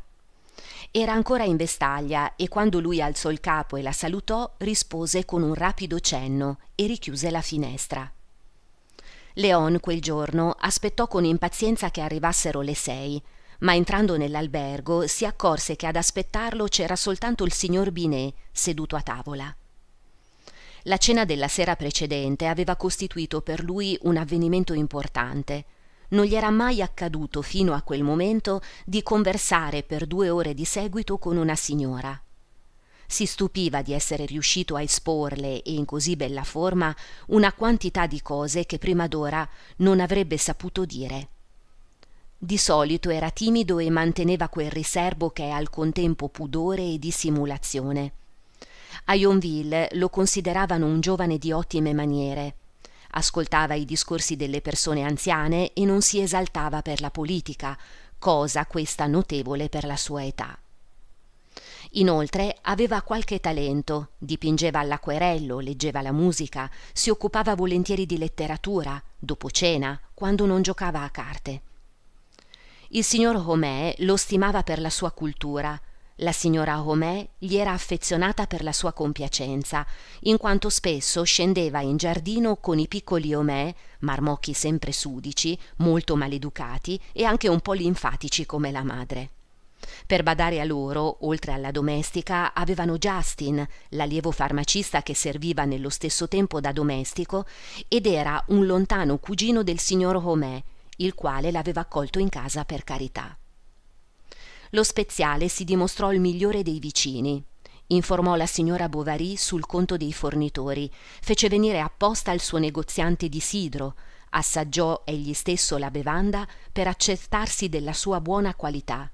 Si preoccupò di far sistemare nella maniera migliore i fusti in cantina. Indicò il modo di procurarsi una provvista di burro a buon mercato e concluse un contratto con Lestiboudois, il sagrestano, il quale, oltre a svolgere le sue funzioni chiesastiche e mortuarie, si occupava dei più bei giardini di Yonville, a un tanto all'ora o all'anno, a seconda dei gusti di chi lo assumeva. Non era soltanto il desiderio di aiutare gli altri a indurre il farmacista a tanta ossequiante cordialità. Dietro a essa si celava un preciso proposito. Egli aveva violato la legge del 19 ventoso dell'anno 11, articolo 1, che proibisce a chi non possiede il titolo adatto l'esercizio della medicina. In seguito a una misteriosa denuncia, il signor Homais era stato chiamato a Rouen dal procuratore del re nel suo gabinetto particolare. Il magistrato l'aveva ricevuto in piedi con la toga, l'ermellino sulle spalle e il tocco in testa. Era una mattina prima delle udienze. Si udivano nel corridoio i passi pesanti degli stivali dei gendarmi e un rumore lontano di grosse serrature che venivano chiuse. Il farmacista si sentiva ronzare gli orecchi al punto da temere che gli venisse un accidente. Si vide in fondo a una segreta, immaginò la sua famiglia nella disperazione, la farmacia venduta, i boccali sparsi ai 420 e dovette per riprendersi entrare in un caffè e ordinare un bicchiere di rum al seltz. A poco il ricordo di questa ammonizione si affievolì ed egli continuò come sempre a visitare illegalmente pazienti nel retrobottega. Ma il sindaco ce l'aveva con lui. I colleghi erano gelosi, si poteva temere il peggio. Fare delle gentilezze al signor Bovary significava assicurarsene la gratitudine e chiudergli la bocca nel caso si fosse accorto di qualcosa. Così, tutte le mattine, Homais gli portava il giornale e spesso nel pomeriggio lasciava la farmacia per un momento e andava a chiacchierare con l'ufficiale sanitario. Charles era triste, la clientela non si faceva vedere. Se ne stava seduto per lunghe ore senza parlare. Andava a dormire nello studio o guardava sua moglie cucire. Per distrarsi si mise a fare l'uomo di fatica in casa e si cimentò a dipingere il solaio con gli avanzi di vernici lasciati dagli imbianchini. Ma lo preoccupava la situazione finanziaria. Aveva speso somme ingenti per le riparazioni della casa di Tost, per gli abiti della moglie e per il trasloco, e tutta la dote, più di 3.000 scudi, era sfumata in 2 anni. Quante cose poi si erano rovinate o perdute nel trasporto da Tost a Yonville, senza contare il curato di gesso, che a una scossa più violenta del carro era caduto spaccandosi in 1000 pezzi sul selciato di Quincampoix. L'unico pensiero piacevole capace di distrarlo era la gravidanza della moglie. A mano che il termine dei 9 mesi si avvicinava, sentiva di amarla sempre di più. Era come se si fosse stabilito un nuovo legame fisico, quasi l'incessante consapevolezza di un'unione più complessa. Quando osservava da lontano la pigra andatura di Emma, quando la vedeva piegarsi mollemente sulle anche non imprigionate nel busto, oppure standole di fronte, la contemplava a suo agio, mentre lei si abbandonava stanca, seduta nella poltrona, e allora la sua felicità diventava incontenibile. Si alzava, la abbracciava, la accarezzava sul viso, la chiamava mammina, voleva farla ballare e, sorridendo con le lacrime agli occhi, le sussurrava tutte le cose scherzose e tenere che gli venivano in mente. L'idea di aver dato origine a una nuova vita lo deliziava. Conosceva l'esistenza umana in tutte le sue manifestazioni adesso e se ne stava affacciato a guardarla con serenità. Emma dapprima si sentì molto stupita, poi desiderò sgravarsi per sapere che cosa volesse dire essere mamma, ma non potendo fare le spese che avrebbe desiderato, né avere una culla a barchetta con il velo di seta rosa e delle cuffiette ricamate, rinunciò a preparare il corredino e in un momento di amarezza lo ordinò tutto a una lavorante del villaggio, senza scegliere niente e senza discutere. Non si appassionò a questi preparativi nei quali si manifesta la tenerezza delle madri, e il suo affetto fin da principio ne fu forse in qualche modo attenuato. Eppure, siccome Charles a ogni pasto non faceva che parlare del bambino, anche Emma cominciò a pensarvi meno saltuariamente.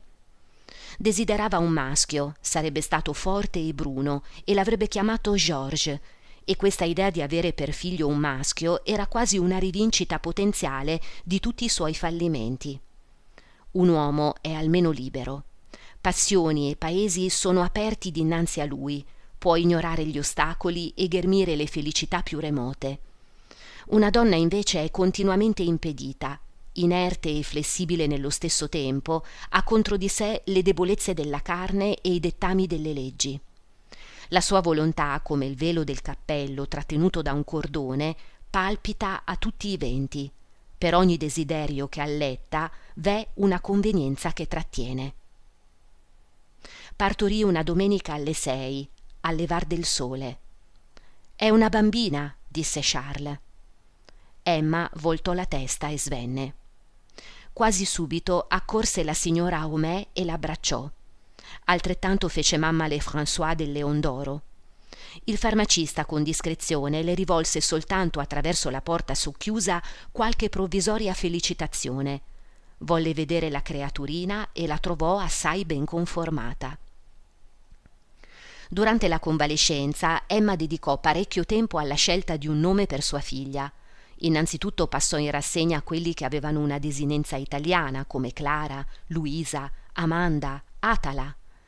Le piaceva anche Galswinde e ancora di più Iseux e Leocadie.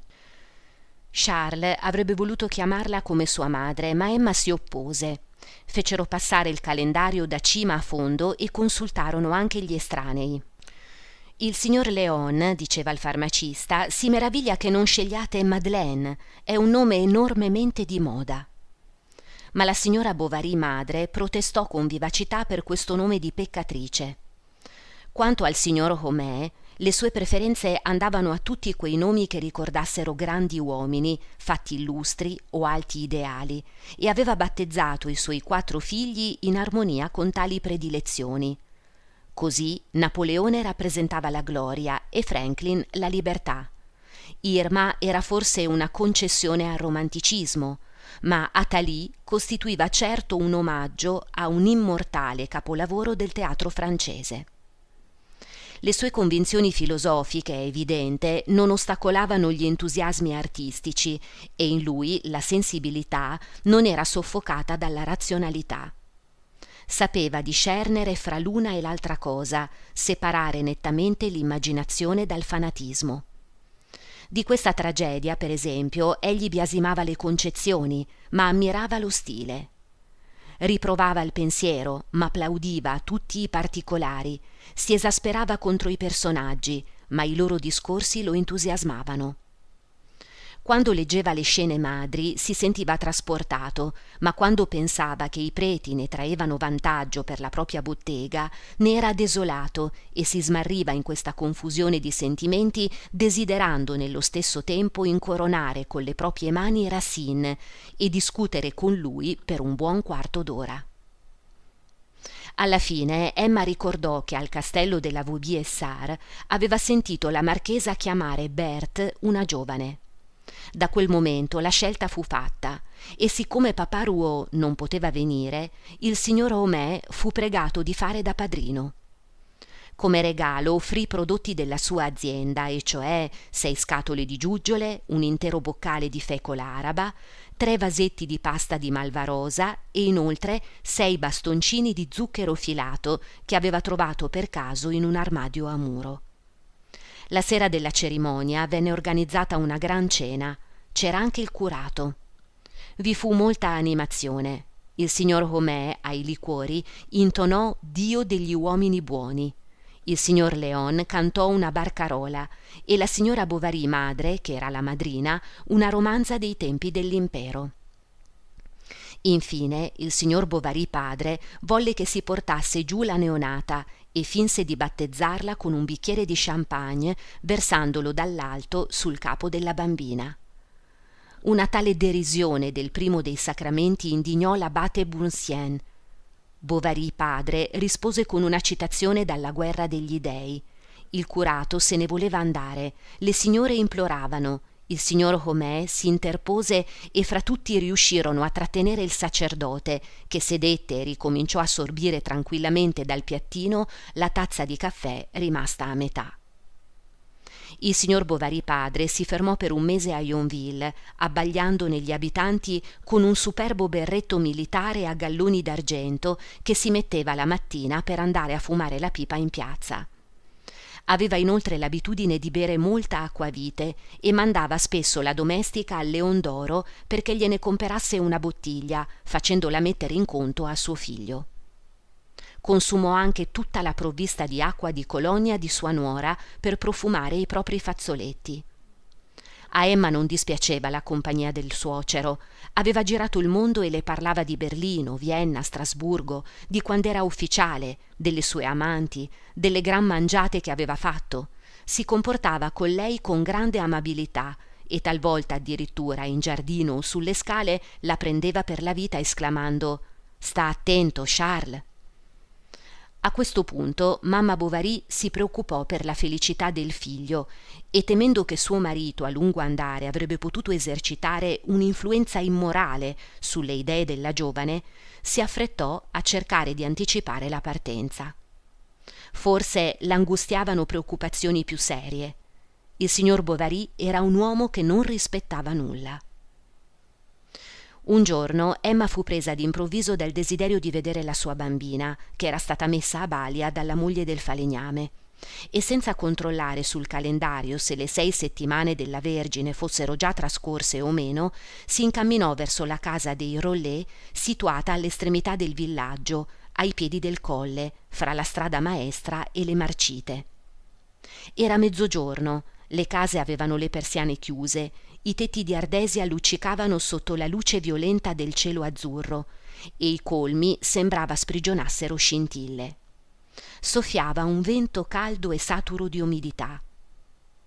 Emma si sentiva debole mentre camminava, la facevano soffrire i ciotoli del marciapiede, era incerta se tornare indietro o entrare in qualche posto per sedersi. In quel momento uscì da una porta vicina il signor Léon con un fascio di carte sotto il braccio. Venne a salutarla e si mise all'ombra, sotto la tenda grigia sporgente, davanti alla bottega di L'Heureux. La signora Bovary disse che andava a trovare sua figlia, ma che si sentiva stanca. «Se...» cominciò Léon senza avere il coraggio di andare avanti. «Ha qualche impegno?» domandò Emma. Avendo ottenuto una risposta negativa, lo pregò di accompagnarla. La sera tutta Yonville era a conoscenza del fatto. e la signora Tuvache, la moglie del sindaco, dichiarò alla presenza della domestica che la signora Bovary si stava compromettendo. Per andare dalla balia bisognava voltare a sinistra dopo lo stradone come per recarsi al cimitero e percorrere un viottolo che correva, fiancheggiato dai ligustri fioriti, in mezzo a casette e cortili. Erano in fiore anche le veroniche, le rose canine, le ortiche e i sottili tralci dei rovi che si protendevano dai cespugli. Dai varchi fra le siepi si scorgevano presso i casolari maiali vicini alle concimaie o mucche impastoiate che strofinavano le corna contro il tronco degli alberi. I due camminavano adagio fianco a fianco, Emma appoggiandosi a lui e lui accorciando il passo e adeguandolo a quello di lei.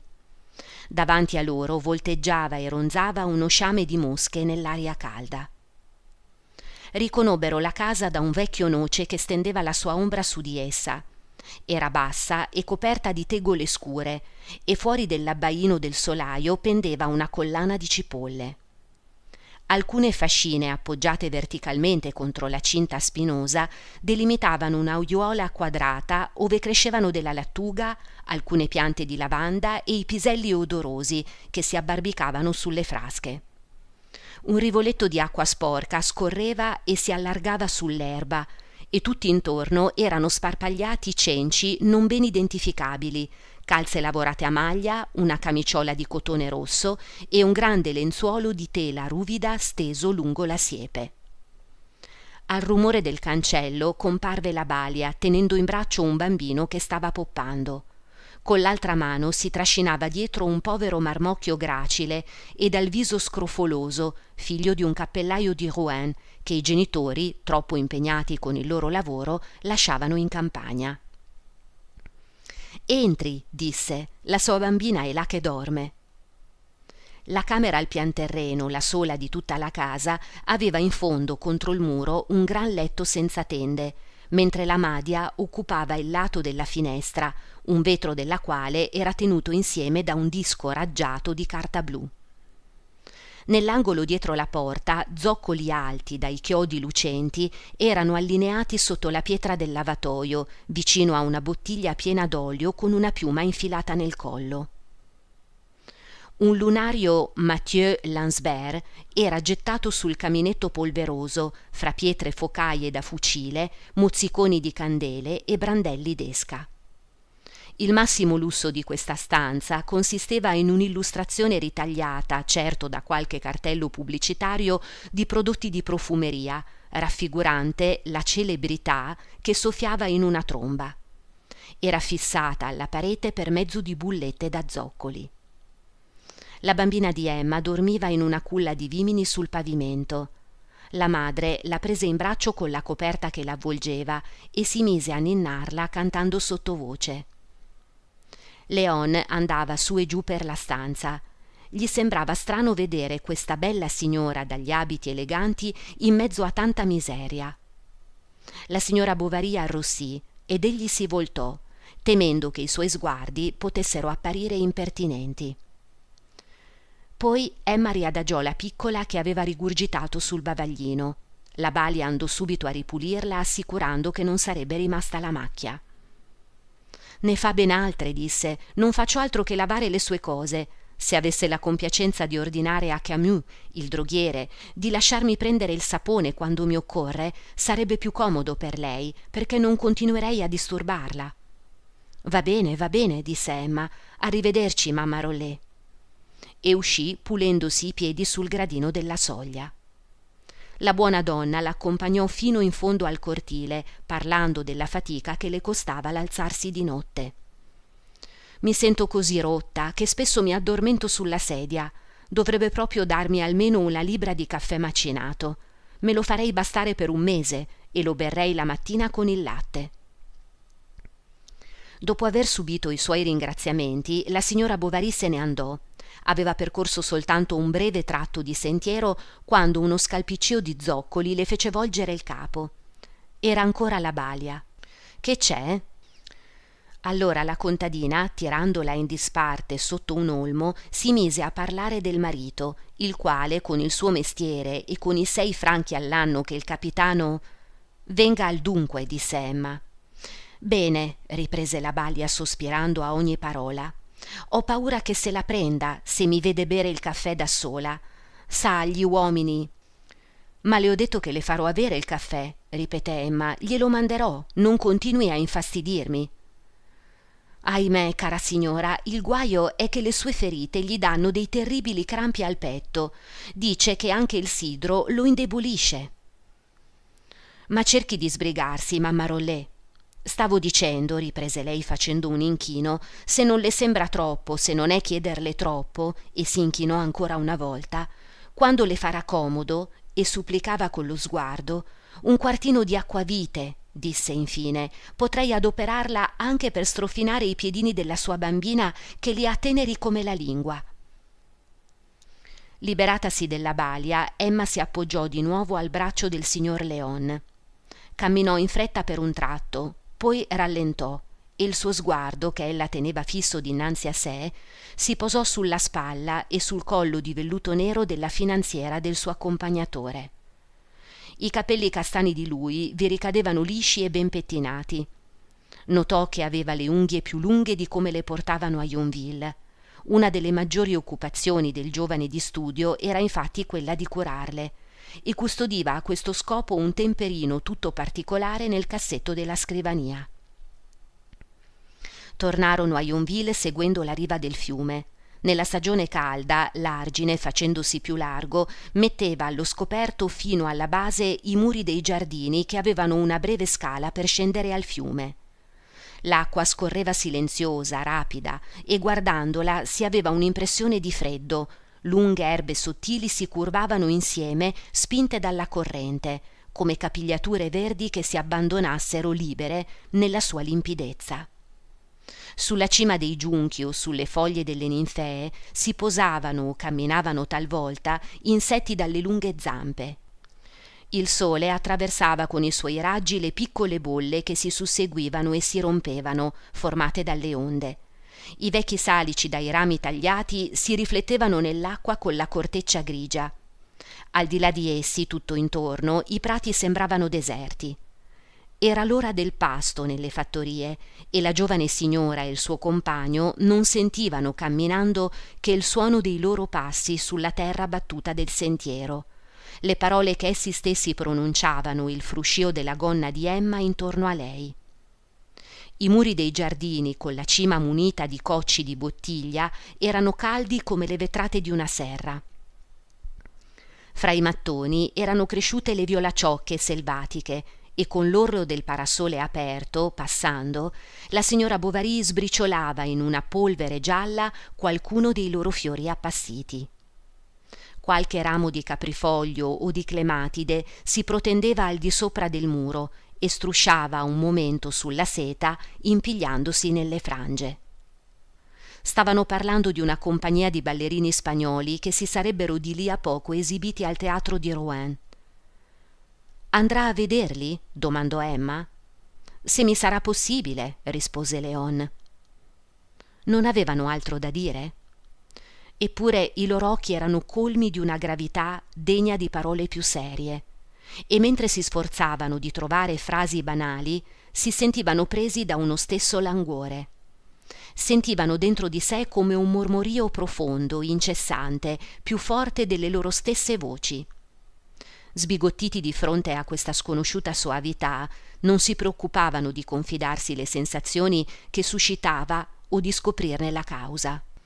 Le felicità future, come le spiagge dei tropici, proiettano sulle smisurate distanze che le precedono i miraggi dei loro propri piaceri, di una brezza profumata, e assopiscono in questa voluttà, senza suscitare ansie per l'orizzonte che non si riesce a scorgere. A un certo punto il sentiero affondava nel fango a causa del passaggio del bestiame. Furono costretti a camminare su grosse pietre verdi regolarmente distanziate. Spesso Emma si fermava un istante per guardare dove metteva il piede e, vacillando sulla pietra malferma con i gomiti sollevati, la figura inclinata e l'occhio indeciso, rideva della propria paura di cadere nelle pozzanghere. Appena giunsero davanti al suo giardino, la signora Bovary spinse il cancelletto, salì di corsa ai gradini e scomparve. Léon rientrò allo studio. Il principale non c'era. Diede un'occhiata agli incartamenti, temperò una penna, poi prese il cappello e uscì. Se ne andò su al pascolo in cima al colle di Argueil, al limitare della foresta. Si sdraiò per terra sotto i pini a guardare il cielo attraverso le dita. «Come mi annoio», si ripeteva, «come mi annoio». Si commiserava perché viveva in un villaggio avendo Homais come amico e il signor Guillemin per padrone. Quest'ultimo, con gli occhiali d'oro a stanghetta e i favoriti rossi che spiccavano sulla cravatta bianca, tutto preso dagli affari, non capiva niente delle raffinatezze dello spirito, benché affettasse maniere rigide e inglesi che erano riuscite ad abbagliare il giovane nei primi tempi. Quanto alla moglie del farmacista, era la miglior sposa di tutta la Normandia, dolce come un agnello, amava i figli, il padre, la madre, i cugini, era pronta a piangere per le disgrazie altrui, badava alla casa come meglio non si sarebbe potuto e detestava i busti. Ma era così lenta nei movimenti, così noiosa ad ascoltarsi, aveva un aspetto così comune e una conversazione così limitata, che per quanto avesse solo 30 anni e lui 20, per quanto dormissero porta a porta, per quanto le parlasse ogni giorno, non aveva mai pensato che ella potesse essere una donna per qualcuno, né che possedesse del proprio sesso qualcos'altro oltre la veste. E poi chi c'era? Binet, qualche negoziante, 2 o 3 osti, il curato, il signor Tuvache, il sindaco, e i suoi 2 figli, gente ricca, burbera e ottusa, che coltivava da sé i propri terreni, faceva baldoria in famiglia, devota, questo è vero, ma la cui compagnia era del tutto insopportabile. Sullo sfondo uniforme di tutti questi volti umani, il viso di Emma spiccava isolato e lontano. Egli sentiva vagamente che fra se stesso e lei esisteva un abisso. Da principio era andato spesso a farle visita insieme con il farmacista. Charles non si era dimostrato particolarmente lieto di riceverlo e Léon non sapeva come regolarsi fra la paura di essere indiscreto e il desiderio di un'intimità che riteneva quasi impossibile. Capitolo 4. Ai primi freddi Emma lasciò la sua camera per trasferirsi nella sala, uno stanzone lungo, dal soffitto basso, dove sopra il caminetto una fitta madrepora si allargava sullo specchio. Seduta nella poltrona vicino alla finestra, ella guardava passare sul marciapiede la gente del villaggio. Léon, 2 volte al giorno, andava dallo studio al Leon d'Oro. Emma lo sentiva arrivare da lontano, si protendeva ascoltando e il giovane, vestito sempre allo stesso modo e senza voltare la testa, passava rapido al di là della tenda. Ma al crepuscolo, quando lei abbandonava sulle ginocchia il ricamo incominciato e restava lì con il mento appoggiato alla mano sinistra, spesso l'apparizione di quell'ombra che scivolava all'improvviso la faceva trasalire. Si alzava e ordinava che apparecchiassero la tavola. Il signor Homais arrivava mentre cenavano. Con la papalina in mano entrava a passi felpati per non disturbare nessuno e ripeteva sempre la stessa frase: «Buonasera a tutta la compagnia». Poi, quando si era accomodato al suo posto vicino alla tavola fra moglie e marito, domandava al medico notizie dei suoi ammalati e il medico lo consultava per i possibili onorari. In seguito si mettevano a discorrere di quel che riferiva il giornale. Homais a quell'ora lo sapeva quasi a memoria e lo ripeteva integralmente con tutti i commenti dell'articolista e tutte le notizie di catastrofi individuali e collettive accadute in Francia o all'estero. Esaurito l'argomento, non tardava a portare il discorso sulle vivande che vedeva. A volte si alzava a mezzo per indicare con delicatezza alla signora il pezzo più tenero, oppure si rivolgeva alla domestica dandole consigli sulla preparazione di intingoli e sulla digeribilità dei condimenti. Parlava di aromi, di droghe, di succhi e di gelatine in maniera tale da lasciare sbalorditi. Aveva la testa più piena di ricette di quanto la sua farmacia non lo fosse di boccali ed eccelleva nella preparazione di ogni sorta di marmellata, aceti e liquori dolci. Conosceva inoltre tutte le novità in fatto di pignatte economiche, l'arte di conservare i formaggi e di sanare i vini malati. Alle 8 veniva Justine a chiamarlo per chiudere la farmacia. Allora Homais lo guardava con aria furba, soprattutto se era presente anche Félicité, perché si era accorto che il suo allievo frequentava volentieri la casa del medico. «Il mio giovanotto», diceva, «comincia a mettersi delle idee in capo e io credo che il diavolo mi porti che si sia innamorato della vostra domestica». Ma il difetto più grave che Homais gli rimproverava era quello di ascoltare continuamente le conversazioni. La domenica, per esempio, non erano capaci di farlo uscire dal salone dove la signora Homais l'aveva fatto venire per accompagnare a letto i ragazzini, che si addormentavano sulle poltrone facendo scivolare giù con la schiena le fodere di calicò troppo larghe. Le serate in casa del farmacista non erano molto affollate. La sua maldicenza, le sue opinioni politiche avevano allontanato da lui poco alla volta molte persone rispettabili.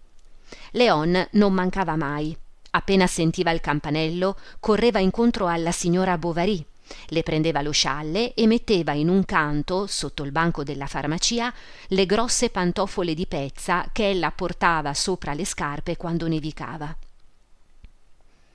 Facevano prima qualche partita a 31, poi il signor Homais giocava alle carte con Emma. Léon, standole alle spalle, le dava consigli. In piedi, le mani appoggiate allo schienale della sedia, guardava i denti del pettine affondato nello chignon. A ogni movimento che ella faceva per gettare le carte, l'abito sulla parte destra si alzava un poco sul collo. Dai capelli raccolti le scendeva sulle spalle una sfumatura scura che si andava man mano schiarendo, perdendosi infine nell'ombra. L'abito le ricadeva dai due lati della sedia gonfio e pieno di pieghe, fino a terra. Quando Léon per caso si accorgeva di avervi posato sopra la suola di una scarpa, la ritirava in fretta, come se avesse calpestato qualcosa di vivo. Terminata la partita a carte, lo speziale e il medico giocavano a domino mentre Emma, cambiando posto, si appoggiava con i gomiti sulla tavola e sfogliava l'illustrazione. Di solito portava il giornale di mode. Léon le si metteva vicino, guardavano insieme le figure e si aspettavano a vicenda in fondo a ogni pagina prima di voltarla. Spesso Emma lo pregava di recitarle qualche verso. Léon li declamava con una voce strascicata che diveniva diligentemente sospirosa nei punti in cui si parlava d'amore. Ma il rumore dei pezzi del domino lo disturbava. Il signor Homais era forte al gioco e batteva in pieno Charles.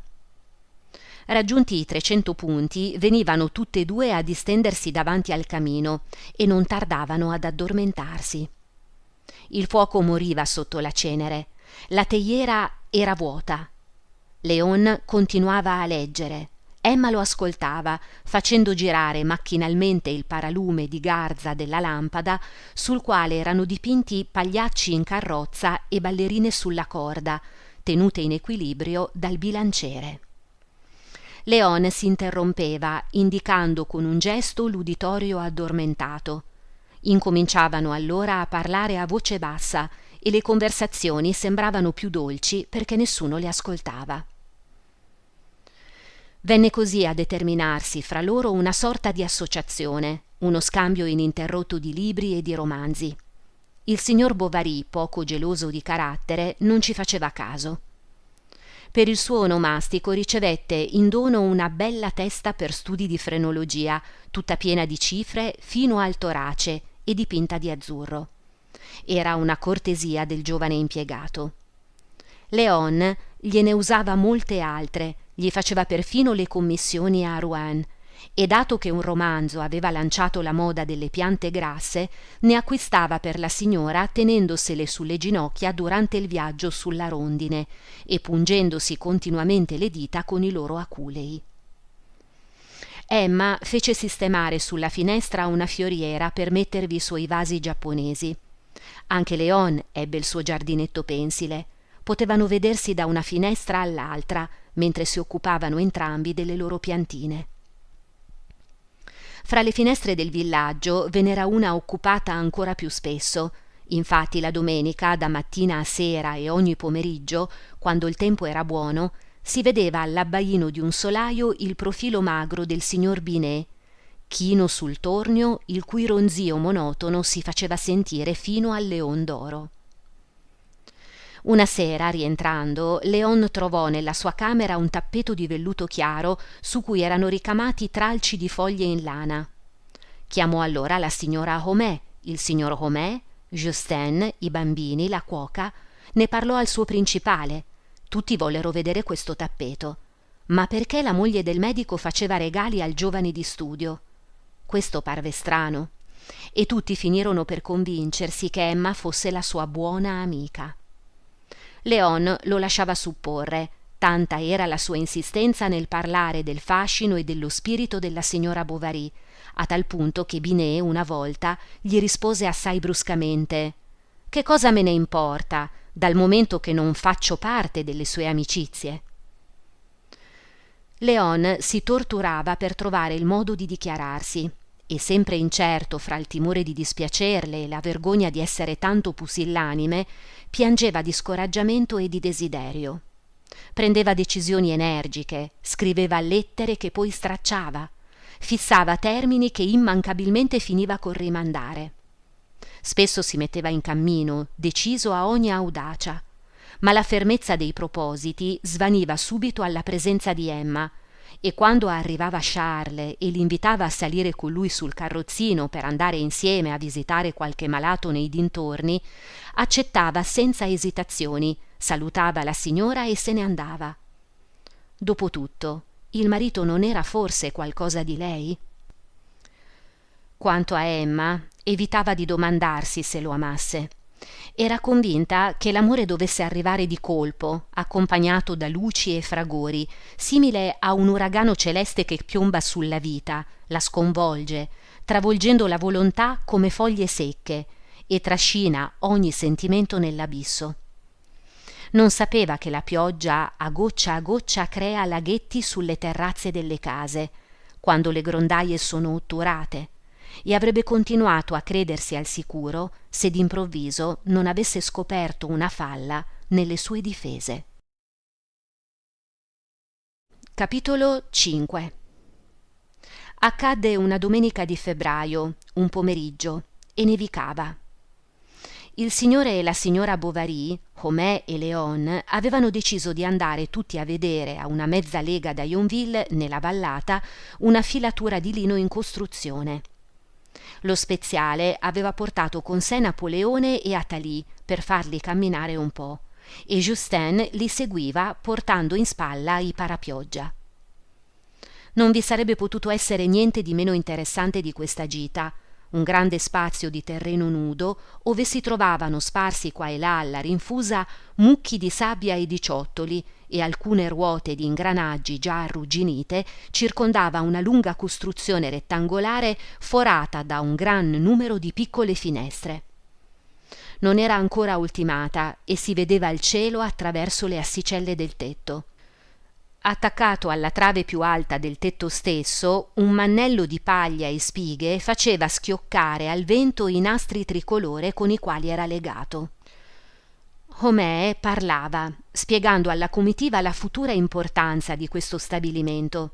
Valutava la resistenza dei plafoni, lo spessore dei muri, e si rammaricava di non possedere un metro pieghevole come quello che il signor Binet adoperava per suo uso personale. Emma gli dava il braccio appoggiandosi un po' e guardava il disco del sole il cui splendore, smorzato dalla nebbia, irraggiava debolmente. Poi voltò il capo.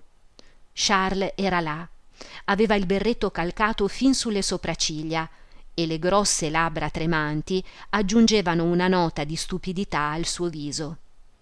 Perfino la schiena, quella sua schiena tranquilla, riusciva a irritarla quando la guardava. Le sembrava di vedervi spiegata sopra la finanziera tutta l'insulsaggine che lo caratterizzava. Mentre lei lo considerava in tal modo, provando nella sua stessa irritazione una sorta di depravata voluttà, Léon fece un passo avanti. Il freddo lo faceva impallidire e sembrava stendere sul suo viso un languore più dolce. Fra la cravatta e il colletto della camicia un po' largo lasciava intravedere la pelle. Una ciocca di capelli rivelava la punta di un orecchio e i grandi occhi azzurri, alzati a guardare le nubi, parvero a Emma più belli e più limpidi di quei laghi di montagna in cui si specchia il cielo. «Disgraziato!» gridò a un tratto lo speziale e corse dal figlio che si era precipitato su un mucchio di calce per tingersi di bianco le scarpe. Sommerso dai rimproveri, Napoleone si mise a urlare, mentre Justin cercava di ripulirgli i piedi con una manciata di paglia. Ma ci sarebbe voluto un coltello. Charles offrì il suo. «Ah», pensò subito Emma, «porta il coltello in tasca come un contadino». Cadeva una guazza gelata e tornarono tutti a Yonville. Quella sera la signora Bovary non andò dai vicini e quando Charles fu uscito e lei incominciò a sentirsi sola, nella sua mente si ripresentò il confronto fra suo marito e Léon, ma con la nitidezza di una sensazione immediata e con l'ampliamento di prospettiva che il ricordo dà alle cose. Distesa nel letto, mentre guardava il fuoco che ardeva luminoso, vedeva ancora come laggiù Léon in piedi, che con una mano piegava appoggiandovisi una bacchetta e con l'altra teneva Athalie, la quale succhiava tranquilla un pezzetto di ghiaccio. Lo trovava attraente e non riusciva ad allontanare da lui i propri pensieri. Ne ricordava gli atteggiamenti in altre occasioni, le frasi che aveva detto, il suono della voce e la figura, e ripeteva, protendendo le labbra come per un bacio: «Sì, affascinante, affascinante. Amerà una donna?» si domandò. «E chi? Può amare soltanto me?» In un lampo tutte le prove di ciò si spiegarono davanti a lei e il cuore le balzò nel petto. La fiamma del camino faceva danzare sul soffitto una luce gaia. Si voltò sulla schiena stirandosi le braccia. A questo punto cominciò la solita lamentela. Oh, se il cielo lo avesse voluto, perché non è successo? Chi lo ha impedito? Quando Charles a mezzanotte rientrò, Emma ebbe l'aria di svegliarsi in quel momento e siccome lui nello spogliarsi fece rumore, si lagnò di avere l'emicrania. Poi domandò con indifferenza notizie della serata. «Il signor Léon», disse Charles, «se n'è andato presto». Emma non seppe trattenere un sorriso e si addormentò con l'anima piena di una nuova delizia. L'indomani, verso sera, ricevette la visita del signor Lheureux, il negoziante di stoffe, uomo assai abile. Nato guascone ma divenuto normanno, univa alla fecondia meridionale la cautela delle genti di Caux. Il suo viso sbarbato, grasso e molle sembrava tinto con un decotto leggero di liquirizia e i capelli bianchi rendevano ancora più vivo il lampo di durezza dei piccoli occhi neri. Nessuno sapeva che cosa fosse stato prima d'ora. Merciaio ambulante, diceva taluno, banchiere a Routot, dicevano altri. Ma una cosa era certa: sapeva fare a mente calcoli così complicati da spaventare lo stesso Binet. Cortese fino a divenire ossequioso, stava sempre con la schiena curva nella posizione di chi saluta o invita. Dopo aver lasciato alla porta il cappello ornato da un crespo, posò sulla tavola una scatola verde e cominciò con molta deferenza a lamentarsi di non essere ancora riuscito a ottenere la fiducia della signora. Una bottega modesta come la sua non era certo adatta ad attirare una signora elegante, e sottolineò la parola. Ciò nonostante, lei non aveva che da comandare ed egli si sarebbe incaricato di procurarle tutto quanto potesse desiderare, articoli di merceria, biancheria, cappellini e ogni novità, dal momento che andava in città 4 volte al mese regolarmente. Aveva rapporti con le case più importanti, si poteva chiedere di lui ai 3 fratelli, alla Barbadoro o al Gran Selvaggio, dappertutto era conosciutissimo. Oggi, trovandosi a passare di lì, era venuto a far vedere alla signora diversi articoli che, grazie a una combinazione veramente rara, era riuscito ad assicurarsi. E tolse dalla scatola una mezza dozzina di colletti ricamati. La signora Bovary li esaminò. «Non ho bisogno di niente», disse. Allora il signor Lheureux tirò fuori con delicatezza 3 sciarpe algerine, numerosi pacchetti d'aghi inglesi, un paio di pantofole di raffia e per ultimi 4 portauova di cocco intagliati a trafori dai carcerati. Appoggiò le mani alla tavola e con il collo teso e il corpo chinato in avanti seguì a bocca aperta lo sguardo di Emma, che vagava indeciso sulle mercanzie. Ogni tanto, come per togliere la polvere, dava con l'unghia un colpetto alla seta delle sciarpe, spiegate in tutta la loro lunghezza. La stoffa fremeva con un fruscio lieve e alla luce verdastra del crepuscolo le pagliuzze d'oro del tessuto scintillavano come minuscole stelle. «Quanto costano?» «Una miseria», rispose il merciaio, «proprio una miseria, ma non c'è fretta, quando vorrà, non siamo ebrei».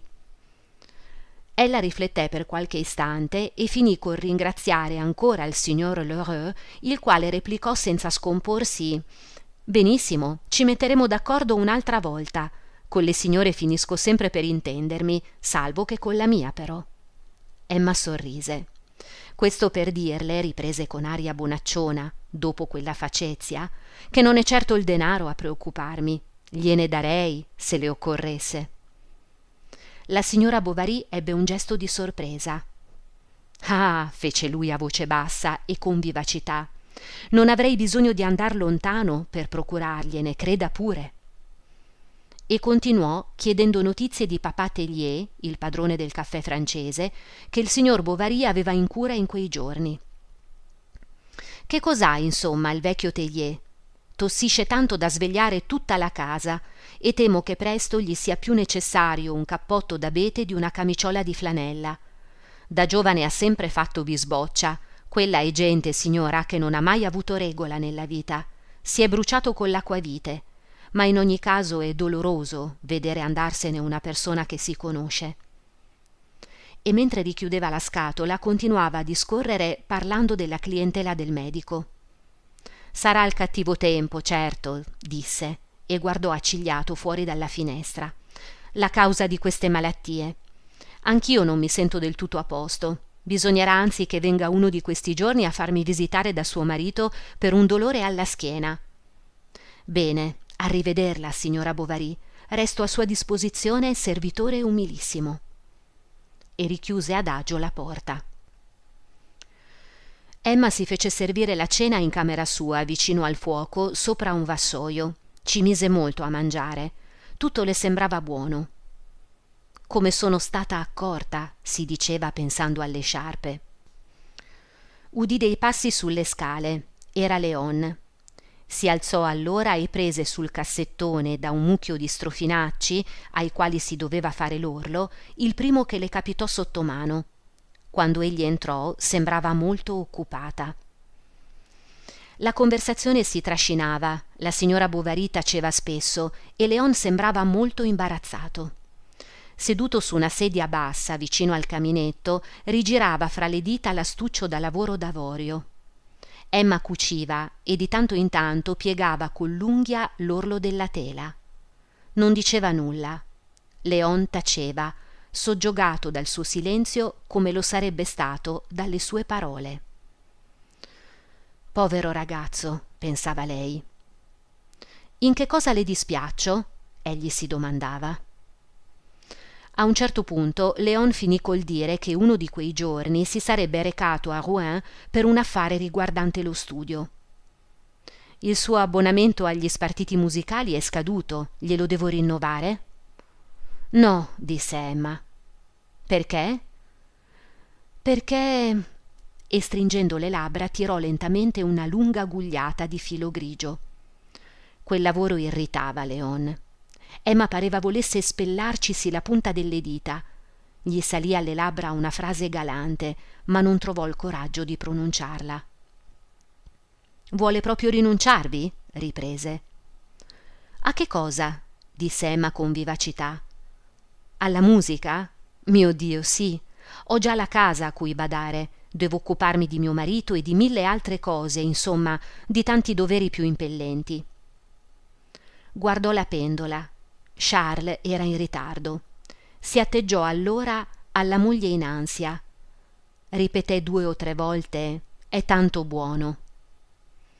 Il giovane impiegato era affezionato al signor Bovary, ma quella tenerezza nei suoi confronti lo stupì in maniera spiacevole, e ciò nonostante ne continuò l'elogio che a suo dire tutti ripetevano, e in modo particolare il farmacista.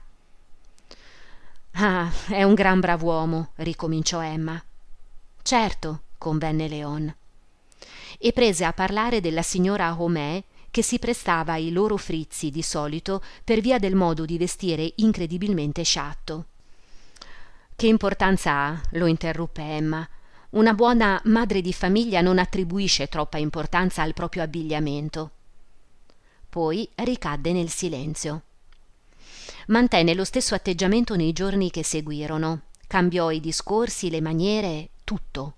Prese di nuovo a occuparsi del buon andamento della casa, a frequentare con regolarità la chiesa e a trattare con maggior severità la servetta. Tolse Berthe alla balia. Félicité gliela portava quando venivano visite e la signora Bovary la spogliava per mostrarne il corpicino.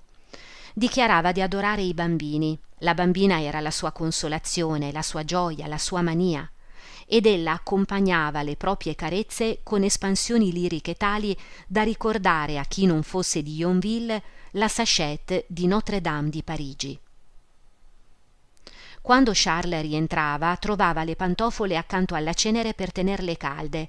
I panciotti non avevano più la fodera scucita né mancavano i bottoni alle camicie, e inoltre egli aveva il piacere di vedere i berretti da notte ordinati in pile uguali nell'armadio. Sua moglie non era più riluttante come un tempo a fare qualche passeggiatina in giardino. Quello che egli proponeva veniva sempre accettato, e sebbene i suoi desideri non venissero prevenuti, Emma vi si sottometteva senza fiatare. Leon, quando vedeva il signor Bovary accanto al fuoco dopo cena, con le mani incrociate sul ventre, i piedi sugli alari, le gote arrossate dalla digestione, gli occhi umidi di felicità, mentre la bimba si trascinava sul tappeto e questa donna dalla vita sottile da sopra la spalliera della poltrona si chinava per baciarlo in fronte, finiva col dirsi: che pazzia! Come potevo illudermi di arrivare fino a lei? Emma gli appariva così virtuosa e inaccessibile che abbandonò ogni speranza, anche la più vaga. Ma grazie a questa rinuncia la poneva in una posizione straordinaria. Ai suoi occhi Emma si liberava delle qualità materiali dalle quali non gli sarebbe mai stato possibile ottenere nulla, per salire sempre più in alto nel suo cuore, fino a staccarsene come una magnifica apoteosi che ascenda. Si trattava di uno di quei sentimenti puri che non intralciano il corso della vita, che si coltivano perché sono rari, e la cui perdita fa soffrire più di quanto possa far gioire il possederli. Emma dimagrì, diventò pallida, il viso le si affilò. I capelli neri, i grandi occhi, il naso diritto, il modo di camminare a passettini, il fatto che fosse quasi sempre silenziosa adesso, davano l'impressione che ella attraversasse l'esistenza sfiorandola appena e recando sulla fronte il segno indistinto di una qualche sublime predestinazione. Era così triste e così calma, al contempo tanto dolce e riservata, che accanto a lei ci si sentiva presi da un fascino glaciale, capace di far rabbrividire come capita nelle chiese, ove il profumo dei fiori si unisce al gelo del marmo. Nemmeno gli estranei sfuggivano a questa seduzione. Il farmacista diceva: «È una donna di grandi qualità, che non sfigurerebbe in una sottoprefettura». Le borghesi ammiravano in lei il senso dell'economia, i clienti la cortesia, i poveri la carità. Ma Emma era piena di bramosia, di rabbia, di odio. Quell'abito dalle pieghe diritte nascondeva un cuore sconvolto e le labbra pudiche tacevano le tempeste. Era innamorata di Léon e cercava la solitudine per potere a suo agio dilettarsi con l'immagine di lui. Vederlo di persona significava turbare la voluttà di tale meditazione. Il suono dei suoi passi faceva palpitare il cuore, poi la sua presenza faceva svanire ogni emozione e in seguito in lei restava soltanto un immenso sbigottimento che si trasformava in tristezza. Léon non sapeva, quando usciva disperato dalla casa di lei, che la signora Bovary correva alla finestra per seguirlo con lo sguardo nella via. Emma si preoccupava per lui, spiava il suo viso e addirittura inventò tutta una storia per avere il pretesto di vedere la sua camera.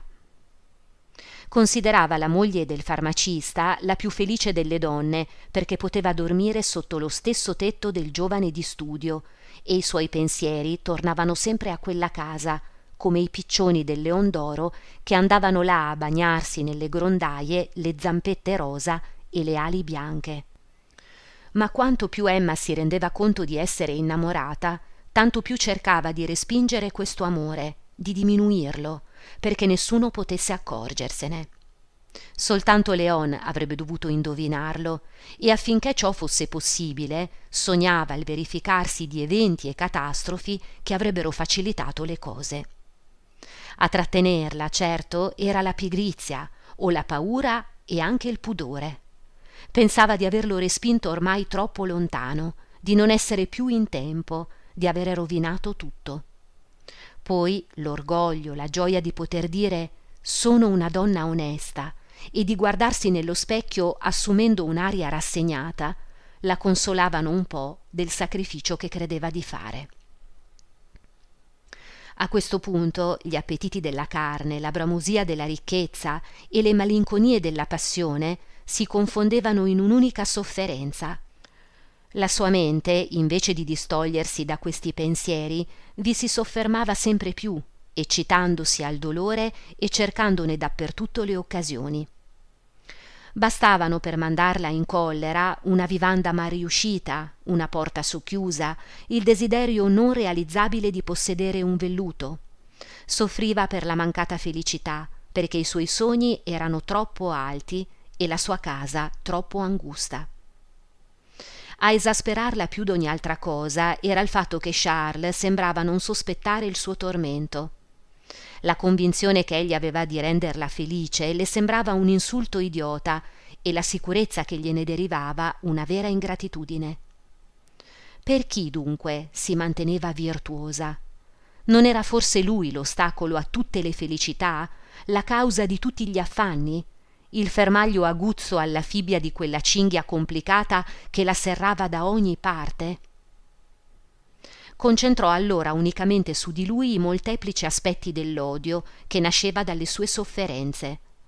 Ogni sforzo per diminuirlo serviva soltanto a farlo crescere sempre più, e questa pena inutile si aggiunse agli altri motivi di disperazione, contribuendo ad allontanare irrimediabilmente Emma dal marito.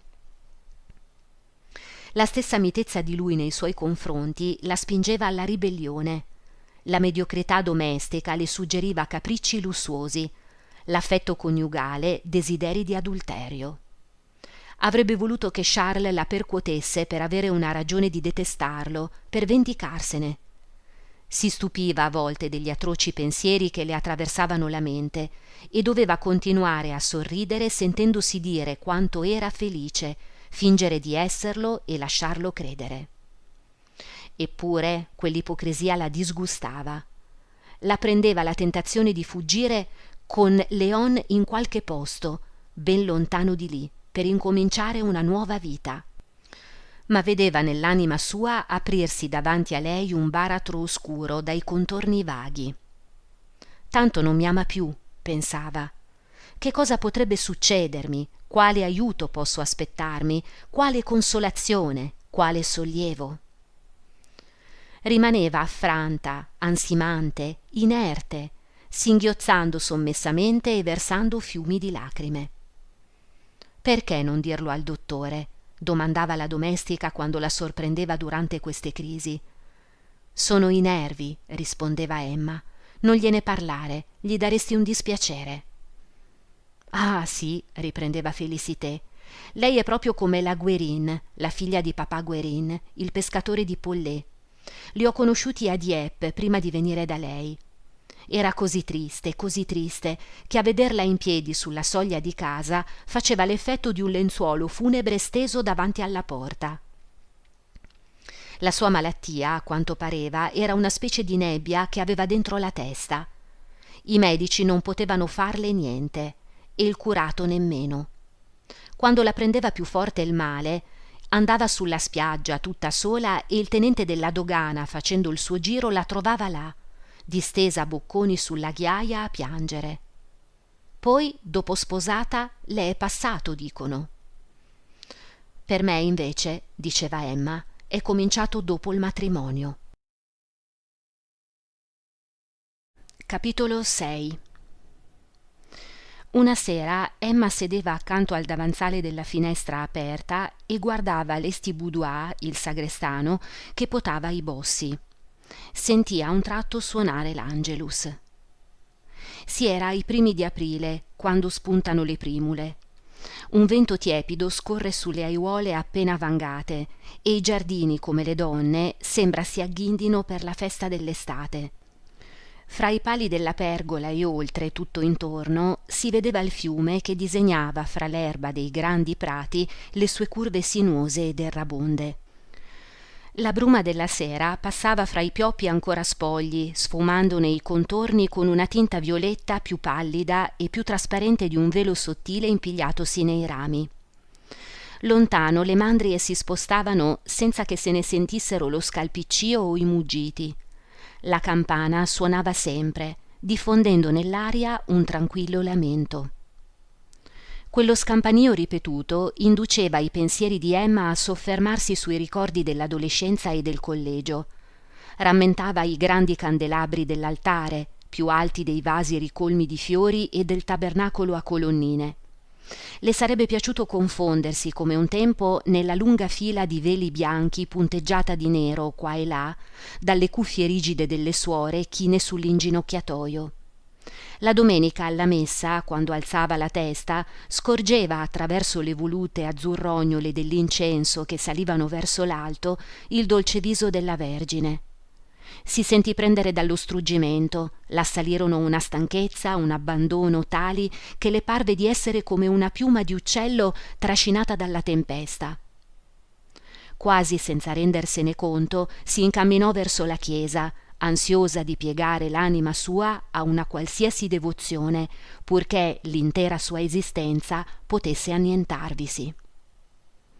Incontrò sulla piazza Lestiboudois di ritorno.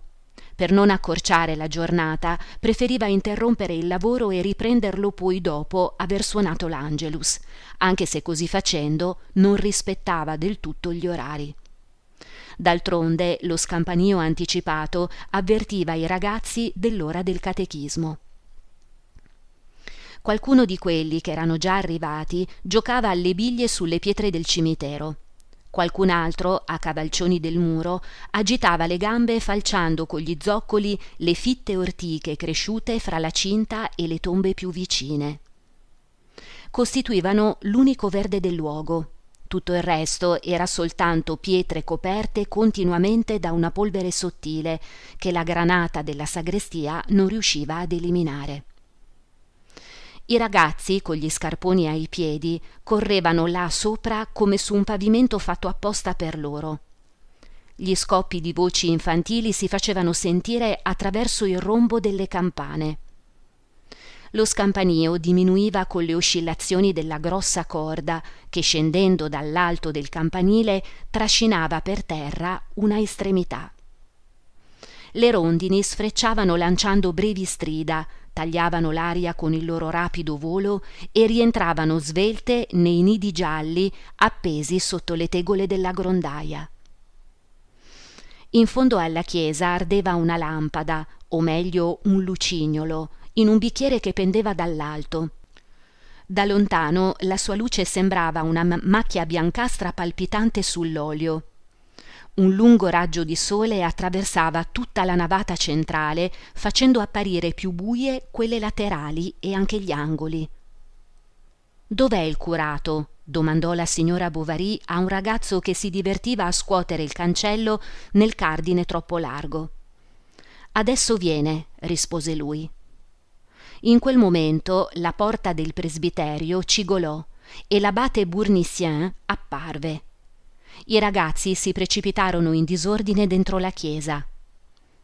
«Quei monellacci», mormorò il sacerdote, «sempre gli stessi».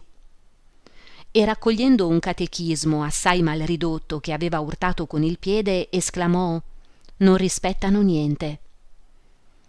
In quel momento scorse la signora Bovary. «Voglia scusarmi», le disse, «non l'avevo riconosciuta».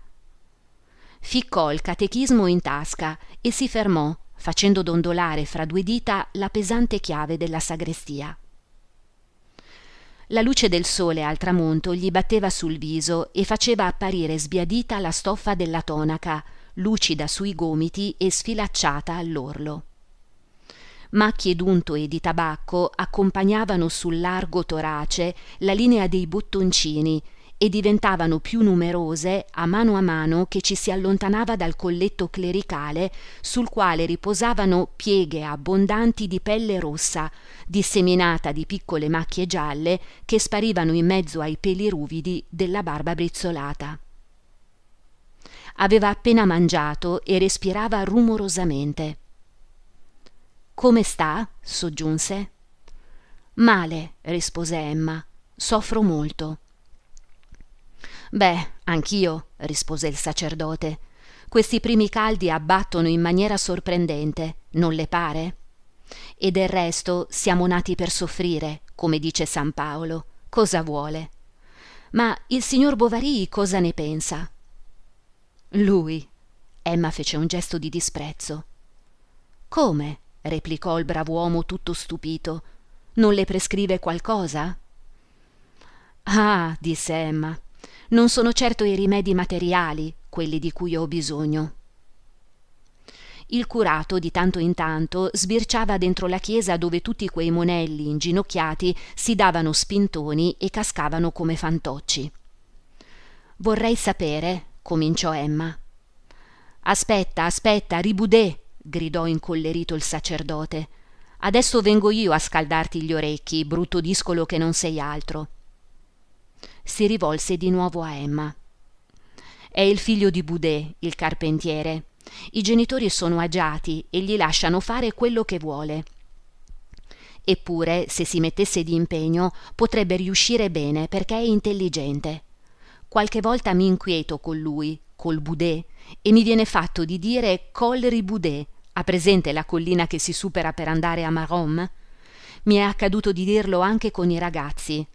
Va, Col Riboudet, a farmi questa commissione». «Ah ah, l'altro giorno l'ho raccontato a Monsignore, che ne ha riso. Si è degnato di riderne e adesso lo chiamo spesso così. E il signor Bovary come sta?» Sembrava che Emma non lo ascoltasse. Il curato continuò. «Sempre molto occupato, non è vero? Lui e io siamo senz'altro le persone più indaffarate di tutta la parrocchia. E mentre suo marito è il medico del corpo», aggiunse con una grassa risata, «io lo sono dell'anima». Emma fissò sul sacerdote uno sguardo supplichevole. «Sì», disse, «lei può alleviare tutte le miserie». «Non me ne parli, signora Bovary. Proprio questa mattina sono dovuto andare nel basso di Auville perché a una mucca si era gonfiato il ventre. Credevano che fosse il malocchio. tutte le loro vacche, non so come. Ma mi scusi, Longmar e Boudet, sacripante, la volete finire?» E con un balzo si slanciò nella chiesa. In quel momento i monelli si affollavano intorno al leggio, si arrampicavano sullo sgabello del cantore e aprivano il messale. Altri, quatti quatti, stavano per azzardarsi perfino a entrare nel confessionale, ma il curato, senza perdere tempo, distribuì su tutti una grandinata di scapaccioni. Li prendeva per il colletto, li sollevava da terra e li rimetteva giù, in ginocchio, sul pavimento del coro, con tanta energia che sembrava volesse piantarceli. Sì», disse dopo essere tornato accanto a Emma, mentre spiegava un grande fazzoletto di cotone e se ne metteva un angolo fra i denti. «I contadini sono spesso da compiangere». «E non sono i soli», ribatté Emma. «No, di certo, gli operai delle città, per esempio. Non è di loro, mi perdoni, ma ho conosciuto povere madri di famiglia laggiù, donne virtuose, glielo assicuro, vere sante, che non avevano nemmeno il pane». «Ma quelle», rispose la signora Bovary, e gli angoli della bocca le guizzavano mentre parlava, «quelle, signor curato, che hanno il pane, ma non hanno...» «Il fuoco per scaldarsi durante l'inverno», disse il prete. «Ma che importa?» «Come che importa? Mi sembra che quando uno è ben nutrito può starsene al calduccio, perché, insomma...» mio Dio», sospirò Emma. «Non si sente bene?» fece lui avvicinandosi con aria preoccupata. «Certo, è la digestione. Sarà meglio che torni a casa, signora Bovary, a bere un po' di tè. Le darà forza. Oppure un bicchiere d'acqua e zucchero». «Perché?» Aveva l'aria di chi si svegli all'improvviso da un sogno. «Ho visto che si passava una mano sulla fronte, credevo stesse per svenire». Poi, cambiando argomento: «Ma non mi aveva chiesto qualcosa? Di che si trattava? Non lo ricordo più».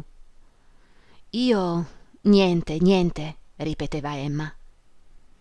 E il suo sguardo, che finora aveva lasciato vagare intorno a sé, si volse lentamente sul vecchio che vestiva la tonaca. Si osservarono entrambi, uno di fronte all'altro, senza parlare. «Bene, signora Bovary», disse infine il sacerdote, «mi deve scusare, ma il dovere innanzitutto, lei lo sa bene. È necessario che mi occupi dei miei monelli.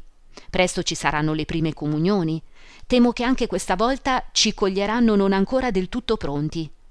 E così, a partire dall'ascensione, tutti i mercoledì puntualmente, li trattengo un'ora in più. Poveri bambini, non è mai troppo presto per spingerli sulla via del Signore, come del resto ci ha raccomandato lui stesso per bocca del suo divino figlio. I miei doveri, signora, e molti rispetti al suo signor marito». Entrò in chiesa facendo dalla porta una genuflessione. Emma lo vide sparire in mezzo alla duplice fila di banchi. Camminava con un passo pesante e teneva le mani semiaperte e scostate dal corpo. La signora Bovary girò sui talloni, rigida, come una statua su un perno, e riprese la via di casa. La voce grave del curato e quella limpida dei ragazzi giungeva ancora ai suoi orecchi e continuava a seguirla. «Sei cristiano?» «Sì, sono cristiano». «Cosa significa essere cristiano?» «Cristiano significa essere battezzato, battezzato, battezzato». Salì i gradini della scala reggendosi alla ringhiera e appena giunta in camera sua si lasciò cadere su una poltrona. La luce lattiginosa della finestra si smorzava dolcemente e in modo non uniforme. I mobili ai loro posti sembravano fondersi con i muri e perdersi nell'ombra come in un oceano tenebroso. Il caminetto era spento, la pendola ticchettava senza interruzione ed Emma provava un senso di stupore per questa calma delle cose, mentre dentro di lei si agitava un tale tumulto. Ma fra la finestra e il tavolo da lavoro c'era la piccola Berthe, barcollante sulle scarpine di maglia, che cercava di avvicinarsi alla madre per afferrarle i nastri del grembiule. «Lasciami», disse Emma allontanandola con la mano. La bimba ritornò presto ancora più vicina contro le sue ginocchia, vi appoggiò le braccia e alzò sulla madre i grandi occhi azzurri, mentre un limpido filo di saliva le colava dalle labbra fin sulla seta del grembiule. «Lasciami», ripeté Emma incollerita. L'espressione del suo viso spaventò la bambina, che incominciò a strillare. «Ma insomma, lasciami!» esclamò lei ancora, respingendola con il gomito. Bert andò a cadere ai piedi del cassettone contro la borchia d'ottone che le tagliò la gota facendola sanguinare. La signora Bovary si precipitò a rialzarla, diede uno strattone al cordone del campanello, chiamò la domestica a gran voce ed era sul punto di maledire se stessa quando arrivò Charles. Era l'ora di cena ed egli rincasava. «Guarda, caro», disse Emma con voce tranquilla, «la piccola giocando è caduta in terra e si è ferita». Charles la rassicurò, non era niente di grave, e andò a prendere un unguento disinfettante. La signora Bovary non scese in salotto, volle rimanere da sola a vegliare la bambina. Mentre la contemplava, ormai serenamente addormentata, l'inquietudine che ancora restava in lei andò a poco dissipandosi, ed ella si giudicò molto sciocca e molto buona per essersi agitata tanto, poco prima, a causa di un nonnulla. Bert, infatti, non singhiozzava più, il suo respiro sollevava in modo appena percettibile la coperta di cotone. Grosse lacrime rimanevano ferme nell'angolo delle palpebre semichiuse che lasciavano intravedere fra le ciglia le pupille chiare e infossate. Il cerotto applicato sulla guancia tirava in obliquo la pelle tesa. «È strano», pensava Emma, «come sia brutta questa bambina». Quando Charles alle 11 tornò dalla farmacia, dove era andato dopo cena a riportare quel che restava dell'unguento disinfettante, trovò sua moglie ancora alzata vicino alla culla. «Ma se ti ho detto che non è nulla», disse baciandola sulla fronte, «non ti devi tormentare più, povera cara, finirai con l'ammalarti». Si era trattenuto a lungo dallo speziale. Sebbene non si fosse dimostrato molto scosso, il signor Homais aveva cercato ugualmente di rincuorarlo, di rialzargli il morale. Avevano quindi parlato dei pericoli che minacciano l'infanzia e della sbadataggine dei domestici. La signora Homais ne sapeva qualcosa, aveva ancora sul petto i segni della scottatura causata da una palettata di brace che la cuoca una volta le aveva lasciato cadere nel grembiulino. Per questo in casa sua adottavano innumerevoli precauzioni. I coltelli non venivano mai affilati, non si dava la cera ai pavimenti, le finestre erano munite di inferriate, gli stipiti di robuste sbarre. I piccoli Homais, a scapito della loro indipendenza, non potevano muoversi senza che qualcuno li seguisse per sorvegliarli. Al più lieve raffreddore il padre li imbottiva di tisane e fin dopo i 4 anni portavano tutti inesorabilmente il cercine. Questa era una mania della signora Homais. Suo marito si preoccupava dentro di sé perché temeva che gli organi dell'intelletto potessero venire compromessi da una simile compressione e ogni tanto gli scappava detto: «Vuoi forse farne dei Caraibi o dei Botocud?» Charles aveva tentato più volte di interrompere la conversazione. «Avrei bisogno di parlarle», aveva sussurrato all'orecchia del signor Léon che si era avviato davanti a lui sulla scala. «Sospetterà qualcosa?» si domandava il giovane. Gli batteva il cuore e continuava a fare congetture. Finalmente Charles, dopo aver chiuso la porta, lo pregò di domandare a Rouen quanto potesse costare un bel daguerrotipo. Era una sorpresa romantica che voleva fare alla moglie, un pensiero delicato, il suo ritratto in abito nero. Ma voleva prima sapersi regolare per la spesa. Sperava di non disturbare il signor Léon con quell'incarico, dato che egli andava in città quasi tutte le settimane. A quale scopo?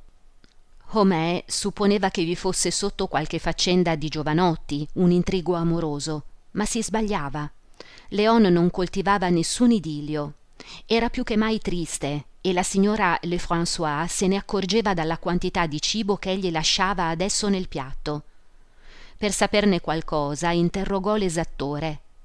Binet le rispose con arroganza di non essere pagato per fare il poliziotto. Eppure aveva notato anche lui qualcosa di strano nel suo compagno, perché spesso Léon, arrovesciandosi sulla sedia e allargando le braccia, si lamentava vagamente dell'esistenza. «Il fatto è che non si prende nessuna distrazione», diceva. «Se fossi in lei, mi procurerei un tornio». «Ma io non so tornire», rispondeva l'impiegato. «È vero», diceva l'altro, accarezzandosi il mento con un'aria di spregio e di soddisfazione insieme. Léon era stanco di questo amore senza risultato. Incominciava a sentire quell'abbattimento causato da una vita sempre uguale, priva di interessi pressanti, senza speranze che la sostengano. Era così stufo di Yonville e dei suoi abitanti da sentirsi preso da un'irritazione incontenibile soltanto alla vista di talune persone o di certe case. Il farmacista, per quanto fosse quel dabbenuomo che era, gli diventò del tutto insopportabile. Tuttavia, la prospettiva di una nuova situazione lo spaventava tanto quanto lo seduceva. Ma l'apprensione si mutò ben presto in impazienza, e allora Parigi fece baluginare in lontananza le fanfare dei balli mascherati e le risa delle sartine. Dal momento che avrebbe dovuto terminarvi gli studi, perché non ci andava? Che cosa glielo impediva? Cominciò a prepararsi dentro di sé, stabilì in anticipo le sue occupazioni, ammobiliò con l'immaginazione un appartamento. Vi avrebbe condotto una vita d'artista, avrebbe preso lezioni di chitarra, avrebbe portato una veste da camera, un berretto basco, pantofole di velluto blu, e già ammirava perfino, sul caminetto, 2 fioretti incrociati sormontati da un teschio e da una chitarra. La cosa più difficile era ottenere il consenso di sua madre. D'altro canto, niente sarebbe potuto sembrare più ragionevole. Il suo stesso principale lo incitava a far pratica in un altro studio, dove avrebbe potuto ampliare la sua esperienza. Scegliendo una vita di mezzo, cercò un posto di secondo scrivano a Rouen. Non trovò nulla e scrisse allora a sua madre una lunga lettera particolareggiata, nella quale esponeva le ragioni che lo spingevano ad andare subito ad abitare a Parigi. La madre acconsentì. Léon se la prese calma. Ogni giorno e per tutto un mese Hivert trasportò per lui da Yonville a Rouen e da Rouen a Yonville bauli, valigie e pacchi. E quando il nostro giovane ebbe rimesso in ordine il proprio guardaroba, fatto imbottire le sue 3 poltrone, acquistato un assortimento di fazzoletti di seta, in una parola preso un numero di disposizioni maggiore di quelle necessarie per un viaggio intorno al mondo, rimandò la partenza di settimana in settimana, finché non ricevette una seconda lettera dalla madre, la quale lo incitava a partire dal momento che desiderava dare gli esami prima delle vacanze. Al momento degli addii la signora Homais pianse, Justin singhiozzò. Il signor Homais, da uomo forte, dissimulò la commozione. Volle portare lui stesso il cappotto dell'amico fino al cancello del notaio che avrebbe condotto Léon a Rouen con la sua carrozza. Il giovane ebbe appena il tempo di andare a salutare il signor Bovary. Arrivò in cima alla scala e si fermò senza fiato. Quando entrò, la signora Bovary si alzò d'impeto. «Eccomi di nuovo qui», disse Léon. «Ne ero sicura». Emma si morse le labbra e un fiotto di sangue le corse sotto la pelle del viso colorandola di rosa dalla radice dei capelli fino al collettino. Rimase in piedi appoggiando le spalle al rivestimento di legno della parete. «Suo marito non c'è?» continuò Léon. «È fuori». Emma ripeté: «È fuori». Vi fu un silenzio, si guardarono. I loro pensieri, confusi nella medesima angoscia, sembravano stringersi in un abbraccio forte e palpitante. «Vorrei tanto dare un bacio a Berthe», disse Léon. Emma scese qualche gradino e chiamò Félicité. Egli gettò un rapido sguardo intorno a sé, uno sguardo che abbracciò le pareti, le scansie, il caminetto, quasi per penetrare tutto, per portare tutto con sé. Leon la baciò più volte sul collo. Addio, povera bambina, addio, piccola cara, addio. E la riconsegnò a sua madre. Portala via, disse Emma alla domestica. Rimasero soli. La signora Bovary, voltando le spalle, teneva il viso appoggiato a un vetro della finestra. Leon batteva adagio contro una gamba il berretto che aveva in mano. «Pioverà», disse Emma. «Ho un soprabito», rispose lui. «Ah». Emma si voltò, il viso basso e il capo in avanti. La luce le scivolava sulla fronte come sul marmo, fino all'arco delle sopracciglia, e non sarebbe stato possibile dire cosa stesse guardando né cosa pensasse nel più profondo di sé. «Addio allora», sospirò Leon. Emma rialzò la testa con un movimento brusco. «Sì, addio, vada». Si mossero uno verso l'altra, lui tese la mano, la signora Bovary esitò. «Bene, salutiamoci come gli inglesi», disse, e gli abbandonò la sua, sforzandosi di ridere. Leon, non appena la sentì fra le dita, si rese conto che la sostanza stessa di tutto il suo essere sembrava concentrarsi in quel palmo umido. Poi aprì la mano, i loro sguardi si incontrarono ancora una volta ed egli uscì. Giunto sotto la tettoia del mercato, si fermò, si nascose dietro uno dei pali per contemplare un'ultima volta quella casa bianca e le sue 4 persiane verdi. Credette di vedere un'ombra dietro la finestra nella camera, ma la tenda, staccandosi dal nappo come se nessuno l'avesse toccata, mosse lentamente le lunghe pieghe oblique, che si stesero di colpo tutte insieme, rimanendo diritte e più immobili di un muro di pietra. Leon si mise a correre. Vide da lontano sulla strada la carrozza del suo principale. Un uomo con un ruvido grembiule le stava di lato tenendo il cavallo. Homais e il signor Guillaumin discorrevano fra loro, lo aspettavano. «Mi dia un bacio», disse lo speziale con le lacrime agli occhi. «Ecco il suo cappotto, mio buon amico, si riguardi dal freddo, abbia cura di sé e non si strapazzi». «Andiamo, Leon, in carrozza», disse il notaio. Homais si protese al di sopra del parafango e con voce rotta dai singhiozzi lasciò cadere queste 2 tristi parole: «Buon viaggio». «Buonasera», rispose il signor Guillaumin. «Via». Partirono e Homais tornò sui suoi passi. La signora Bovary aveva aperto la finestra che dava sul giardino ed era rimasta a guardare le nubi.